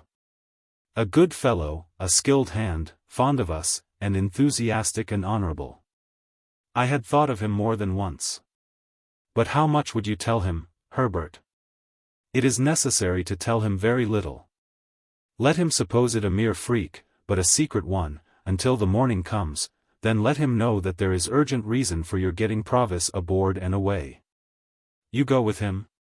No doubt. Where? It had seemed to me, in the many anxious considerations I had given the point, almost indifferent what port we made for, Hamburg, Rotterdam, Antwerp, the place signified little. So that he was out of England. Any foreign steamer that fell in our way and would take us up would do. I had always proposed to myself to get him well down the river in the boat. Certainly well beyond Gravesend, which was a critical place for search or inquiry if suspicion were afoot. As foreign steamers would leave London at about the time of high water, our plan would be to get down the river by a previous ebb tide, and lie by in some quiet spot until we could pull off to one. The time when one would be due where we lay, wherever that might be, could be calculated pretty nearly, if we made inquiries beforehand. Herbert assented to all this, and we went out immediately after breakfast to pursue our investigations. We found that a steamer for Hamburg was likely to suit our purpose best, and we directed our thoughts chiefly to that vessel. But we noted down what other foreign steamers would leave London with the same tide, and we satisfied ourselves that we knew the build and color of each. We then separated for a few hours, I, to get at once such passports as were necessary, Herbert, to see Startop at his lodgings. We both did what we had to do without any hindrance, and when we met again at 1 o'clock reported it done. I, for my part, was prepared with passports. Herbert had seen Startop, and he was more than ready to join. Those two should pull a pair of oars, we settled, and I would steer. Our charge would be sitter, and keep quiet. As speed was not our object, we should make way enough. We arranged that Herbert should not come home to dinner before going to Mill Pond Bank that evening. That he should not go there at all tomorrow evening, Tuesday, that he should prepare Provis to come down to some stairs hard by the house, on Wednesday, when he saw us approach, and not sooner. That all the arrangements with him should be concluded that Monday night, and that he should be communicated with no more in any way, until we took him on board. These precautions well understood by both of us, I went home. On opening the outer door of our chambers with my key, I found a letter in the box, directed to me. A very dirty letter, though not ill-written. It had been delivered by hand, of course, since I left home, and its contents were these.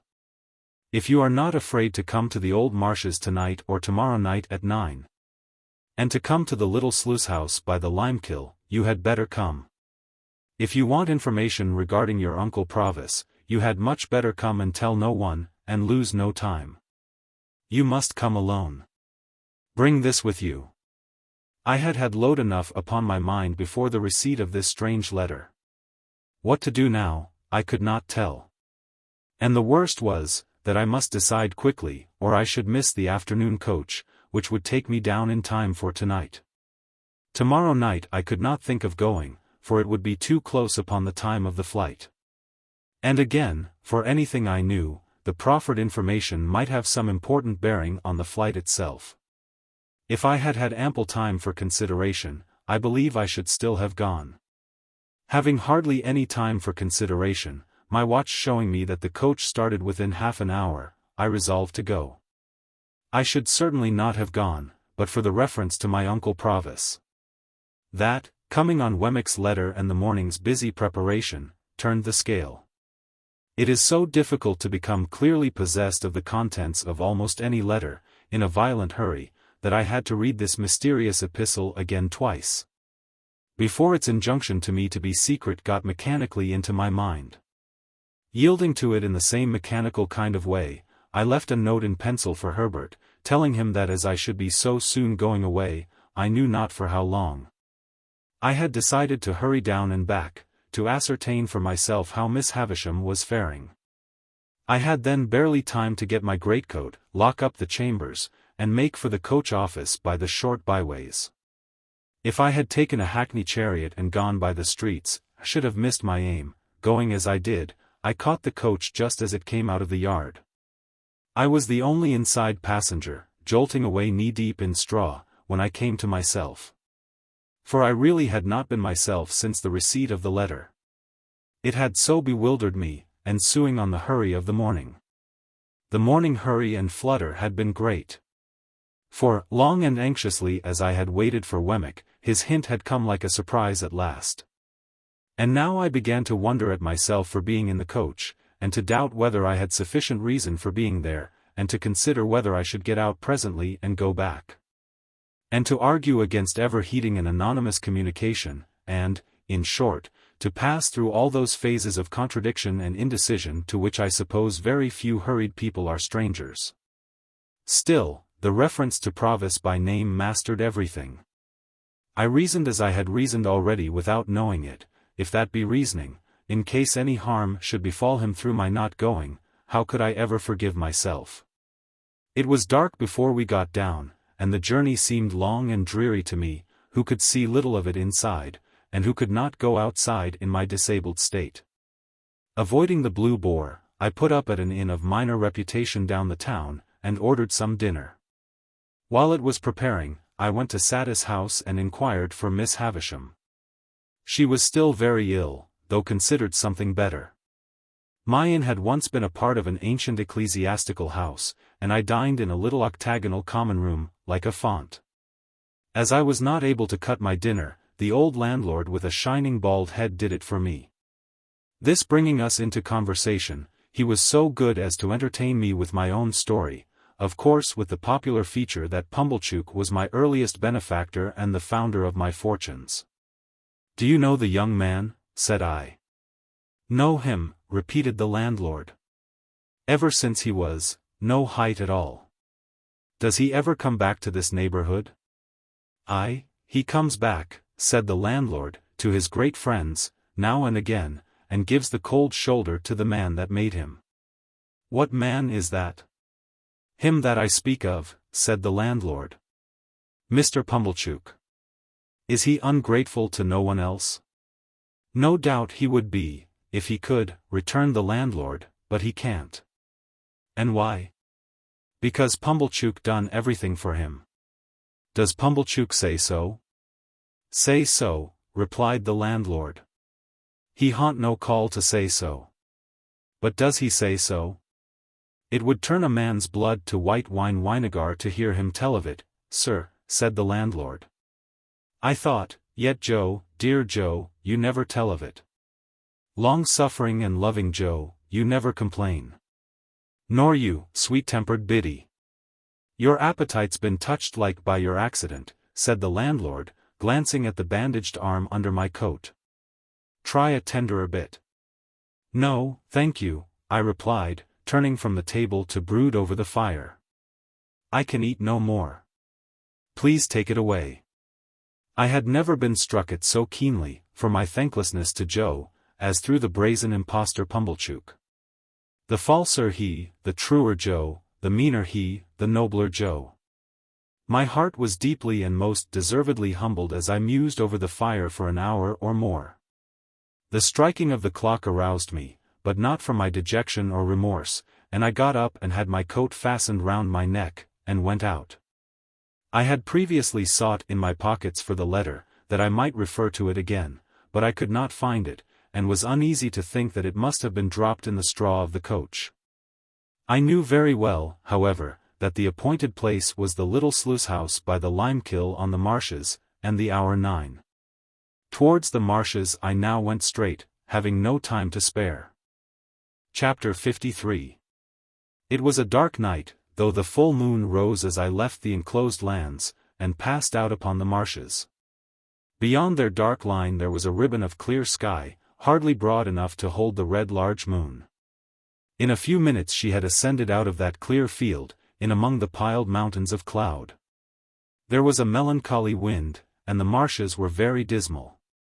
A stranger would have found them insupportable, and even to me they were so oppressive that I hesitated, half inclined to go back. But I knew them well, and could have found my way on a far darker night, and had no excuse for returning, being there. So, having come there against my inclination, I went on against it. The direction that I took was not that in which my old home lay, nor that in which we had pursued the convicts. My back was turned towards the distant hulks as I walked on, and, though I could see the old lights away on the spits of sand, I saw them over my shoulder. I knew the lime-kiln as well as I knew the old battery, but they were miles apart. So that, if a light had been burning at each point that night, there would have been a long strip of the blank horizon between the two bright specks. At first, I had to shut some gates after me, and now and then to stand still while the cattle that were lying in the banked-up pathway arose and blundered down among the grass and reeds. But after a little while I seemed to have the whole flats to myself. It was another half-hour before I drew near to the kiln. The lime was burning with a sluggish stifling smell, but the fires were made up and left, and no workmen were visible. Hard by was a small stone quarry. It lay directly in my way, and had been worked that day, as I saw by the tools and barrows that were lying about. Coming up again to the marsh level out of this excavation, for the rude path lay through it, I saw a light in the old sluice house. I quickened my pace, and knocked at the door with my hand. Waiting for some reply, I looked about me, noticing how the sluice was abandoned and broken, and how the house, of wood with a tiled roof, would not be proof against the weather much longer. If it were so even now, and how the mud and ooze were coated with lime, and how the choking vapor of the kiln crept in a ghostly way towards me. Still there was no answer, and I knocked again. No answer still, and I tried the latch. It rose under my hand, and the door yielded. Looking in, I saw a lighted candle on a table, a bench, and a mattress on a truckle bedstead. As there was a loft above, I called, "Is there anyone here?" but no voice answered. Then I looked at my watch, and, finding that it was past 9, called again, "Is there anyone here?" There being still no answer, I went out at the door, irresolute what to do. It was beginning to rain fast. Seeing nothing save what I had seen already, I turned back into the house, and stood just within the shelter of the doorway, looking out into the night. While I was considering that someone must have been there lately and must soon be coming back, or the candle would not be burning, it came into my head to look if the wick were long. I turned round to do so, and had taken up the candle in my hand, when it was extinguished by some violent shock. And the next thing I comprehended was, that I had been caught in a strong running noose, thrown over my head from behind. "Now," said a suppressed voice with an oath, "I've got you." "What is this?" I cried, struggling. "Who is it? Help, help, help." Not only were my arms pulled close to my sides, but the pressure on my bad arm caused me exquisite pain. Sometimes, a strong man's hand, sometimes a strong man's breast, was set against my mouth to deaden my cries, and with a hot breath always close to me, I struggled ineffectually in the dark, while I was fastened tight to the wall. "And now," said the suppressed voice with another oath, "call out again, and I'll make short work of you." Faint and sick with the pain of my injured arm, bewildered by the surprise, and yet conscious how easily this threat could be put in execution, I desisted, and tried to ease my arm were it ever so little. But, it was bound too tight for that. I felt as if, having been burnt before, it were now being boiled. The sudden exclusion of the night, and the substitution of black darkness in its place, warned me that the man had closed a shutter. After groping about for a little, he found the flint and steel he wanted, and began to strike a light. I strained my sight upon the sparks that fell among the tinder, and upon which he breathed and breathed, match in hand, but I could only see his lips, and the blue point of the match. Even those but fitfully. The tinder was damp, no wonder there, and one after another the sparks died out. The man was in no hurry, and struck again with the flint and steel. As the sparks fell thick and bright about him, I could see his hands, and touches of his face, and could make out that he was seated and bending over the table, but nothing more. Presently I saw his blue lips again, breathing on the tinder, and then a flare of light flashed up, and showed me Orlick. Whom I had looked for, I don't know. I had not looked for him. Seeing him, I felt that I was in a dangerous strait indeed, and I kept my eyes upon him. He lighted the candle from the flaring match with great deliberation, and dropped the match, and trod it out. Then he put the candle away from him on the table, so that he could see me, and sat with his arms folded on the table and looked at me. I made out that I was fastened to a stout perpendicular ladder a few inches from the wall, a fixture there, the means of ascent to the loft above. "Now," said he, when we had surveyed one another for some time, "I've got you. Unbind me. Let me go." "Ah," he returned, "I'll let you go. I'll let you go to the moon, I'll let you go to the stars. All in good time. Why have you lured me here?" "Don't you know?" said he, with a deadly look. "Why have you set upon me in the dark?" "Because I mean to do it all myself. One keeps a secret better than two. Oh, you enemy, you enemy." His enjoyment of the spectacle I furnished, as he sat with his arms folded on the table, shaking his head at me and hugging himself, had a malignity in it that made me tremble. As I watched him in silence, he put his hand into the corner at his side, and took up a gun with a brass-bound stock. "Do you know this?" said he, making as if he would take aim at me. "Do you know where you saw it afore? Speak, Wolf." "Yes," I answered. "You cost me that place." "You did." "Speak." "What else could I do?" "You did that, and that would be enough, without more. How dared you to come betwixt me and a young woman I liked?" "When did I? When didn't you? It was you as always give old Orlick a bad name to her. You gave it to yourself. You gained it for yourself. I could have done you no harm, if you had done yourself none. You're a liar. And you'll take any pains, and spend any money, to drive me out of this country, will you?" said he, repeating my words to Biddy in the last interview I had with her. "Now, I'll tell you a piece of information. It was never so well worth your while to get me out of this country as it is tonight. Ah! If it was all your money 20 times told, to the last brass farden." As he shook his heavy hand at me, with his mouth snarling like a tiger's, I felt that it was true. "What are you going to do to me?" "I'm a-going," said he, bringing his fist down upon the table with a heavy blow, and rising as the blow fell to give it greater force, "I'm a-going to have your life." He leaned forward staring at me, slowly unclenched his hand and drew it across his mouth as if his mouth watered for me, and sat down again. "You was always in old Orlick's way since ever you was a child. You goes out of his way this present night. He'll have no more on you. You're dead." I felt that I had come to the brink of my grave. For a moment I looked wildly round my trap for any chance of escape, but there was none. "More than that," said he, folding his arms on the table again, "I won't have a rag of you, I won't have a bone of you, left on earth. I'll put your body in the kiln, I'd carry 2 such to it, on my shoulders, and, let people suppose what they may of you, they shall never know nothing." My mind, with inconceivable rapidity followed out all the consequences of such a death. Estella's father would believe I had deserted him, would be taken, would die accusing me. Even Herbert would doubt me, when he compared the letter I had left for him with the fact that I had called at Miss Havisham's gate for only a moment.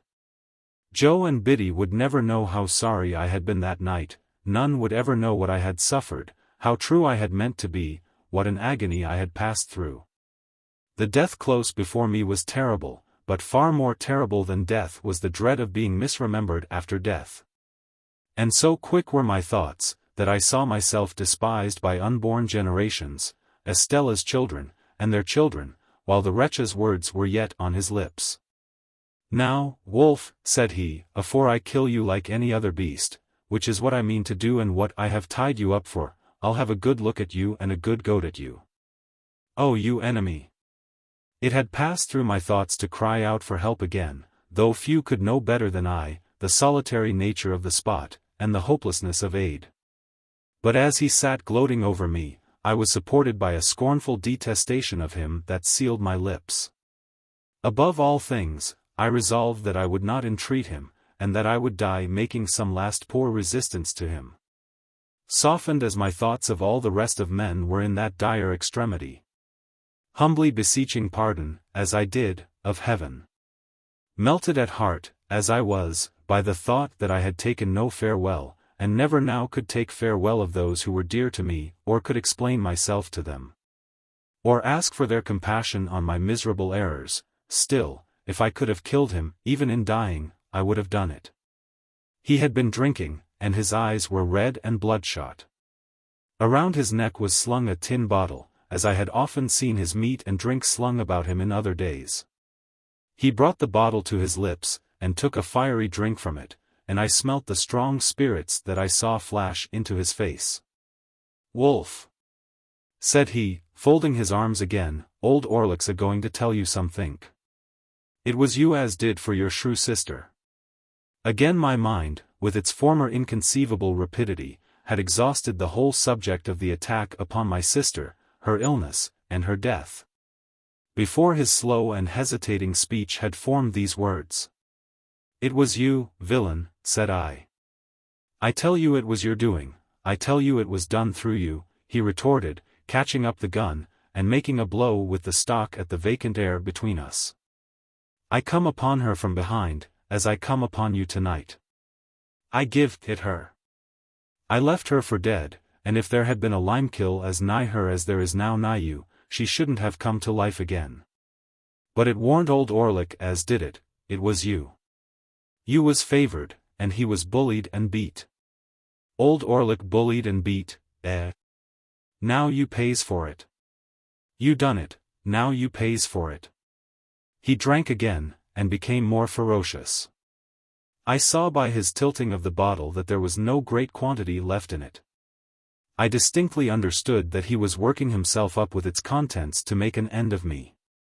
I knew that every drop it held was a drop of my life.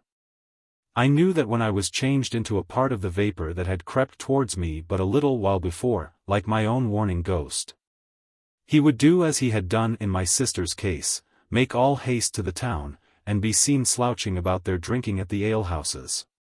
My rapid mind pursued him to the town, made a picture of the street with him in it, and contrasted its lights and life with the lonely marsh and the white vapor creeping over it, into which I should have dissolved.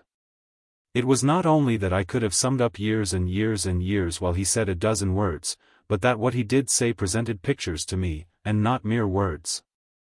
In the excited and exalted state of my brain, I could not think of a place without seeing it, or of persons without seeing them. It is impossible to overstate the vividness of these images, and yet I was so intent, all the time, upon him himself, who would not be intent on the tiger crouching to spring, that I knew of the slightest action of his fingers. When he had drunk this second time, he rose from the bench on which he sat, and pushed the table aside. Then, he took up the candle, and, shading it with his murderous hand so as to throw its light on me, stood before me, looking at me and enjoying the sight. "Wolf, I'll tell you something more. It was old Orlick as you tumbled over on your stairs that night. I saw the staircase with its extinguished lamps. I saw the shadows of the heavy stair rails, thrown by the watchman's lantern on the wall. I saw the rooms that I was never to see again, here, a door half open, there, a door closed. All the articles of furniture around. And why was old Orlick there? I'll tell you something more, Wolf.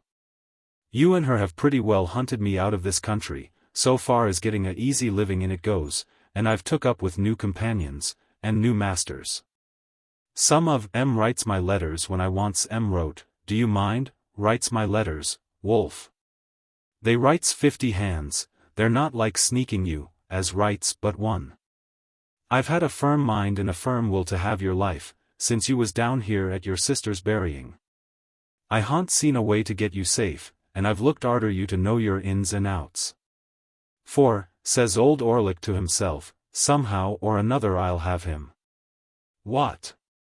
When I looks for you, I finds your Uncle Provis, Mill Pond Bank, and Chink's Basin, and the old green copper rope walk, all so clear and plain. Provis in his rooms, the signal whose use was over, pretty Clara, the good motherly woman, old Bill Barley on his back, all drifting by, as on the swift stream of my life fast running out to sea. You with a uncle too. Why, I knowed you at Gargery's when you was so small a wolf that I could have took your weason betwixt this finger and thumb and chucked you away dead, as I'd thoughts doing, odd times. When I see you loitering amongst the pollards on a Sunday, and you hadn't found no uncles then. No, not you. But when old Orlick come for to hear that your Uncle Provis had most like wore the leg iron what old Orlick had picked up, filed asunder, on these meshes ever so many year ago. And what he kept by him till he dropped your sister with it, like a bullock, as he means to drop you, hey? When he come for to hear that, hey? In his savage taunting, he flared the candle so close at me that I turned my face aside to save it from the flame. Ah! He cried, laughing, after doing it again, the burnt child dreads the fire. Old Orlick knowed you was burnt, old Orlick knowed you was smuggling your Uncle Provis away, old Orlick's a match for you and knowed you'd come tonight. Now I'll tell you something more, Wolf, and this ends it. There's them that's as good a match for your Uncle Provis as old Orlick has been for you. Let him wear them when he's lost his nevy. Let him wear them when no man can't find a rag of his dear relation's clothes, nor yet a bone of his body. There's them that can't and that won't have Magwitch, yes, I know the name. Alive in the same land with them, and that's had such sure information of him when he was alive in another land, as that he couldn't and shouldn't leave it unbeknown and put them in danger. P'raps it's them that writes 50 hands, and that's not like sneaking you as writes but one. Where Compayson, Magwitch, and the gallows. He flared the candle at me again, smoking my face and hair, and for an instant blinding me, and turned his powerful back as he replaced the light on the table. I had thought a prayer, and had been with Joe and Biddy and Herbert, before he turned towards me again. There was a clear space of a few feet between the table and the opposite wall. Within this space, he now slouched backwards and forwards. His great strength seemed to sit stronger upon him than ever before, as he did this with his hands hanging loose and heavy at his sides, and with his eyes scowling at me. I had no grain of hope left. Wild as my inward hurry was, and wonderful the force of the pictures that rushed by me instead of thoughts, I could yet clearly understand that. Unless he had resolved that I was within a few moments of surely perishing out of all human knowledge, he would never have told me what he had told. Of a sudden, he stopped, took the cork out of his bottle, and tossed it away. Light as it was, I heard it fall like a plummet. He swallowed slowly, tilting up the bottle by little and little, and now he looked at me no more. The last few drops of liquor he poured into the palm of his hand, and licked up. Then, with a sudden hurry of violence and swearing horribly, he threw the bottle from him, and stooped, and I saw in his hand a stone hammer with a long heavy handle. The resolution I had made did not desert me, for, without uttering one vain word of appeal to him, I shouted out with all my might and struggled with all my might. It was only my head and my legs that I could move, but to that extent I struggled with all the force, until then unknown, that was within me. In the same instant I heard responsive shouts, saw figures and a gleam of light dash in at the door, heard voices and tumult, and saw Orlick emerge from a struggle of men. As if it were tumbling water, clear the table at a leap, and fly out into the night. After a blank, I found that I was lying unbound, on the floor, in the same place, with my head on someone's knee. My eyes were fixed on the ladder against the wall, when I came to myself, had opened on it before my mind saw it, and thus as I recovered consciousness. I knew that I was in the place where I had lost it. Too indifferent at first, even to look round and ascertain who supported me, I was lying looking at the ladder, when there came between me and it a face. The face of Trabb's boy. "I think he's all right," said Trabb's boy, in a sober voice, "but ain't he just pale though?" At these words, the face of him who supported me looked over into mine, and I saw my supporter to be Herbert. "Great heaven!" "Softly," said Herbert. "Gently, Handel. Don't be too eager. And our old comrade, Startop," I cried, as he too bent over me. "Remember what he is going to assist us in," said Herbert, "and be calm." The illusion made me spring up, though I dropped again from the pain in my arm. "The time has not gone by, Herbert, has it? What night is tonight? How long have I been here?" For, I had a strange and strong misgiving that I had been lying there a long time, a day and a night, 2 days and nights, more. "The time has not gone by. It is still Monday night. Thank God. And you have all tomorrow, Tuesday, to rest in," said Herbert. "But you can't help groaning, my dear Handel. What hurt have you got? Can you stand?" "Yes, yes," said I can walk. I have no hurt but in this throbbing arm." They laid it bare, and did what they could. It was violently swollen and inflamed, and I could scarcely endure to have it touched. But they tore up their handkerchiefs to make fresh bandages, and carefully replaced it in the sling, until we could get to the town and obtain some cooling lotion to put upon it. In a little while we had shut the door of the dark and empty sluice house, and were passing through the quarry on our way back. Trabb's boy, Trabb's overgrown young man now, went before us with a lantern, which was the light I had seen come in at the door. But the moon was a good 2 hours higher than when I had last seen the sky, and the night, though rainy, was much lighter. The white vapor of the kiln was passing from us as we went by, and as I had thought a prayer before, I thought a thanksgiving now. Entreating Herbert to tell me how he had come to my rescue, which at first he had flatly refused to do, but had insisted on my remaining quiet, I learnt that I had in my hurry dropped the letter open, in our chambers, where he, coming home to bring with him Startop whom he had met in the street on his way to me, found it, very soon after I was gone. Its tone made him uneasy, and the more so because of the inconsistency between it and the hasty letter I had left for him. His uneasiness increasing instead of subsiding, after a quarter of an hour's consideration, he set off for the coach office with Startop, who volunteered his company, to make inquiry when the next coach went down.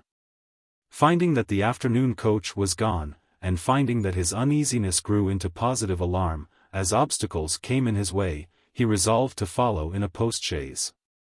So he and Startop arrived at the Blue Boar, fully expecting there to find me, or tidings of me, but, finding neither, went on to Miss Havisham's, where they lost me.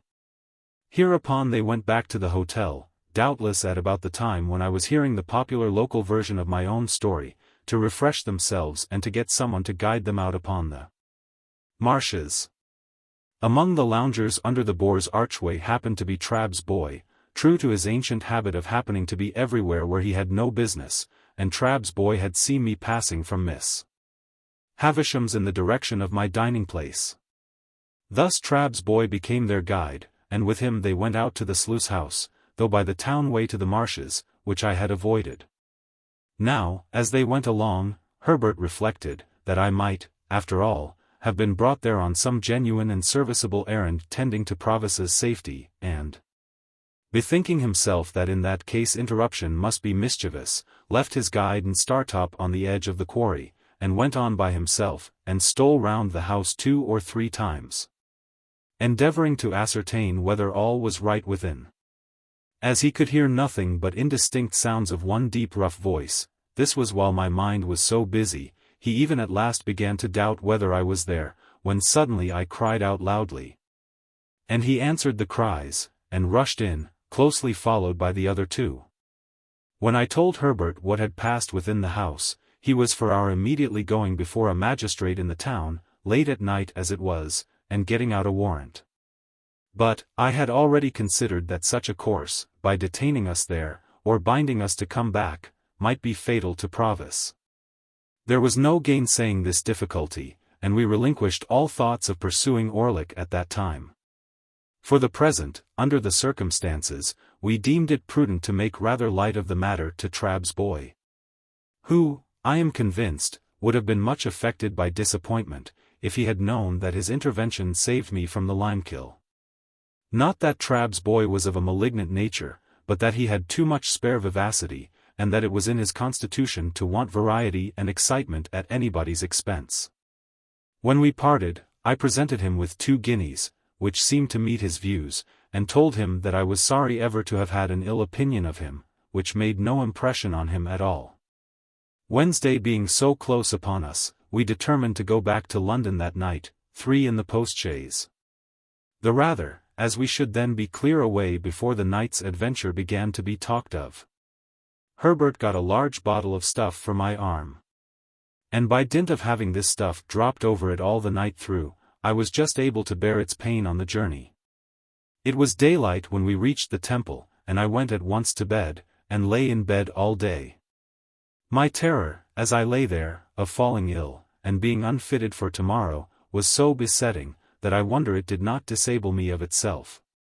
It would have done so, pretty surely, in conjunction with the mental wear and tear I had suffered, but for the unnatural strain upon me that tomorrow was. so anxiously looked forward to, charged with such consequences, its results so impenetrably hidden, though so near.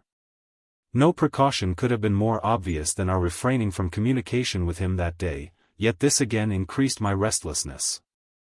I started at every footstep and every sound, believing that he was discovered and taken, and this was the messenger to tell me so.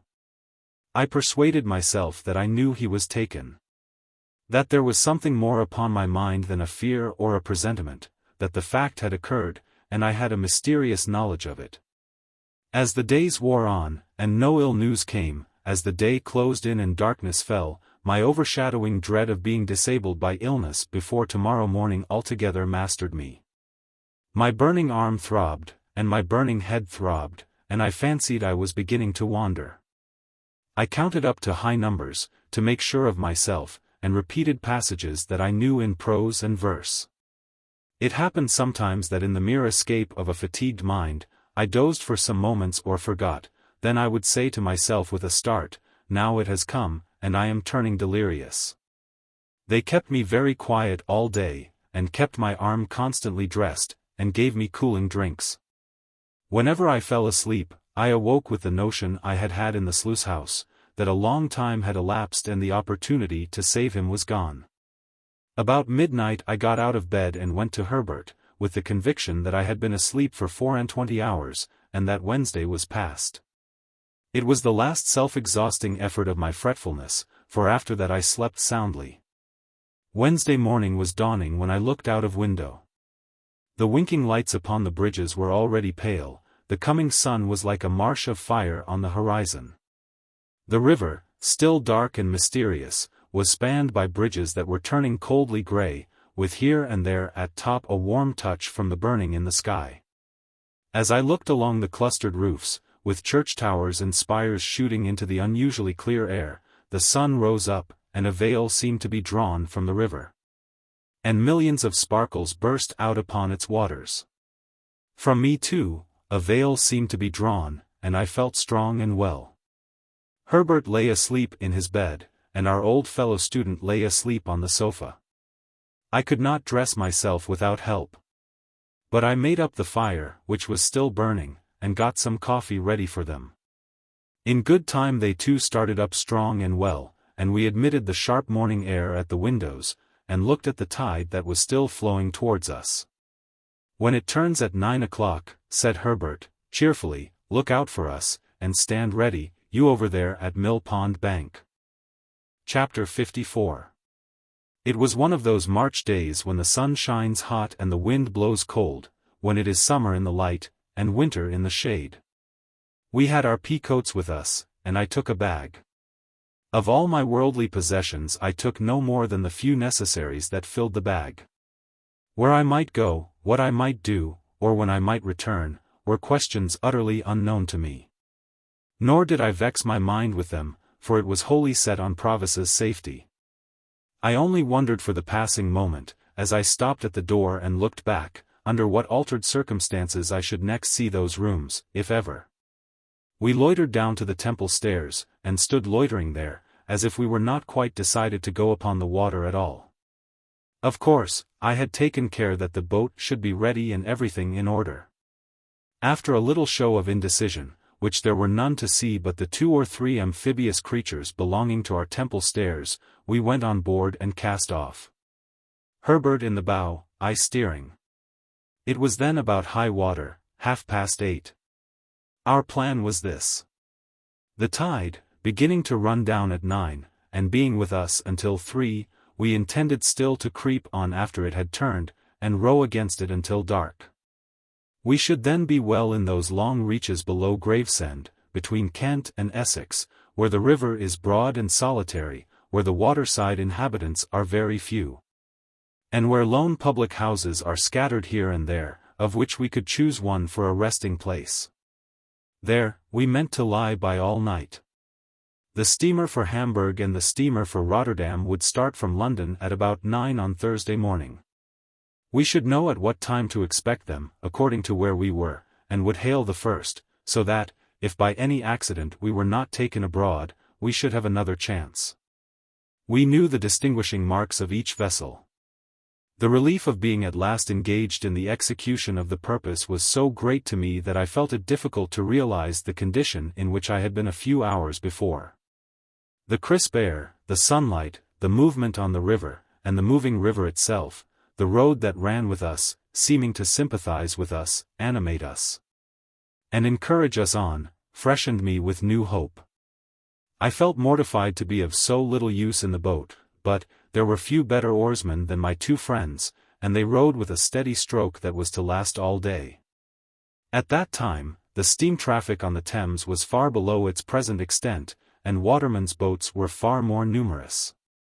Of barges, sailing colliers, and coasting traders, there were perhaps as many as now, but of steamships, great and small, not a tithe or a 20th part so many. Early as it was, there were plenty of scullers going here and there that morning, and plenty of barges dropping down with the tide.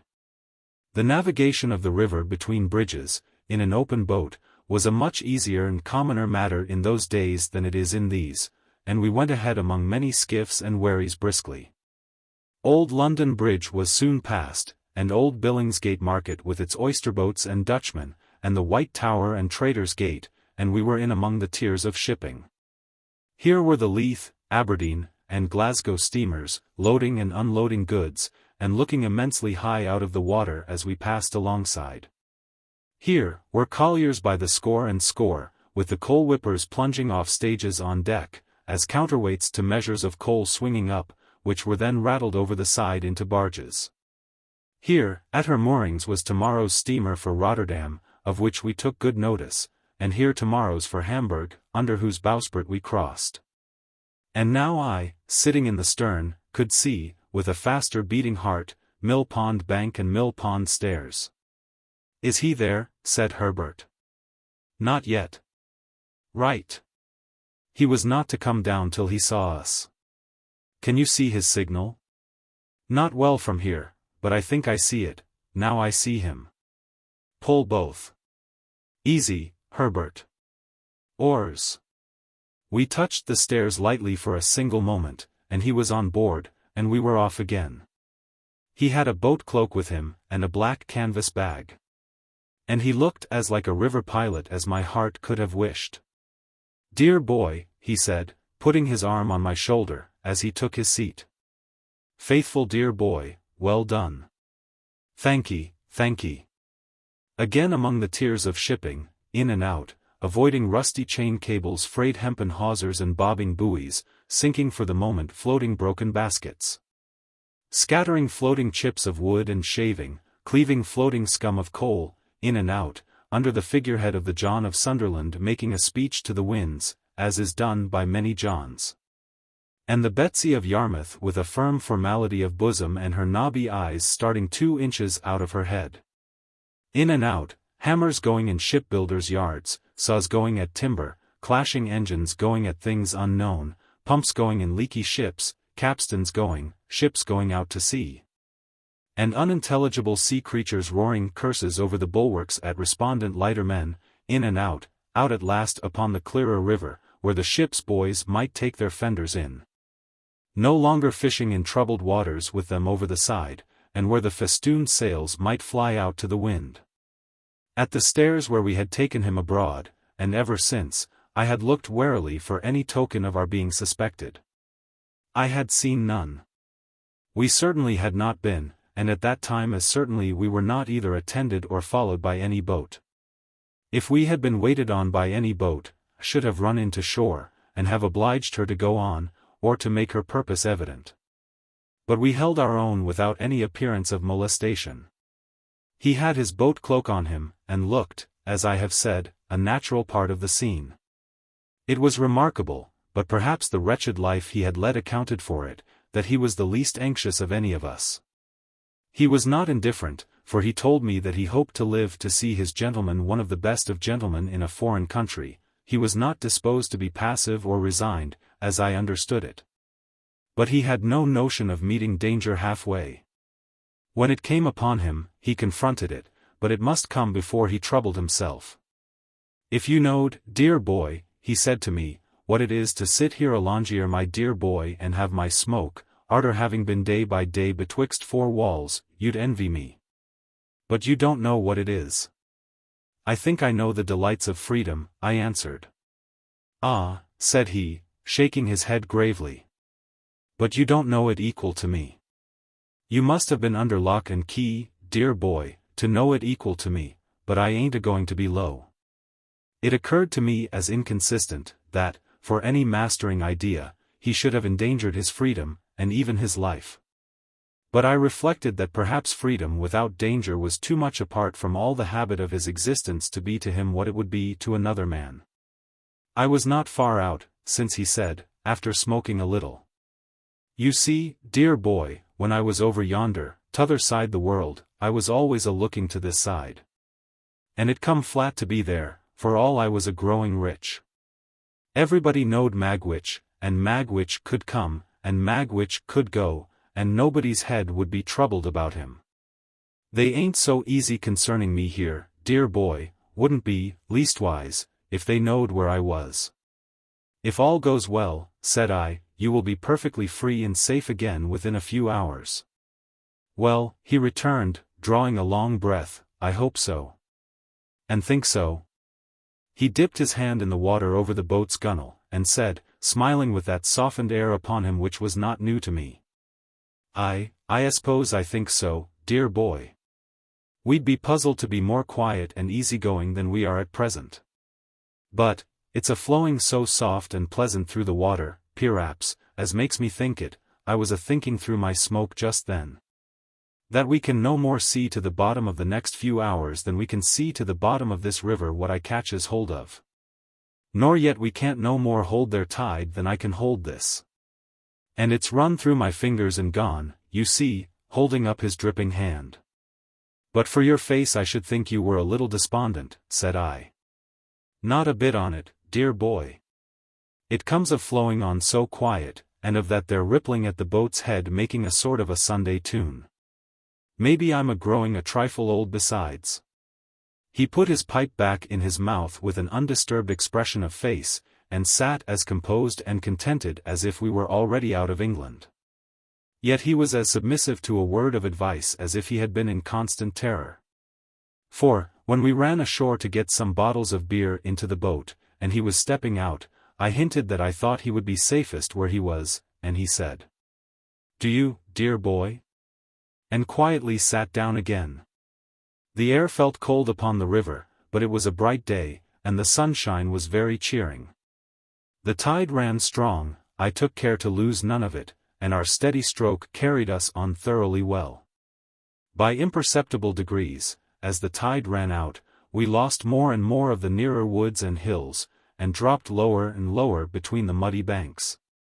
But the tide was yet with us when we were off Gravesend.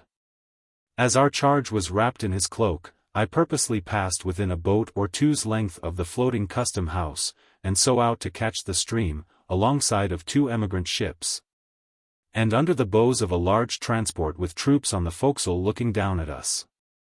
And soon the tide began to slacken, and the craft lying at anchor to swing, and presently they had all swung round. And the ships that were taking advantage of the new tide to get up to the pool began to crowd upon us in a fleet, and we kept under the shore, as much out of the strength of the tide now as we could, standing carefully off from low shallows and mud banks. Our oarsmen were so fresh, by dint of having occasionally let her drive with the tide for a minute or two, that a quarter of an hour's rest proved full as much as they wanted. We got ashore among some slippery stones while we ate and drank what we had with us, and looked about. It was like my own marsh country, flat and monotonous, and with a dim horizon, while the winding river turned and turned, and the great floating buoys upon it turned and turned, and everything else seemed stranded and still. For now the last of the fleet of ships was round the last low point we had headed, and the last green barge, XLIII, with a brown sail, had followed. And some ballast lighters, shaped like a child's first rude imitation of a boat, lay low in the mud. And a little squat shoal lighthouse on open piles stood crippled in the mud on stilts and crutches. And slimy stakes stuck out of the mud, and slimy stones stuck out of the mud, and red landmarks and tide marks stuck out of the mud. And an old landing stage and an old roofless building slipped into the mud, and all about us was stagnation and mud. We pushed off again, and made what way we could. It was much harder work now, but Herbert and Startop persevered, and rowed and rowed and rowed until the sun went down. By that time the river had lifted us a little, so that we could see above the bank. There was the red sun, on the low level of the shore, in a purple haze, fast deepening into black. And there was the solitary flat marsh, and far away there were the rising grounds, between which and us there seemed to be no life, save here and there in the foreground a melancholy gull. As the night was fast falling, and as the moon, being past the full, would not rise early, we held a little council. A short one, for clearly our course was to lie by at the first lonely tavern we could find. So, they plied their oars once more, and I looked out for anything like a house. Thus we held on, speaking little, for 4 or 5 dull miles. It was very cold, and, a collier coming by us, with her galley fire smoking and flaring, looked like a comfortable home. The night was as dark by this time as it would be until morning, and what light we had, seemed to come more from the river than the sky, as the oars in their dipping struck at a few reflected stars. At this dismal time we were evidently all possessed by the idea that we were followed. As the tide made, it flapped heavily at irregular intervals against the shore. And whenever such a sound came, one or other of us was sure to start, and look in that direction. Here and there, the set of the current had worn down the bank into a little creek, and we were all suspicious of such places, and eyed them nervously. Sometimes, what was that ripple? One of us would say in a low voice. Or another, is that a boat yonder? And afterwards we would fall into a dead silence, and I would sit impatiently thinking with what an unusual amount of noise the oars worked in the thowels. At length we descried a light and a roof, and presently afterwards ran alongside a little causeway made of stones that had been picked up hard by. Leaving the rest in the boat, I stepped ashore, and found the light to be in a window of a public house. It was a dirty place enough, and I dare say not unknown to smuggling adventurers. But there was a good fire in the kitchen, and there were eggs and bacon to eat, and various liquors to drink. Also, there were 2 double-bedded rooms, such as they were, the landlord said.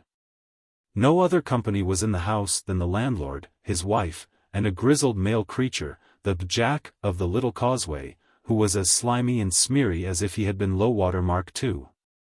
With this assistant, I went down to the boat again, and we all came ashore, and brought out the oars, and rudder and boat hook, and all else, and hauled her up for the night.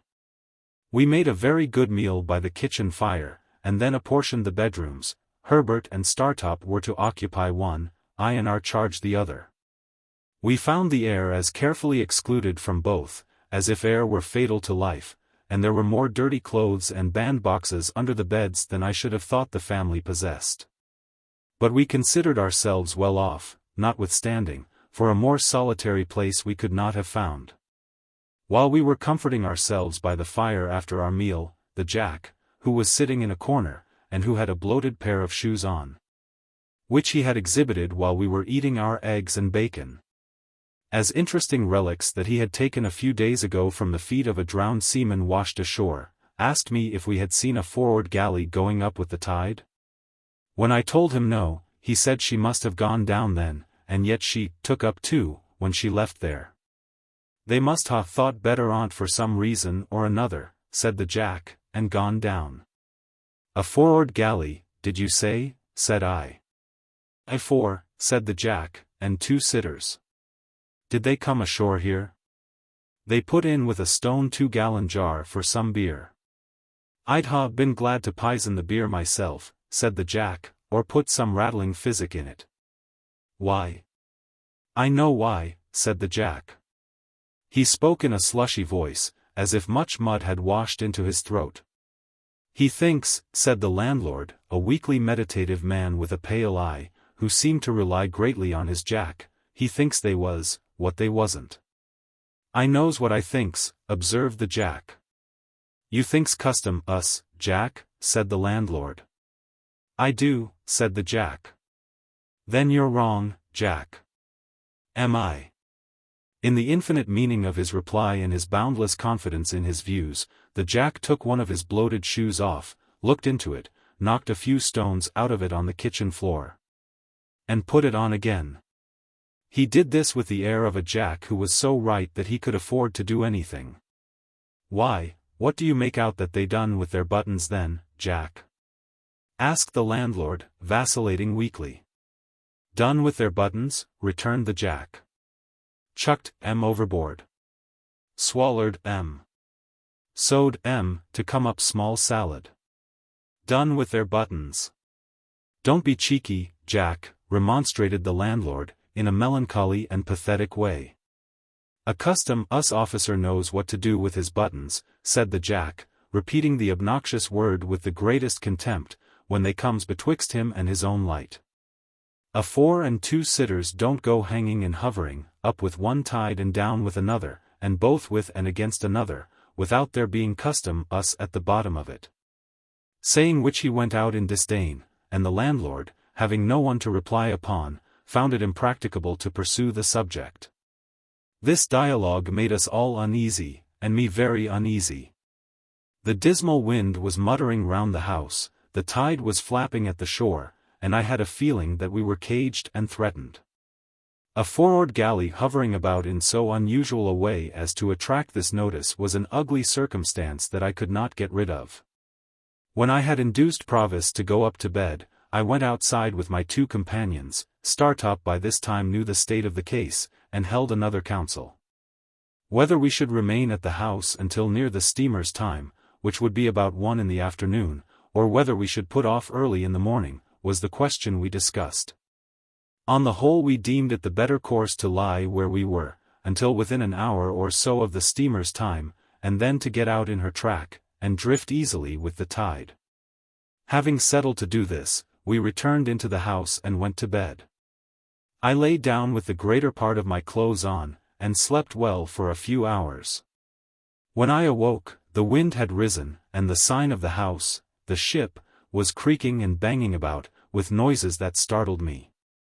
Rising softly, for my charge lay fast asleep, I looked out of the window. It commanded the causeway where we had hauled up our boat, and, as my eyes adapted themselves to the light of the clouded moon, I saw 2 men looking into her. They passed by under the window, looking at nothing else, and they did not go down to the landing place which I could discern to be empty, but struck across the marsh in the direction of the Nowhere. My first impulse was to call up Herbert, and show him the 2 men going away. But reflecting, before I got into his room, which was at the back of the house and adjoined mine, that he and Startop had had a harder day than I, and were fatigued, I forbore. Going back to my window, I could see the 2 men moving over the marsh. In that light, however, I soon lost them, and, feeling very cold, lay down to think of the matter, and fell asleep again. We were up early. As we walked to and fro, all 4 together, before breakfast, I deemed it right to recount what I had seen. Again our charge was the least anxious of the party. It was very likely that the men belonged to the custom house, he said quietly, and that they had no thought of us. I tried to persuade myself that it was so, as, indeed, it might easily be. However, I proposed that he and I should walk away together to a distant point we could see, and that the boat should take us aboard there, or as near there as might prove feasible, at about noon. This being considered a good precaution, soon after breakfast he and I set forth, without saying anything at the tavern. He smoked his pipe as we went along, and sometimes stopped to clap me on the shoulder. One would have supposed that it was I who was in danger, not he, and that he was reassuring me. We spoke very little. As we approached the point, I begged him to remain in a sheltered place, while I went on to reconnoiter, for it was towards it that the men had passed in the night. He complied, and I went on alone. There was no boat off the point, nor any boat drawn up anywhere near it, nor were there any signs of the men having embarked there. But, to be sure, the tide was high, and there might have been some foot-pints under water. When he looked out from his shelter in the distance, and saw that I waved my hat to him to come up, he rejoined me, and there we waited. Sometimes lying on the bank, wrapped in our coats, and sometimes moving about to warm ourselves, until we saw our boat coming round. We got aboard easily, and rowed out into the track of the steamer. By that time it wanted but 10 minutes of 1 o'clock, and we began to look out for her smoke. But, it was 1:30 before we saw her smoke, and soon afterwards we saw behind it the smoke of another steamer. As they were coming on at full speed, we got the 2 bags ready, and took that opportunity of saying goodbye to Herbert and Startop. We had all shaken hands cordially, and neither Herbert's eyes nor mine were quite dry, when I saw a forward galley shoot out from under the bank but a little way ahead of us, and row out into the same track. A stretch of shore had been as yet between us and the steamer's smoke, by reason of the bend and wind of the river, but now she was visible, coming head on. I called to Herbert and Startop to keep before the tide, that she might see us lying by for her, and I adjured Provis to sit quite still, wrapped in his cloak. He answered cheerily, "Trust to me, dear boy," and sat like a statue. Meantime the galley, which was very skilfully handled, had crossed us, let us come up with her, and fallen alongside. Leaving just room enough for the play of the oars, she kept alongside, drifting when we drifted, and pulling a stroke or 2 when we pulled. Of the 2 sitters one held the rudder lines, and looked at us attentively, as did all the rowers. The other sitter was wrapped up, much as Provis was, and seemed to shrink, and whisper some instruction to the steerer as he looked at us. Not a word was spoken in either boat. Startop could make out, after a few minutes, which steamer was first, and gave me the word "Hamburg," in a low voice, as we sat face to face. She was nearing us very fast, and the beating of her pedals grew louder and louder. I felt as if her shadow were absolutely upon us, when the galley hailed us. I answered. "You have a return transport there," said the man who held the lines. "That's the man, wrapped in the cloak. His name is Abel Magwitch, otherwise Provis. I apprehend that man, and call upon him to surrender, and you to assist." At the same moment, without giving any audible direction to his crew, he ran the galley abroad of us. They had pulled one sudden stroke ahead, had got their oars in, had run athwart us, and were holding on to our gunwale, before we knew what they were doing. This caused great confusion on board the steamer, and I heard them calling to us, and heard the order given to stop the paddles, and heard them stop, but felt her driving down upon us irresistibly. In the same moment, I saw the steersman of the galley lay his hand on his prisoner's shoulder, and saw that both boats were swinging round with the force of the tide. And saw that all hands on board the steamer were running forward quite frantically. Still, in the same moment, I saw the prisoner start up, lean across his captor, and pull the cloak from the neck of the shrinking sitter in the galley. Still in the same moment, I saw that the face disclosed, was the face of the other convict of long ago. Still, in the same moment, I saw the face tilt backward with a white terror on it that I shall never forget, and heard a great cry on board the steamer, and a loud splash in the water. And felt the boat sink from under me. It was but for an instant that I seemed to struggle with 1,000 millweers and 1,000 flashes of light. That instant past, I was taken on board the galley. Herbert was there, and Startop was there, but our boat was gone, and the 2 convicts were gone. What with the cries aboard the steamer, and the furious blowing off of her steam, and her driving on, and our driving on, I could not at first distinguish sky from water or shore from shore. But the crew of the galley righted her with great speed, and, pulling certain swift strong strokes ahead, lay upon their oars, every man looking silently and eagerly at the water astern. Presently a dark object was seen in it, bearing towards us on the tide. No man spoke, but the steersman held up his hand, and all softly backed water, and kept the boat straight and true before it. As it came nearer, I saw it to be Magwitch, swimming, but not swimming freely. He was taken on board, and instantly manacled at the wrists and ankles. The galley was kept steady, and the silent, eager lookout at the water was resumed. But, the Rotterdam steamer now came up, and apparently not understanding what had happened, came on at speed. By the time she had been hailed and stopped, both steamers were drifting away from us, and we were rising and falling in a troubled wake of water. The lookout was kept, long after all was still again and the 2 steamers were gone, but everybody knew that it was hopeless now. At length we gave it up, and pulled under the shore towards the tavern we had lately left, where we were received with no little surprise. Here I was able to get some comforts for Magwitch, Provis no longer, who had received some very severe injury in the chest, and a deep cut in the head. He told me that he believed himself to have gone under the keel of the steamer, and to have been struck on the head in rising. The injury to his chest, which rendered his breathing extremely painful, he thought he had received against the side of the galley. He added that he did not pretend to say what he might or might not have done to Compeyson, but that, in the moment of his laying his hand on his cloak to identify him, that villain had staggered up and staggered back, and they had both gone overboard together, when the sudden wrenching of him, Magwitch, out of our boat, and the endeavor of his captor to keep him in it, had capsized us. He told me in a whisper that they had gone down fiercely locked in each other's arms, and that there had been a struggle under water, and that he had disengaged himself, struck out, and swum away. I never had any reason to doubt the exact truth of what he thus told me. The officer who steered the galley gave the same account of their going overboard. When I asked this officer's permission to change the prisoner's wet clothes by purchasing any spare garments I could get at the public house, he gave it readily, merely observing that he must take charge of everything his prisoner had about him. So the pocketbook which had once been in my hands passed into the officer's.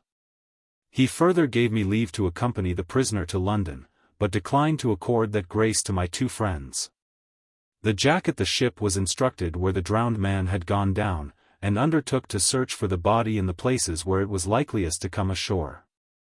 His interest in its recovery seemed to me to be much heightened when he heard that it had stockings on. Probably, it took about 12 drowned men to fit him out completely.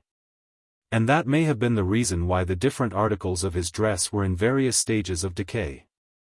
We remained at the public house until the tide turned, and then Magwitch was carried down to the galley and put on board. Herbert and Startop were to get to London by land, as soon as they could. We had a doleful parting, and when I took my place by Magwitch's side, I felt that that was my place henceforth while he lived. For now, my repugnance to him had all melted away. And in the hunted, wounded, shackled creature who held my hand in his, I only saw a man who had meant to be my benefactor, and who had felt affectionately, gratefully, and generously towards me with great constancy through a series of years. I only saw in him a much better man than I had been to Joe. His breathing became more difficult and painful as the night drew on, and often he could not repress a groan. I tried to rest him on the arm I could use, in any easy position. But it was dreadful to think that I could not be sorry at heart for his being badly hurt, since it was unquestionably best that he should die. That there were, still living, people enough who were able and willing to identify him, I could not doubt. That he would be leniently treated, I could not hope. He who had been presented in the worst light at his trial, who had since broken prison and had been tried again, who had returned from transportation under a life sentence, and who had occasioned the death of the man who was the cause of his arrest. As we returned towards the setting sun we had yesterday left behind us, and as the stream of our hope seemed all running back, I told him how grieved I was to think that he had come home for my sake. "Dear boy," he answered, "I'm quite content to take my chance. I've seen my boy, and he can be a gentleman without me." No. I had thought about that, while we had been there side by side. No. Apart from any inclinations of my own, I understood Wemmick's hint now. I foresaw that, being convicted, his possessions would be forfeited to the Crown. "Look'ee here, dear boy," said he. "It's best as a gentleman should not be knowed to belong to me now. Only come to see me as if you come by chance alongy or Wemmick. Sit where I can see you when I am swore to, for the last many times, and I don't ask no more. I will never stir from your side," said I, "when I am suffered to be near you. Please God, I will be as true to you as you have been to me." I felt his hand tremble as it held mine, and he turned his face away as he lay in the bottom of the boat, and I heard that old sound in his throat, softened now, like all the rest of him. It was a good thing that he had touched this point. For it put into my mind what I might not otherwise have thought of until too late, that he need never know how his hopes of enriching me had perished. Chapter 55. He was taken to the police court next day, and would have been immediately committed for trial. But that it was necessary to send down for an old officer of the prison ship from which he had once escaped, to speak to his identity. Nobody doubted it. But Compeyson, who had meant to depose to it, was tumbling on the tides, dead, and it happened that there was not at that time any prison officer in London who could give the required evidence. I had gone direct to Mr. Jaggers at his private house, on my arrival overnight, to retain his assistance, and Mr. Jaggers on the prisoner's behalf would admit nothing. It was the sole resource. For he told me that the case must be over in 5 minutes when the witness was there, and that no power on earth could prevent its going against us. I imparted to Mr. Jaggers my design of keeping him in ignorance of the fate of his wealth. Mr. Jaggers was querulous and angry with me for having let it slip through my fingers, and said we must memorialize by and by, and try at all events for some of it. But he did not conceal from me that, although there might be many cases in which the forfeiture would not be exacted, there were no circumstances in this case to make it one of them. I understood that very well. I was not related to the outlaw or connected with him by any recognizable tie. He had put his hand to no writing or settlement in my favor before his apprehension, and to do so now would be idle.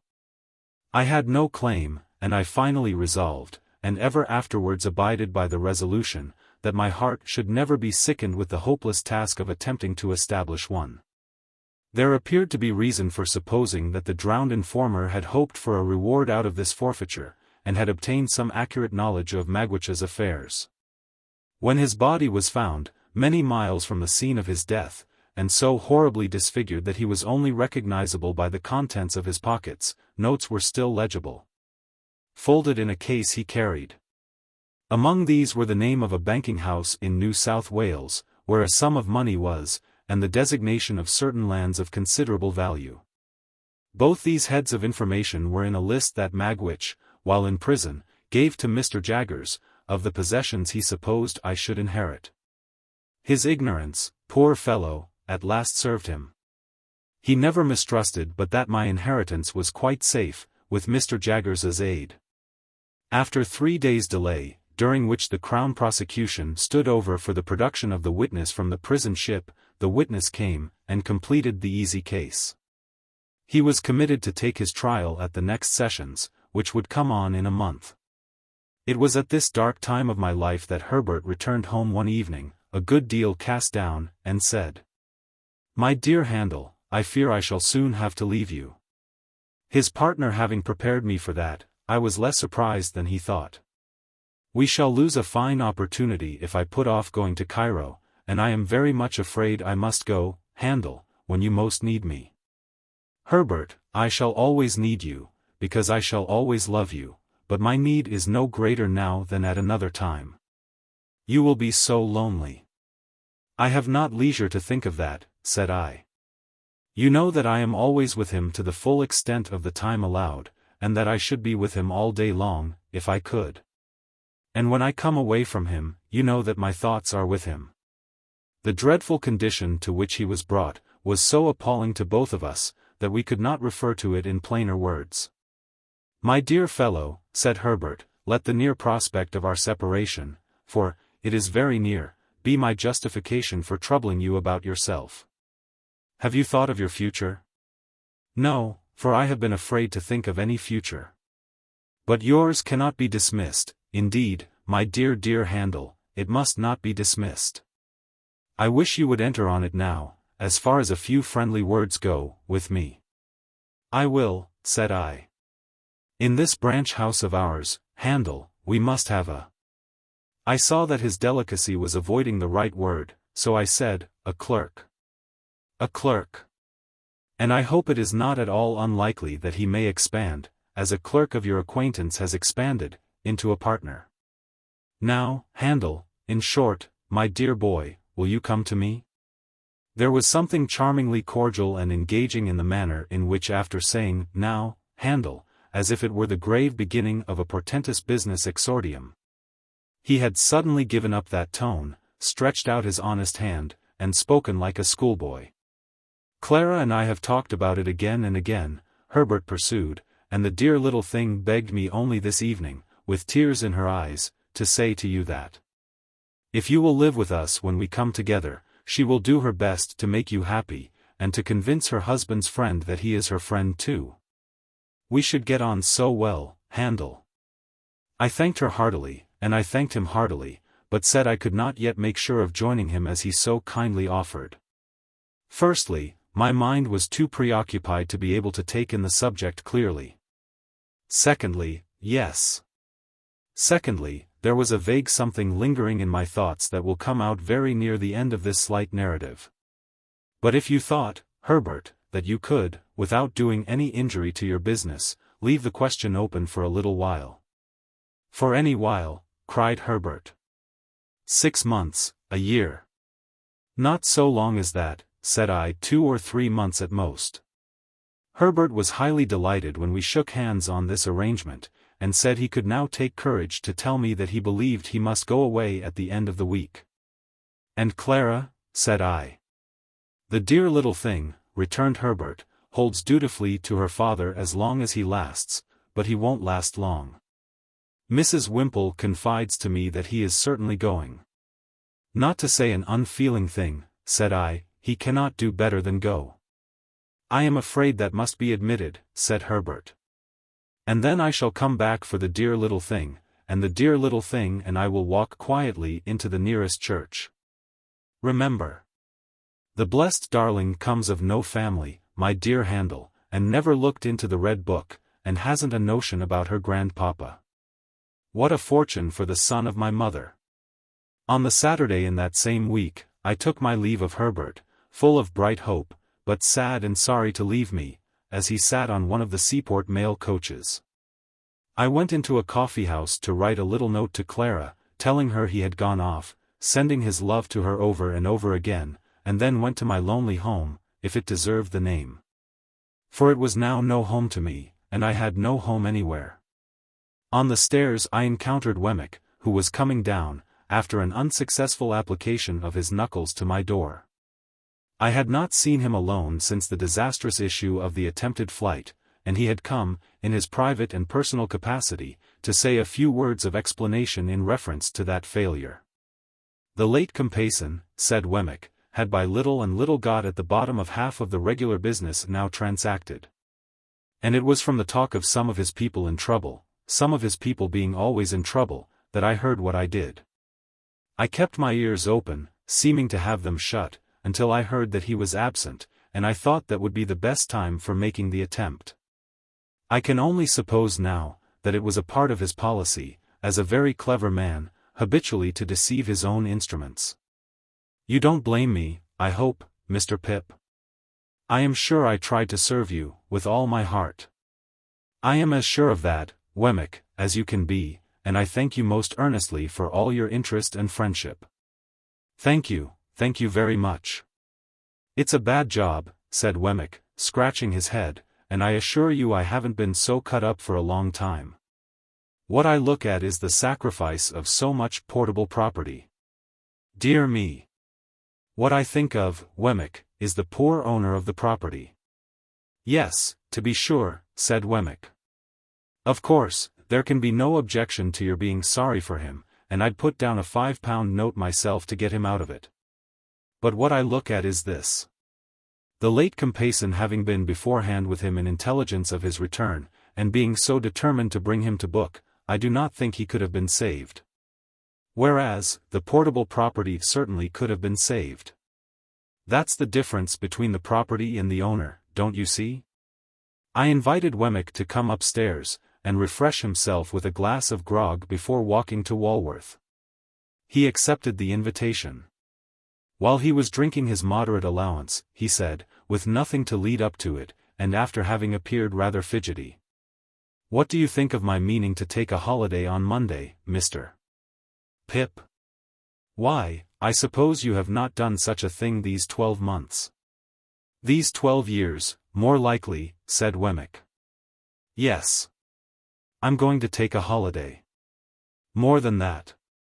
I'm going to take a walk. More than that, I'm going to ask you to take a walk with me. I was about to excuse myself, as being but a bad companion just then, when Wemmick anticipated me. I know your engagements, said he, and I know you are out of sorts, Mr. Pip. But if you could oblige me, I should take it as a kindness. It ain't a long walk, and it's an early one. Say it might occupy you, including breakfast on the walk, from 8 to 12. Couldn't you stretch a point and manage it? He had done so much for me at various times, that this was very little to do for him. I said I could manage it, would manage it, and he was so very much pleased by my acquiescence, that I was pleased too. At his particular request, I appointed to call for him at the castle at 8:30 on Monday morning, and so we parted for the time. Punctual to my appointment, I rang at the castle gate on the Monday morning, and was received by Wemmick himself, who struck me as looking tighter than usual, and having a sleeker hat on. Within, there were 2 glasses of rum and milk prepared, and 2 biscuits. The aged must have been stirring with the lark, for, glancing into the perspective of his bedroom, I observed that his bed was empty. When we had fortified ourselves with the rum and milk and biscuits, and were going out for the walk with that training preparation on us, I was considerably surprised to see Wemmick take up a fishing rod, and put it over his shoulder. Why, we are not going fishing, said I. No, returned Wemmick, but I like to walk with one. I thought this odd, however, I said nothing, and we set off. We went towards Camberwell Green, and when we were thereabouts, Wemmick said suddenly, "Hullo! Here's a church." There was nothing very surprising in that. But again, I was rather surprised, when he said, as if he were animated by a brilliant idea, "Let's go in." We went in, Wemmick leaving his fishing rod in the porch, and looked all round. In the meantime, Wemmick was diving into his coat pockets, and getting something out of paper there. "Hullo," said he. "Here's a couple of pair of gloves. Let's put 'em on." As the gloves were white kid gloves, and as the post office was widened to its utmost extent, I now began to have my strong suspicions. They were strengthened into certainty when I beheld the aged enter at a side door, escorting a lady. "Hullo," said Wemmick. "Here's Miss Havisham. Let's have a wedding." That discreet damsel was attired as usual, except that she was now engaged in substituting for her green kid gloves a pair of white. The aged was likewise occupied in preparing a similar sacrifice for the altar of Hymen. The old gentleman, however, experienced so much difficulty in getting his gloves on, that Wemmick found it necessary to put him with his back against a pillar, and then to get behind the pillar himself and pull away at them, while I for my part held the old gentleman round the waist, that he might present an equal and safe resistance. By dint of this ingenious scheme, his gloves were got on to perfection. The clerk and clergyman then appearing, we were ranged in order at those fatal rails. True to his notion of seeming to do it all without preparation, I heard Wemmick say to himself, as he took something out of his waistcoat pocket before the service began, "Hullo! Here's a ring." I acted in the capacity of backer, or best man, to the bridegroom, while a little limp pew-opener in a soft bonnet like a baby's, made a feint of being the bosom friend of Miss Havisham.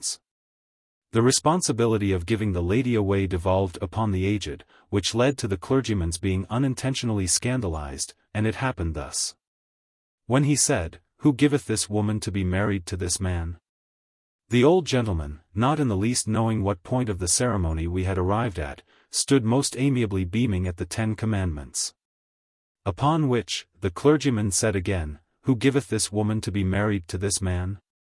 The old gentleman being still in a state of most estimable unconsciousness, the bridegroom cried out in his accustomed voice, "Now aged P, you know, who giveth?" To which the aged replied with great briskness, before saying that he gave, "All right, John, all right, my boy." And the clergyman came to so gloomy a pause upon it, that I had doubts for the moment whether we should get completely married that day. It was completely done, however, and when we were going out of church Wemmick took the cover off the font, and put his white gloves in it, and put the cover on again. Mrs. Wemmick, more heedful of the future, put her white gloves in her pocket and assumed her green. "Now, Mr. Pip," said Wemmick, triumphantly shouldering the fishing rod as we came out, "let me ask you whether anybody would suppose this to be a wedding party." Breakfast had been ordered at a pleasant little tavern, a mile or so away upon the rising ground beyond the green. And there was a bagatelle board in the room, in case we should desire to unbend our minds after the solemnity. It was pleasant to observe that Mrs. Wemmick no longer unwound Wemmick's arm when it adapted itself to her figure, but sat in a high-backed chair against the wall, like a violoncello in its case, and submitted to be embraced as that melodious instrument might have done. We had an excellent breakfast, and when anyone declined anything on table, Wemmick said, "Provided by contract, you know, don't be afraid of it." I drank to the new couple, drank to the aged, drank to the castle, saluted the bride at parting, and made myself as agreeable as I could. Wemmick came down to the door with me, and I again shook hands with him, and wished him joy. "Thank'ee," said Wemmick, rubbing his hands. "She's such a manager of fowls, you have no idea. You shall have some eggs, and judge for yourself. I say, Mr. Pip," calling me back, and speaking low. "This is altogether a Walworth sentiment, please." "I understand. Not to be mentioned in Little Britain," said I. Wemmick nodded. "After what you let out the other day, Mr. Jaggers may as well not know of it. He might think my brain was softening or something of the kind." Chapter 56. He lay in prison very ill, during the whole interval between his committal for trial and the coming round of the sessions. He had broken 2 ribs, they had wounded one of his lungs, and he breathed with great pain and difficulty, which increased daily. It was a consequence of his hurt that he spoke so low as to be scarcely audible, therefore he spoke very little. But he was ever ready to listen to me. And it became the first duty of my life to say to him, and read to him, what I knew he ought to hear. Being far too ill to remain in the common prison, he was removed, after the first day or so, into the infirmary. This gave me opportunities of being with him that I could not otherwise have had. And but for his illness he would have been put in irons, for he was regarded as a determined prison breaker, and I know not what else. Although I saw him every day, it was for only a short time. Hence, the regularly recurring spaces of our separation were long enough to record on his face any slight changes that occurred in his physical state. I do not recollect that I once saw any change in it for the better. He wasted, and became slowly weaker and worse, day by day, from the day when the prison door closed upon him. The kind of submission or resignation that he showed was that of a man who was tired out. I sometimes derived an impression, from his manner or from a whispered word or two which escaped him, that he pondered over the question whether he might have been a better man under better circumstances. But he never justified himself by a hint tending that way, or tried to bend the past out of its eternal shape. It happened on 2 or 3 occasions in my presence, that his desperate reputation was alluded to by one or other of the people in attendance on him. A smile crossed his face then, and he turned his eyes on me with a trustful look, as if he were confident that I had seen some small redeeming touch in him. Even so long ago as when I was a little child. As to all the rest, he was humble and contrite, and I never knew him complain. When the sessions came round, Mr. Jaggers caused an application to be made for the postponement of his trial until the following sessions. It was obviously made with the assurance that he could not live so long, and was refused. The trial came on at once, and, when he was put to the bar, he was seated in a chair. No objection was made to my getting close to the dock, on the outside of it, and holding the hand that he stretched forth to me. The trial was very short and very clear. Such things as could be said for him were said, how he had taken to industrious habits, and had thriven lawfully and reputably. But nothing could unsay the fact that he had returned, and was there in presence of the judge and jury. It was impossible to try him for that, and do otherwise than find him guilty. At that time, it was the custom, as I learnt from my terrible experience of that sessions, to devote a concluding day to the passing of sentences, and to make a finishing effect with the sentence of death. But for the indelible picture that my remembrance now holds before me, I could scarcely believe, even as I write these words, that I saw 32 men and women put before the judge to receive that sentence together. Foremost among the 32 was he, seated, that he might get breath enough to keep life in him. The whole scene starts out again in the vivid colors of the moment, down to the drops of April rain on the windows of the court, glittering in the rays of April sun. Penned in the dock, as I again stood outside it at the corner with his hand in mine, were the 32 men and women. Some defiant, some stricken with terror, some sobbing and weeping, some covering their faces, some staring gloomily about. There had been shrieks from among the women convicts. But they had been stilled, and a hush had succeeded.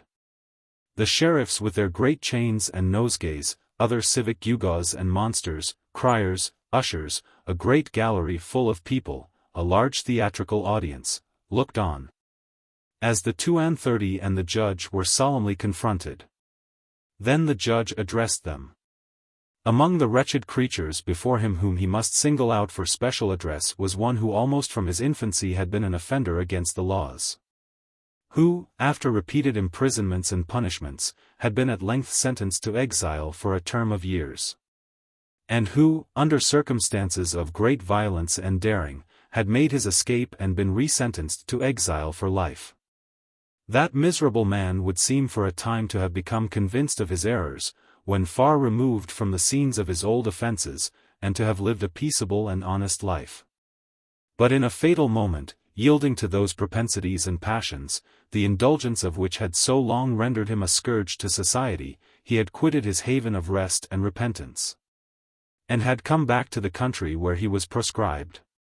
Being here presently denounced, he had for a time succeeded in evading the officers of justice, but being at length seized while in the act of flight, he had resisted them, and had, he best knew whether by express design, or in the blindness of his hardihood, caused the death of his denouncer, to whom his whole career was known. The appointed punishment for his return to the land that had cast him out, being death, and his case being this aggravated case, he must prepare himself to die. The sun was striking in at the great windows of the court, through the glittering drops of rain upon the glass, and it made a broad shaft of light between the 32 and the judge, linking both together, and perhaps reminding some among the audience how both were passing on, with absolute equality, to the greater judgment that knoweth all things, and cannot err. Rising for a moment, a distinct speck of face in this way of light, the prisoner said, "My lord, I have received my sentence of death from the Almighty, but I bow to yours," and sat down again. There was some hushing, and the judge went on with what he had to say to the rest. Then they were all formally doomed, and some of them were supported out, and some of them sauntered out with a haggard look of bravery, and a few nodded to the gallery, and 2 or 3 shook hands. And others went out chewing the fragments of herb they had taken from the sweet herbs lying about.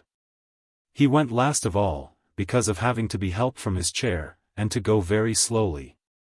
And he held my hand while all the others were removed, and while the audience got up, putting their dresses right, as they might at church or elsewhere, and pointed down at this criminal or at that, and most of all at him and me. I earnestly hoped and prayed that he might die before the recorder's report was made. But, in the dread of his lingering on, I began that night to write out a petition to the Home Secretary of State, setting forth my knowledge of him, and how it was that he had come back for my sake. I wrote it as fervently and pathetically as I could. And when I had finished it and sent it in, I wrote out other petitions to such men in authority as I hoped were the most merciful, and drew up one to the Crown itself. For several days and nights after he was sentenced I took no rest except when I fell asleep in my chair, but was wholly absorbed in these appeals. And after I had sent them in, I could not keep away from the places where they were, but felt as if they were more hopeful and less desperate when I was near them. In this unreasonable restlessness and pain of mind I would roam the streets of an evening, wandering by those offices and houses where I had left the petitions.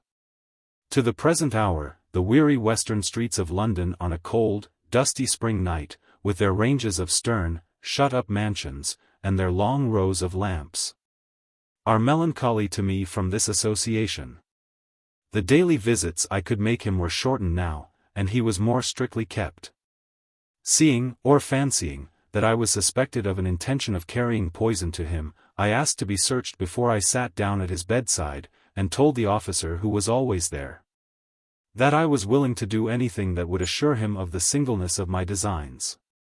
Nobody was hard with him or with me. There was duty to be done, and it was done, but not harshly.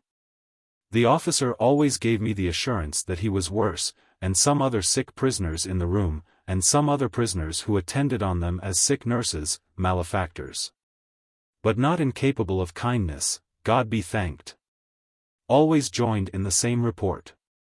As the days went on, I noticed more and more that he would lie placidly looking at the white ceiling, with an absence of light in his face until some word of mine brightened it for an instant. And then it would subside again. Sometimes he was almost or quite unable to speak, then he would answer me with slight pressures on my hand, and I grew to understand his meaning very well.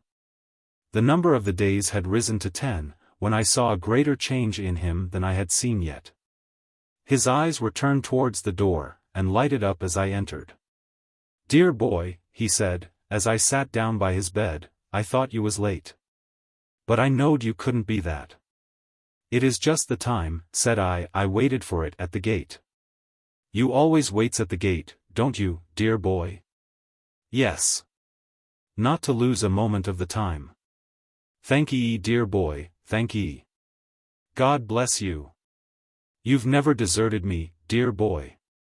I pressed his hand in silence, for I could not forget that I had once meant to desert him. "And what's the best of all," he said, "you've been more comfortable alongier me, since I was under a dark cloud, than when the sun shone. That's best of all." He lay on his back, breathing with great difficulty. Do what he would, and love me though he did, the light left his face ever and again, and a film came over the placid look at the white ceiling. "Are you in much pain today?" "I don't complain of none, dear boy." "You never do complain." He had spoken his last words.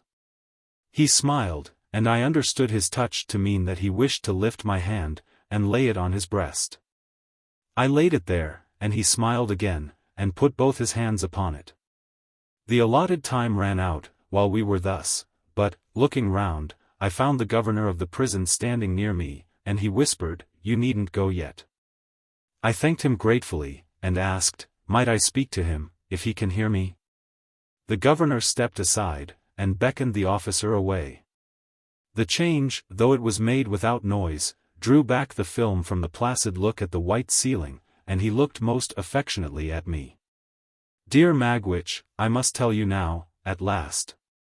You understand what I say?" A gentle pressure on my hand.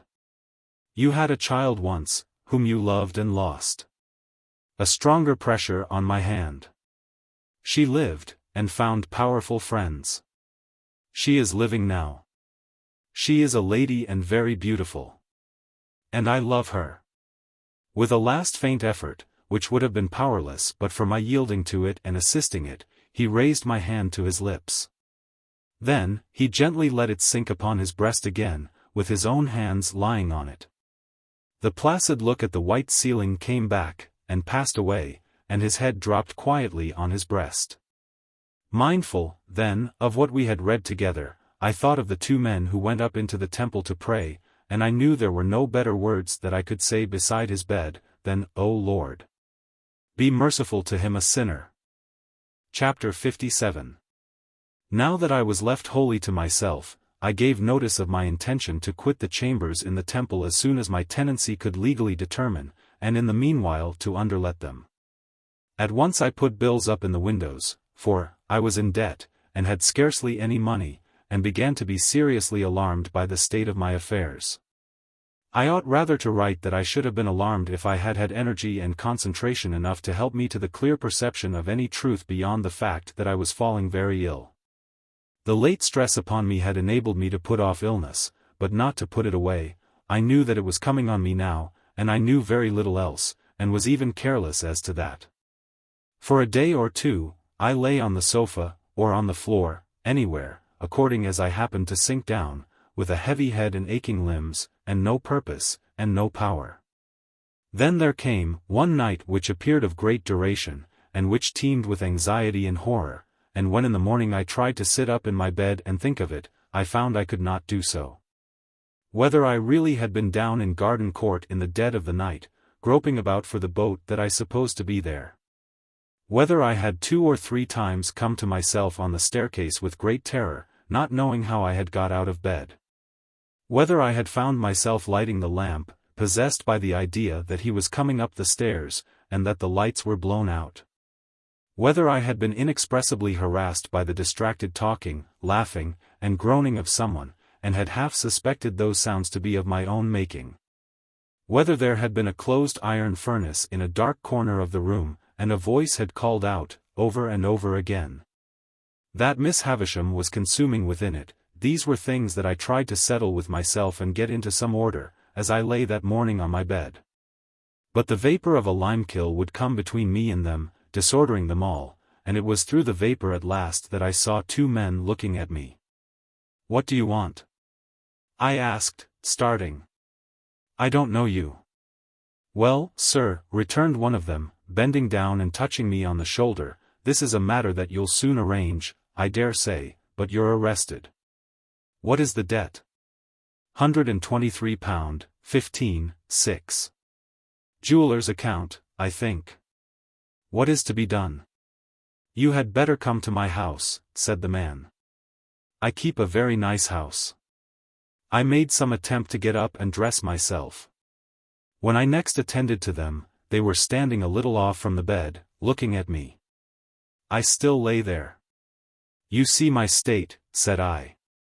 "I would come with you if I could, but indeed I am quite unable. If you take me from here, I think I shall die by the way." Perhaps they replied, or argued the point, or tried to encourage me to believe that I was better than I thought. Forasmuch as they hang in my memory by only this one slender thread, I don't know what they did, except that they forbore to remove me. That I had a fever and was avoided, that I suffered greatly, that I often lost my reason, that the time seemed interminable, that I confounded impossible existences with my own identity. That I was a brick in the house wall, and yet entreating to be released from the giddy place where the builders had set me. That I was a steel beam of a vast engine, clashing and whirling over a gulf, and yet that I implored in my own person to have the engine stopped, and my part in it hammered off. That I passed through these phases of disease, I know of my own remembrance, and did in some sort know at the time. That I sometimes struggled with real people, in the belief that they were murderers, and that I would all at once comprehend that they meant to do me good, and would then sink exhausted in their arms, and suffer them to lay me down, I also knew at the time. But, above all, I knew that there was a constant tendency in all these people, who, when I was very ill, would present all kinds of extraordinary transformations of the human face, and would be much dilated in size. Above all, I say, I knew that there was an extraordinary tendency in all these people, sooner or later, to settle down into the likeness of Joe. After I had turned the worst point of my illness, I began to notice that while all its other features changed, this one consistent feature did not change. Whoever came about me, still settled down into Joe. I opened my eyes in the night, and I saw, in the great chair at the bedside, Joe. I opened my eyes in the day, and, sitting on the window seat, smoking his pipe in the shaded open window, still I saw Joe. I asked for cooling drink, and the dear hand that gave it me was Joe's. I sank back on my pillow after drinking, and the face that looked so hopefully and tenderly upon me was the face of Joe. At last, one day, I took courage, and said, "Is it Joe?" And the dear old home voice answered, "Which it air, old chap." "Oh Joe, you break my heart. Look angry at me, Joe." Strike me, Joe. Tell me of my ingratitude. Don't be so good to me. For Joe had actually laid his head down on the pillow at my side, and put his arm round my neck, in his joy that I knew him. Which dear old Pip, old chap, said Joe, you and me was ever friends. And when you're well enough to go out for a ride, what larks.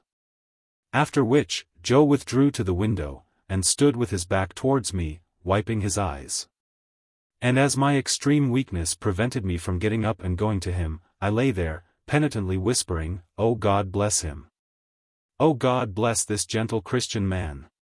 Joe's eyes were red when I next found him beside me, but I was holding his hand, and we both felt happy. "How long, dear Joe? Which you meanter say, Pip, how long have your illness lasted, dear old chap?" "Yes, Joe. It's the end of May, Pip. Tomorrow is the 1st of June. And have you been here all that time, dear Joe?" "Pretty nigh, old chap. For, as I says to Biddy when the news of your being ill were brought by letter, which it were brought by the post. And being formerly single he is now married though underpaid for a deal of walking and shoe leather, but wealth were not a object on his part. And marriage were the great wish of his heart. It is so delightful to hear you, Joe. But I interrupt you in what you said to Biddy. Which it were, said Joe, that how you might be amongst strangers, and that how you and me having been ever friends, a visit at such a moment might not prove unacceptable. And Biddy, her word were, go to him, without loss of time. That, said Joe, summing up with his judicial air, were the word of Biddy. Go to him, Biddy say, without loss of time. In short, I shouldn't greatly deceive you, Joe added, after a little grave reflection, if I represented to you that the word of that young woman were, without a minute's loss of time. There Joe cut himself short, and informed me that I was to be talked to in great moderation, and that I was to take a little nourishment at stated frequent times. Whether I felt inclined for it or not, and that I was to submit myself to all his orders. So I kissed his hand, and lay quiet, while he proceeded to indite a note to Biddy, with my love in it. Evidently Biddy had taught Joe to write. As I lay in bed looking at him, it made me, in my weak state, cry again with pleasure to see the pride with which he set about his letter. My bedstead, divested of its curtains, had been removed, with me upon it, into the sitting-room, as the airiest and largest, and the carpet had been taken away. And the room kept always fresh and wholesome night and day. At my own writing table, pushed into a corner and cumbered with little bottles, Joe now sat down to his great work, first choosing a pen from the pen tray as if it were a chest of large tools, and tucking up his sleeves as if he were going to wield a crowbar or sledgehammer. It was necessary for Joe to hold on heavily to the table with his left elbow, and to get his right leg well out behind him, before he could begin. And when he did begin he made every downstroke so slowly that it might have been 6 feet long, while at every upstroke I could hear his pen spluttering extensively. He had a curious idea that the inkstand was on the side of him where it was not, and constantly dipped his pen into space, and seemed quite satisfied with the result. Occasionally, he was tripped up by some orthographical stumbling block, but on the whole he got on very well indeed. And when he had signed his name, and had removed a finishing blot from the paper to the crown of his head with his 2 forefingers, he got up and hovered about the table, trying the effect of his performance from various points of view, as it lay there, with unbounded satisfaction. Not to make Joe uneasy by talking too much, even if I had been able to talk much, I deferred asking him about Miss Havisham until next day. He shook his head when I then asked him if she had recovered. "Is she dead, Joe?" "Why, you see, old chap," said Joe, in a tone of remonstrance, and by way of getting at it by degrees, "I wouldn't go so far as to say that, for that's a deal to say, but she ain't living, Joe." "That's nigher where it is," said Joe, "she ain't living." "Did she linger long, Joe?" "Arter you was took ill, pretty much about what you might call, if you was put to it, a week," said Joe, still determined, on my account, to come at everything by degrees. "Dear Joe, Have you heard what becomes of her property? Well, old chap, said Joe, it do appear that she had settled the most of it, which I meanter say tied it up, on Miss Estella. But she had wrote out a little codleshell in her own hand a day or two afore the accident, leaving a cool 4,000 to Mr. Matthew Pocket. And why, do you suppose, above all things, Pip, she left that cool 4,000 unto him? Because of Pip's account of him, the said Matthew. I am told by Biddy, that ere the writing, said Joe, repeating the legal turn as if it did him infinite good, account of him the said Matthew. And a cool 4,000, Pip. I never discovered from whom Joe derived the conventional temperature of the 4,000 pounds. But it appeared to make the sum of money more to him, and he had a manifest relish in insisting on its being cool. This account gave me great joy, as it perfected the only good thing I had done. I asked Joe whether he had heard if any of the other relations had any legacies. Miss Sarah, said Joe, she have £25 per annum fur to buy pills, on account of being bilious. Miss Georgiana, she have £20 down. Mrs. What's the name of them wild beasts with humps, old chap? Camels, said I, wondering why he could possibly want to know. Joe nodded. Mrs. Camels, by which I presently understood he meant Camilla, she have £5 fur to buy rushlights to put her in spirits when she wake up in the night. The accuracy of these recitals was sufficiently obvious to me, to give me great confidence in Joe's information. And now, said Joe, you ain't that strong yet, old chap, that you can take in more nor one additional shovelful today. Old Orlick he's been a bustin' open a dwelling ooze. Whose, said I. Not, I grant you, but what his manners is given to blusterous, said Joe, apologetically, still, a Englishman's ooze is his castle, and castles must not be busted, cept when done in war time. And whatsome'er the failings on his part, he were a corn and seeds man in his heart. Is it Pumblechook's house that has been broken into, then? That's it, Pip, said Joe. And they took his till, and they took his cash-box, and they drinked his wine, and they partook of his wittles, and they slapped his face, and they pulled his nose. And they tied him up to his bedpost, and they give him a dozen, and they stuffed his mouth full of flowering annuals to prevent his crying out. But he knowed Orlick, and Orlick's in the county jail. By these approaches we arrived at unrestricted conversation. I was slow to gain strength, but I did slowly and surely become less weak, and Joe stayed with me, and I fancied I was little Pip again. For the tenderness of Joe was so beautifully proportioned to my need, that I was like a child in his hands. He would sit and talk to me in the old confidence, and with the old simplicity, and in the old unassertive protecting way. So that I would half believe that all my life since the days of the old kitchen was one of the mental troubles of the fever that was gone. He did everything for me except the household work, for which he had engaged a very decent woman, after paying off the laundress on his first arrival. Which I do assure you, Pip, he would often say, in explanation of that liberty, I found her a-tapping the spare bed, like a cask of beer, and drawing off the feathers in a bucket, for sale. Which she would have tapped your next, and drawed it off with you a-laying on it, and was then a-carrying away the coals gradually in the soup tureen and vegetable dishes. And the wine and spirits in your Wellington boots. We looked forward to the day when I should go out for a ride, as we had once looked forward to the day of my apprenticeship. And when the day came, and an open carriage was got into the lane, Joe wrapped me up, took me in his arms, carried me down to it, and put me in. As if I were still the small helpless creature to whom he had so abundantly given of the wealth of his great nature. And Joe got in beside me, and we drove away together into the country, where the rich summer growth was already on the trees and on the grass, and sweet summer scents filled all the air. The day happened to be Sunday, and when I looked on the loveliness around me, and thought how it had grown and changed, and how the little wildflowers had been forming, and the voices of the birds had been strengthening, by day and by night, under the sun and under the stars, while poor I lay burning and tossing on my bed. The mere remembrance of having burned and tossed there came like a check upon my peace. But when I heard the Sunday bells, and looked around a little more upon the outspread beauty.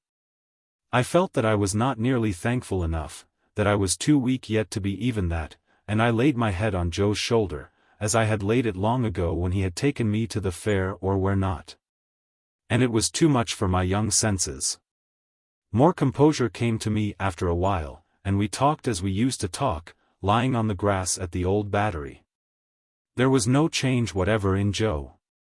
Exactly what he had been in my eyes then, he was in my eyes still, just as simply faithful, and as simply right.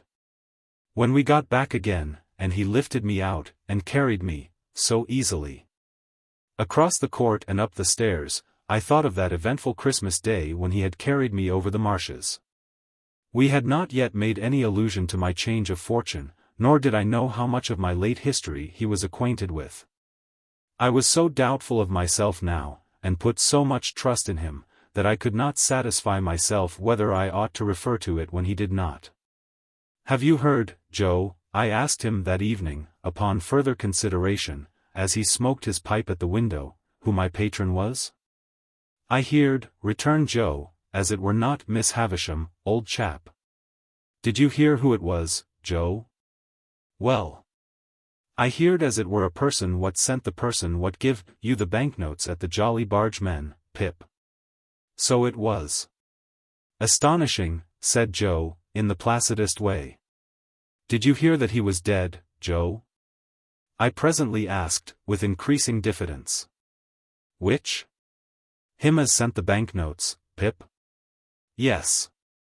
"I think," said Joe, after meditating a long time, and looking rather evasively at the window seat, as I did hear tell that how he were something or another in a general way in that direction. "Did you hear anything of his circumstances, Joe?" "Not particular, Pip." "If you would like to hear, Joe," I was beginning, when Joe got up and came to my sofa. "Looky here, old chap," said Joe, bending over me. "Ever the best of friends, ain't us, Pip?" I was ashamed to answer him. "Wery good, then," said Joe, as if I had answered, "That's all right. That's agreed upon. Then why go into subjects, old chap, which as betwixt two sec must be forever unnecessary? There's subjects enough as betwixt two sec, without unnecessary ones. Lord! To think of your poor sister and her rampages. And don't you remember Tickler?" "I do indeed, Joe." "Looky here, old chap," said Joe. "I done what I could to keep you and Tickler in sunders, but my power were not always fully equal to my inclinations. For when your poor sister had a mind to drop into you, it were not so much," said Joe, in his favorite argumentative way, "that she dropped into me too, if I put myself in opposition to her. But that she dropped into you always heavier for it. I noticed that. It ain't a grab at a man's whisker, not yet a shake or two of a man, to which your sister was quite welcome, that you'd put a man off from getting a little child out of punishment. But when that little child is dropped into heavier for that grab of whisker or shaking, then that man nate rally up and says to himself, 'Where is the good as you are a-doing?' 'I grant you I see the arm,' says the man, 'but I don't see the good. I call upon you, sir, therefore, to pint out the good.' The man says." I observed, as Joe waited for me to speak. "The man says," Joe assented. "Is he right, that man?" "Dear Joe, he is always right." "Well, old chap," said Joe, "then abide by your words. If he's always right, which in general he's more likely wrong, he's right when he says this, supposing ever you kep any little matter to yourself, when you was a little child. You kep it mostly because you knowed as J. Gargery's power to part you and Tickler in sunders were not fully equal to his inclinations. Therefore, think no more of it as betwixt two sec, and do not let us pass remarks upon unnecessary subjects. Biddy give herself a deal o' trouble with me afore I left, for I am almost awful dull, as I should view it in this light, and, viewing it in this light, as I should so put it. Both of which," said Joe, quite charmed with his logical arrangement, "being done, now this to you a true friend, say. Namely, You mustn't go overdoing on it, but you must have your supper and your wine and water, and you must be put betwixt the sheets. The delicacy with which Joe dismissed this theme, and the sweet tact and kindness with which Biddy, who with her woman's wit had found me out so soon, had prepared him for it, made a deep impression on my mind. But whether Joe knew how poor I was, and how my great expectations had all dissolved, like our own marsh mists before the sun, I could not understand. Another thing in Joe that I could not understand when it first began to develop itself, but which I soon arrived at a sorrowful comprehension of, was this: as I became stronger and better, Joe became a little less easy with me. In my weakness and entire dependence on him, the dear fellow had fallen into the old tone, and called me by the old names, the dear, old Pip, old chap, that now were music in my ears. I too had fallen into the old ways, only happy and thankful that he let me. But, imperceptibly, though I held by them fast, Joe's hold upon them began to slacken. And whereas I wondered at this, at first, I soon began to understand that the cause of it was in me, and that the fault of it was all mine. Ah! Had I given Joe no reason to doubt my constancy, and to think that in prosperity I should grow cold to him and cast him off? Had I given Joe's innocent heart no cause to feel instinctively that as I got stronger, his hold upon me would be weaker, and that he had better loosen it in time and let me go before I plucked myself away? It was on the third or fourth occasion of my going out walking in the Temple Gardens leaning on Joe's arm, that I saw this change in him very plainly. We had been sitting in the bright warm sunlight, looking at the river, and I chanced to say as we got up, "See, Joe, I can walk quite strongly. Now, you shall see me walk back by myself." "Which do not overdo it, Pip," said Joe, "but I shall be happy fur to see you able, sir." The last word grated on me, but how could I remonstrate? I walked no further than the gate of the gardens, and then pretended to be weaker than I was, and asked Joe for his arm. Joe gave it me, but was thoughtful. I, for my part, was thoughtful too. For, how best to check this growing change in Joe was a great perplexity to my remorseful thoughts. That I was ashamed to tell him exactly how I was placed, and what I had come down to, I do not seek to conceal, but I hope my reluctance was not quite an unworthy one. He would want to help me out of his little savings, I knew, and I knew that he ought not to help me, and that I must not suffer him to do it. It was a thoughtful evening with both of us. But, before we went to bed, I had resolved that I would wait over tomorrow being Sunday, and would begin my new course with the new week.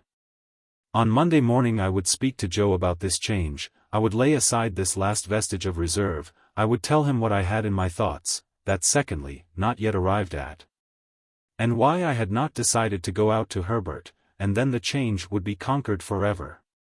As I cleared, Joe cleared, and it seemed as though he had sympathetically arrived at a resolution too. We had a quiet day on the Sunday, and we rode out into the country, and then walked in the fields. "I feel thankful that I have been ill, Joe," I said. "Dear old Pip, old chap, you're a'most come round, sir." "It has been a memorable time for me, Joe." "Likeways for myself, sir," Joe returned. "We have had a time together, Joe, that I can never forget. There were days once, I know, that I did for a while forget, but I never shall forget these." "Pip," said Joe, appearing a little hurried and troubled, "there has been larks. And, dear sir, what have been betwixt us, have been." At night, when I had gone to bed, Joe came into my room, as he had done all through my recovery. He asked me if I felt sure that I was as well as in the morning. "Yes, dear Joe, quite." "And are always a-getting stronger, old chap?" "Yes, dear Joe, steadily." Joe patted the coverlet on my shoulder with his great good hand, and said, in what I thought a husky voice, "Good night." When I got up in the morning, refreshed and stronger yet, I was full of my resolution to tell Joe all, without delay. I would tell him before breakfast. I would dress at once and go to his room and surprise him, for, it was the first day I had been up early. I went to his room, and he was not there. Not only was he not there, but his box was gone. I hurried then to the breakfast table, and on it found a letter. These were its brief contents. Not wishful to intrude, I have departured for you are well again dear Pip and will do better without Joe. P.S. Ever the best of friends. Enclosed in the letter was a receipt for the debt and costs on which I had been arrested. Down to that moment, I had vainly supposed that my creditor had withdrawn, or suspended proceedings until I should be quite recovered. I had never dreamed of Joe's having paid the money. But Joe had paid it, and the receipt was in his name. What remained for me now, but to follow him to the dear old forge, and there to have out my disclosure to him, and my penitent remonstrance with him. And there to relieve my mind and heart of that reserved secondly, which had begun as a vague something lingering in my thoughts, and had formed into a settled purpose? The purpose was, that I would go to Biddy, that I would show her how humbled and repentant I came back, that I would tell her how I had lost all I once hoped for. That I would remind her of our old confidences in my first unhappy time. Then I would say to her, Biddy, I think you once liked me very well, when my errant heart, even while it strayed away from you, was quieter and better with you than it ever has been since. If you can like me only half as well once more, if you can take me with all my faults and disappointments on my head, if you can receive me like a forgiven child, and indeed I am as sorry, Biddy, and have as much need of a hushing voice and a soothing hand, I hope I am a little worthier of you that I was, not much, but a little. And, Biddy, it shall rest with you to say whether I shall work at the forge with Joe, or whether I shall try for any different occupation down in this country. Or whether we shall go away to a distant place where an opportunity awaits me which I set aside, when it was offered, until I knew your answer. And now, dear Biddy, if you can tell me that you will go through the world with me, you will surely make it a better world for me, and me a better man for it. And I will try hard to make it a better world for you. Such was my purpose. After 3 days more of recovery, I went down to the old place to put it in execution. And how I sped in it is all I have left to tell. Chapter 58. The tidings of my high fortunes having had a heavy fall had got down to my native place and its neighborhood before I got there. I found the Blue Boar in possession of the intelligence, and I found that it made a great change in the Boar's demeanor. Whereas the Boar had cultivated my good opinion with warm assiduity when I was coming into property, the Boar was exceedingly cool on the subject now that I was going out of property. It was evening when I arrived, much fatigued by the journey I had so often made so easily. The Boar could not put me into my usual bedroom, which was engaged, probably by someone who had expectations, and could only assign me a very indifferent chamber among the pigeons and postchaises up the yard. But I had as sound a sleep in that lodging as in the most superior accommodation the Boar could have given me, and the quality of my dreams was about the same as in the best bedroom. Early in the morning, while my breakfast was getting ready, I strolled round by Satis' house. There were printed bills on the gate and on bits of carpet hanging out of the windows, announcing a sale by auction of the household furniture and effects, next week. The house itself was to be sold as old building materials, and pulled down. Lot 1 was marked in whitewashed knock-knee letters on the brew house. Lot 2 on that part of the main building which had been so long shut up. Other lots were marked off on other parts of the structure, and the ivy had been torn down to make room for the inscriptions, and much of it trailed low in the dust and was withered already. Stepping in for a moment at the open gate, and looking around me with the uncomfortable air of a stranger who had no business there, I saw the auctioneer's clerk walking on the casks and telling them off for the information of a catalogue compiler, pen in hand, who made a temporary desk of the wheeled chair I had so often pushed along to the tune of Old Clem. When I got back to my breakfast in the Boar's coffee room, I found Mr. Pumblechook conversing with the landlord. Mr. Pumblechook, not improved in appearance by his late nocturnal adventure, was waiting for me, and addressed me in the following terms. Young man, I am sorry to see you brought low. But what else could be expected? What else could be expected? As he extended his hand with a magnificently forgiving air, and as I was broken by illness and unfit to quarrel, I took it.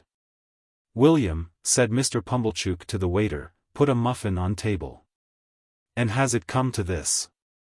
Has it come to this?" I frowningly sat down to my breakfast. Mr. Pumblechook stood over me and poured out my tea, before I could touch the teapot, with the air of a benefactor who was resolved to be true to the last. "William," said Mr. Pumblechook, mournfully, "put the salt on." In happier times, addressing me, "I think you took sugar? And did you take milk?" "You did. Sugar and milk. William, bring a watercress." "Thank you," said I, shortly, "but I don't eat watercresses." "You don't eat 'em," returned Mr. Pumblechook, sighing and nodding his head several times, as if he might have expected that, and as if abstinence from watercresses were consistent with my downfall. "True. The simple fruits of the earth." "No. You needn't bring any, William." I went on with my breakfast, and Mr. Pumblechook continued to stand over me, staring fishily and breathing noisily, as he always did. "Little more than skin and bone," mused Mr. Pumblechook, aloud. "And yet when he went from here, I may say with my blessing, and I spread afore him my humble store, like the bee, he was as plump as a peach." This reminded me of the wonderful difference between the servile manner in which he had offered his hand in my new prosperity, saying, "May I?" and the ostentatious clemency with which he had just now exhibited the same fat 5 fingers. "Ha," he went on, handing me the bread and butter. "And are you a-going to Joseph?" "In heaven's name," said I, firing in spite of myself, "what does it matter to you where I am going? Leave that teapot alone." It was the worst course I could have taken, because it gave Pumblechook the opportunity he wanted. "Yes, young man," said he, releasing the handle of the article in question, retiring a step or two from my table, and speaking for the behoof of the landlord and waiter at the door. "I will leave that teapot alone." "You are right, young man. For once you are right. I forget myself when I take such an interest in your breakfast, as to wish your frame, exhausted by the debilitating effects of prodigality, to be stimulated by the wholesome nourishment of your forefathers." "And yet," said Pumblechook, turning to the landlord and waiter, and pointing me out at arm's length, "this is him as I ever sported with in his days of happy infancy. Tell me not it cannot be. I tell you this is him." A low murmur from the two replied. The waiter appeared to be particularly affected. "This is him," said Pumblechook, "as I have rode in my shay-cart. This is him as I have seen brought up by hand. This is him unto the sister of which I was uncle by marriage, as her name was Georgiana Maria from her own mother, let him deny it if he can." The waiter seemed convinced that I could not deny it, and that it gave the case a black look. "Young man," said Pumblechook, screwing his head at me in the old fashion, "you air a-going to Joseph. What does it matter to me, you ask me, where you air a-going? I say to you, sir, you air a-going to Joseph." The waiter coughed, as if he modestly invited me to get over that. "Now," said Pumblechook, and all this with a most exasperating air of saying in the cause of virtue what was perfectly convincing and conclusive, "I will tell you what to say to Joseph. Here is Squires of the Boar present, known and respected in this town, and here is William, which his father's name was Potkins if I do not deceive myself." "You do not, sir," said William. "In their presence," pursued Pumblechook, "I will tell you, young man, what to say to Joseph. Says you, Joseph, I have this day seen my earliest benefactor and the founder of my fortunes. I will name no names, Joseph, but so they are pleased to call him uptown, and I have seen that man." "I swear I don't see him here," said I. "Say that likewise," retorted Pumblechook. "Say you said that, and even Joseph will probably betray surprise." "There you quite mistake him," said I know better. "Says you," Pumblechook went on, "Joseph, I have seen that man, and that man bears you no malice and bears me no malice. He knows your character, Joseph, and is well acquainted with your pig-headedness and ignorance, and he knows my character, Joseph, and he knows my want of gratitude. Yes, Joseph, says you. Here Pumblechook shook his head and hand at me. He knows my total deficiency of common human gratitude. He knows it, Joseph, as none can. You do not know it, Joseph, having no call to know it, but that man do. Windy donkey as he was, it really amazed me that he could have the face to talk thus to mine. Says you, Joseph, he gave me a little message, which I will now repeat. It was that, in my being brought low, he saw the finger of Providence. He knowed that finger when he saw Joseph, and he saw it plain. It pint out this writing, Joseph. Reward of ingratitude to his earliest benefactor, and founder of fortunes.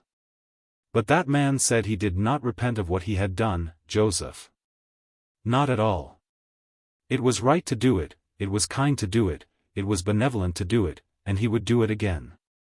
It's pity, said I, scornfully, as I finished my interrupted breakfast, that the man did not say what he had done and would do again. Squires of the Boar. Pumblechook was now addressing the landlord, and William. I have no objections to your mentioning, either uptown or downtown, if such should be your wishes, that it was right to do it, kind to do it, benevolent to do it, and that I would do it again. With those words the impostor shook them both by the hand, with an air, and left the house, leaving me much more astonished than delighted by the virtues of that same indefinite it. I was not long after him in leaving the house too, and when I went down the high street I saw him holding forth, no doubt to the same effect, at his shop door to a select group, who honored me with very unfavorable glances as I passed on the opposite side of the way. But it was only the pleasanter to turn to Biddy and to Joe, whose great forbearance shone more brightly than before, if that could be, contrasted with this brazen pretender. I went towards them slowly, for my limbs were weak, but with a sense of increasing relief as I drew nearer to them, and a sense of leaving arrogance and untruthfulness further and further behind. The June weather was delicious. The sky was blue, the larks were soaring high over the green corn. I thought all that countryside more beautiful and peaceful by far than I had ever known it to be yet.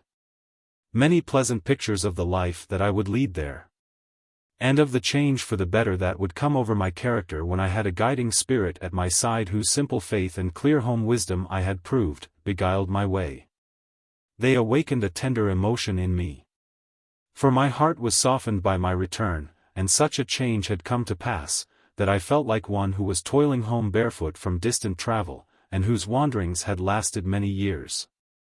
The schoolhouse where Biddy was mistress I had never seen, but, the little roundabout lane by which I entered the village, for quietness' sake, took me past it. I was disappointed to find that the day was a holiday, no children were there, and Biddy's house was closed. Some hopeful notion of seeing her, busily engaged in her daily duties, before she saw me, had been in my mind and was defeated. But the forge was a very short distance off, and I went towards it under the sweet green limes, listening for the clink of Joe's hammer. Long after I ought to have heard it, and long after I had fancied I heard it and found it but a fancy, all was still. The limes were there, and the white thorns were there, and the chestnut trees were there, and their leaves rustled harmoniously when I stopped to listen. But, the clink of Joe's hammer was not in the midsummer wind. Almost fearing, without knowing why, to come in view of the forge, I saw it at last, and saw that it was closed. No gleam of fire, no glittering shower of sparks, no roar of bellows, all shut up, and still. But the house was not deserted, and the best parlor seemed to be in use, for there were white curtains fluttering in its window, and the window was open and gay with flowers. I went softly towards it, meaning to peep over the flowers, when Joe and Biddy stood before me, arm in arm. At first Biddy gave a cry, as if she thought it was my apparition, but in another moment she was in my embrace. I wept to see her, and she wept to see me. I, because she looked so fresh and pleasant, she, because I looked so worn and white. But dear Biddy, how smart you are. Yes, dear Pip. And Joe, how smart you are. Yes, dear old Pip, old chap. I looked at both of them, from one to the other, and then. It's my wedding day, cried Biddy, in a burst of happiness, and I am married to Joe. They had taken me into the kitchen, and I had laid my head down on the old deal table.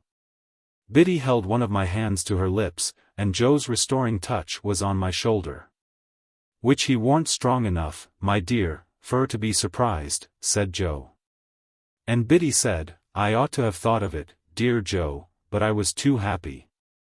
They were both so overjoyed to see me, so proud to see me, so touched by my coming to them, so delighted that I should have come by accident to make their day complete. My first thought was one of great thankfulness that I had never breathed this last baffled hope to Joe. How often, while he was with me in my illness, had it risen to my lips. How irrevocable would have been his knowledge of it, if he had remained with me but another hour. "Dear Biddy," said I, "you have the best husband in the whole world, and if you could have seen him by my bed you would have, but no, you couldn't love him better than you do." "No, I couldn't indeed," said Biddy. "And, dear Joe, you have the best wife in the whole world, and she will make you as happy as even you deserve to be, you dear, good, noble Joe." Joe looked at me with a quivering lip, and fairly put his sleeve before his eyes.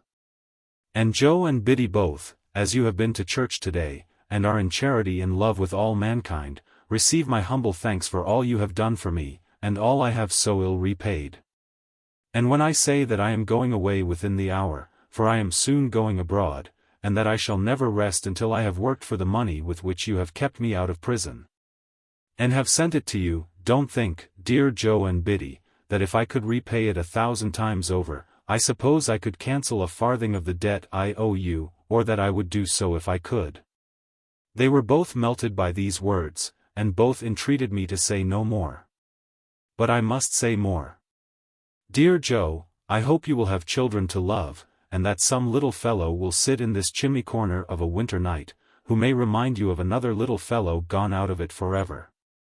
Don't tell him, Joe, that I was thankless, don't tell him, Biddy, that I was ungenerous and unjust.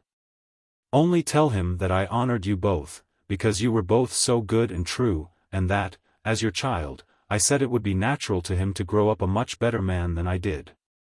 I ain't a-going," said Joe, from behind his sleeve, "to tell him nothink o' that natur, Pip. Nor Biddy ain't. Nor yet no one ain't. And now, though I know you have already done it in your own kind hearts, pray tell me, both, that you forgive me. Pray let me hear you say the words, that I may carry the sound of them away with me, and then I shall be able to believe that you can trust me, and think better of me, in the time to come." "Oh dear old Pip, old chap," said Joe. "God knows as I forgive you, if I have anything to forgive." "Amen." "And God knows I do," echoed Biddy. "Now let me go up and look at my old little room, and rest there a few minutes by myself. And then, when I have eaten and drunk with you, go with me as far as the finger-post, dear Joe and Biddy, before we say good-bye." I sold all I had, and put aside as much as I could, for a composition with my creditors, who gave me ample time to pay them in full, and I went out and joined Herbert. Within a month, I had quitted England, and within 2 months I was clerk to Clarriker and Company, and within 4 months I assumed my first undivided responsibility. For the beam across the parlor ceiling at Mill Pond Bank had then ceased to tremble under old Bill Barley's growls and was at peace, and Herbert had gone away to marry Clara. And I was left in sole charge of the eastern branch until he brought her back. Many a year went round before I was a partner in the house. But I lived happily with Herbert and his wife, and lived frugally, and paid my debts, and maintained a constant correspondence with Biddy and Joe.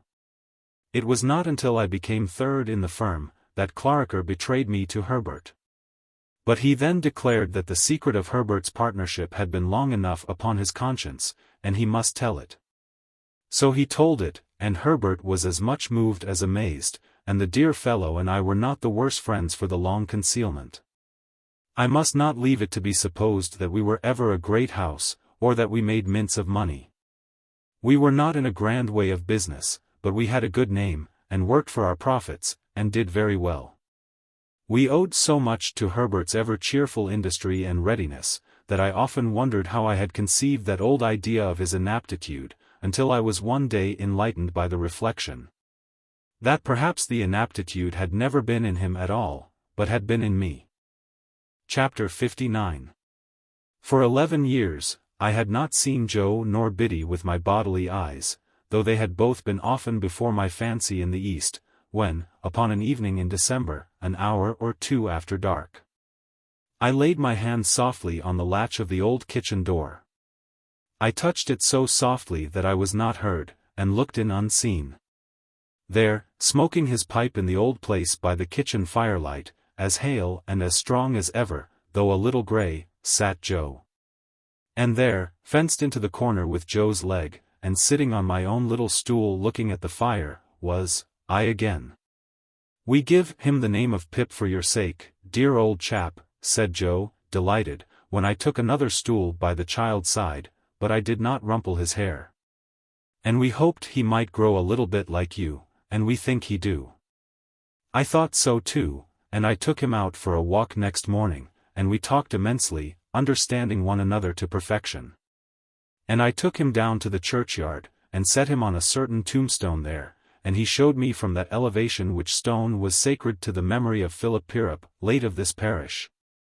And also Georgiana, wife of the above. "Biddy," said I, when I talked with her after dinner, as her little girl lay sleeping in her lap, "you must give Pip to me one of these days, or lend him, at all events." "No, no," said Biddy, gently. "You must marry."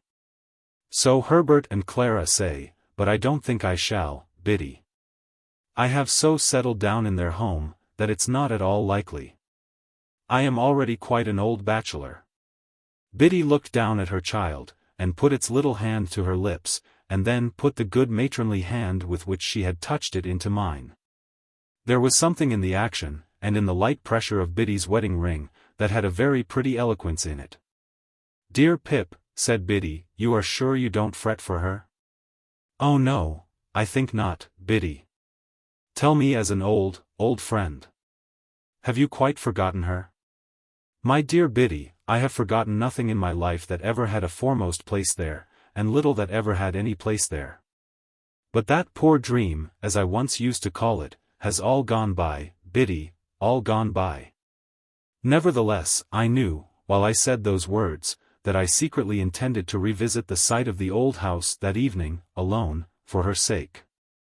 Yes, even so. For Estella's sake. I had heard of her as leading a most unhappy life, and as being separated from her husband, who had used her with great cruelty, and who had become quite renowned as a compound of pride, avarice, brutality, and meanness. And I had heard of the death of her husband, from an accident consequent on his ill treatment of a horse. This release had befallen her some 2 years before. For anything I knew, she was married again. The early dinner hour at Joe's left me abundance of time, without hurrying my talk with Biddy, to walk over to the old spot before dark. But, what with loitering on the way to look at old objects and to think of old times, the day had quite declined when I came to the place. There was no house now, no brewery, no building whatever left, but the wall of the old garden. The cleared space had been enclosed with a rough fence, and looking over it, I saw that some of the old ivy had struck root anew, and was growing green on low quiet mounds of ruin. A gate in the fence standing ajar, I pushed it open, and went in. A cold silvery mist had veiled the afternoon, and the moon was not yet up to scatter it. But, the stars were shining beyond the mist, and the moon was coming, and the evening was not dark. I could trace out where every part of the old house had been, and where the brewery had been, and where the gates, and where the casks. I had done so, and was looking along the desolate garden walk, when I beheld a solitary figure in it. The figure showed itself aware of me, as I advanced. It had been moving towards me, but it stood still. As I drew nearer, I saw it to be the figure of a woman. As I drew nearer yet, it was about to turn away, when it stopped, and let me come up with it. Then, it faltered, as if much surprised, and uttered my name, and I cried out, "Estella! I am greatly changed. I wonder you know me." The freshness of her beauty was indeed gone, but its indescribable majesty and its indescribable charm remained. Those attractions in it, I had seen before. What I had never seen before, was the saddened, softened light of the once proud eyes. What I had never felt before was the friendly touch of the once insensible hand. We sat down on a bench that was near, and I said, after so many years, "It is strange that we should thus meet again, Estella, here where our first meeting was. Do you often come back?" "I have never been here since." "Nor I." The moon began to rise, and I thought of the placid look at the white ceiling, which had passed away. The moon began to rise, and I thought of the pressure on my hand when I had spoken the last words he had heard on earth. Estella was the next to break the silence that ensued between us. "I have very often hoped and intended to come back, but have been prevented by many circumstances. Poor, poor old place." The silvery mist was touched with the first rays of the moonlight, and the same rays touched the tears that dropped from her eyes. Not knowing that I saw them, and setting herself to get the better of them, she said quietly, "Were you wondering, as you walked along, how it came to be left in this condition?" "Yes, Estella. The ground belongs to me. It is the only possession I have not relinquished.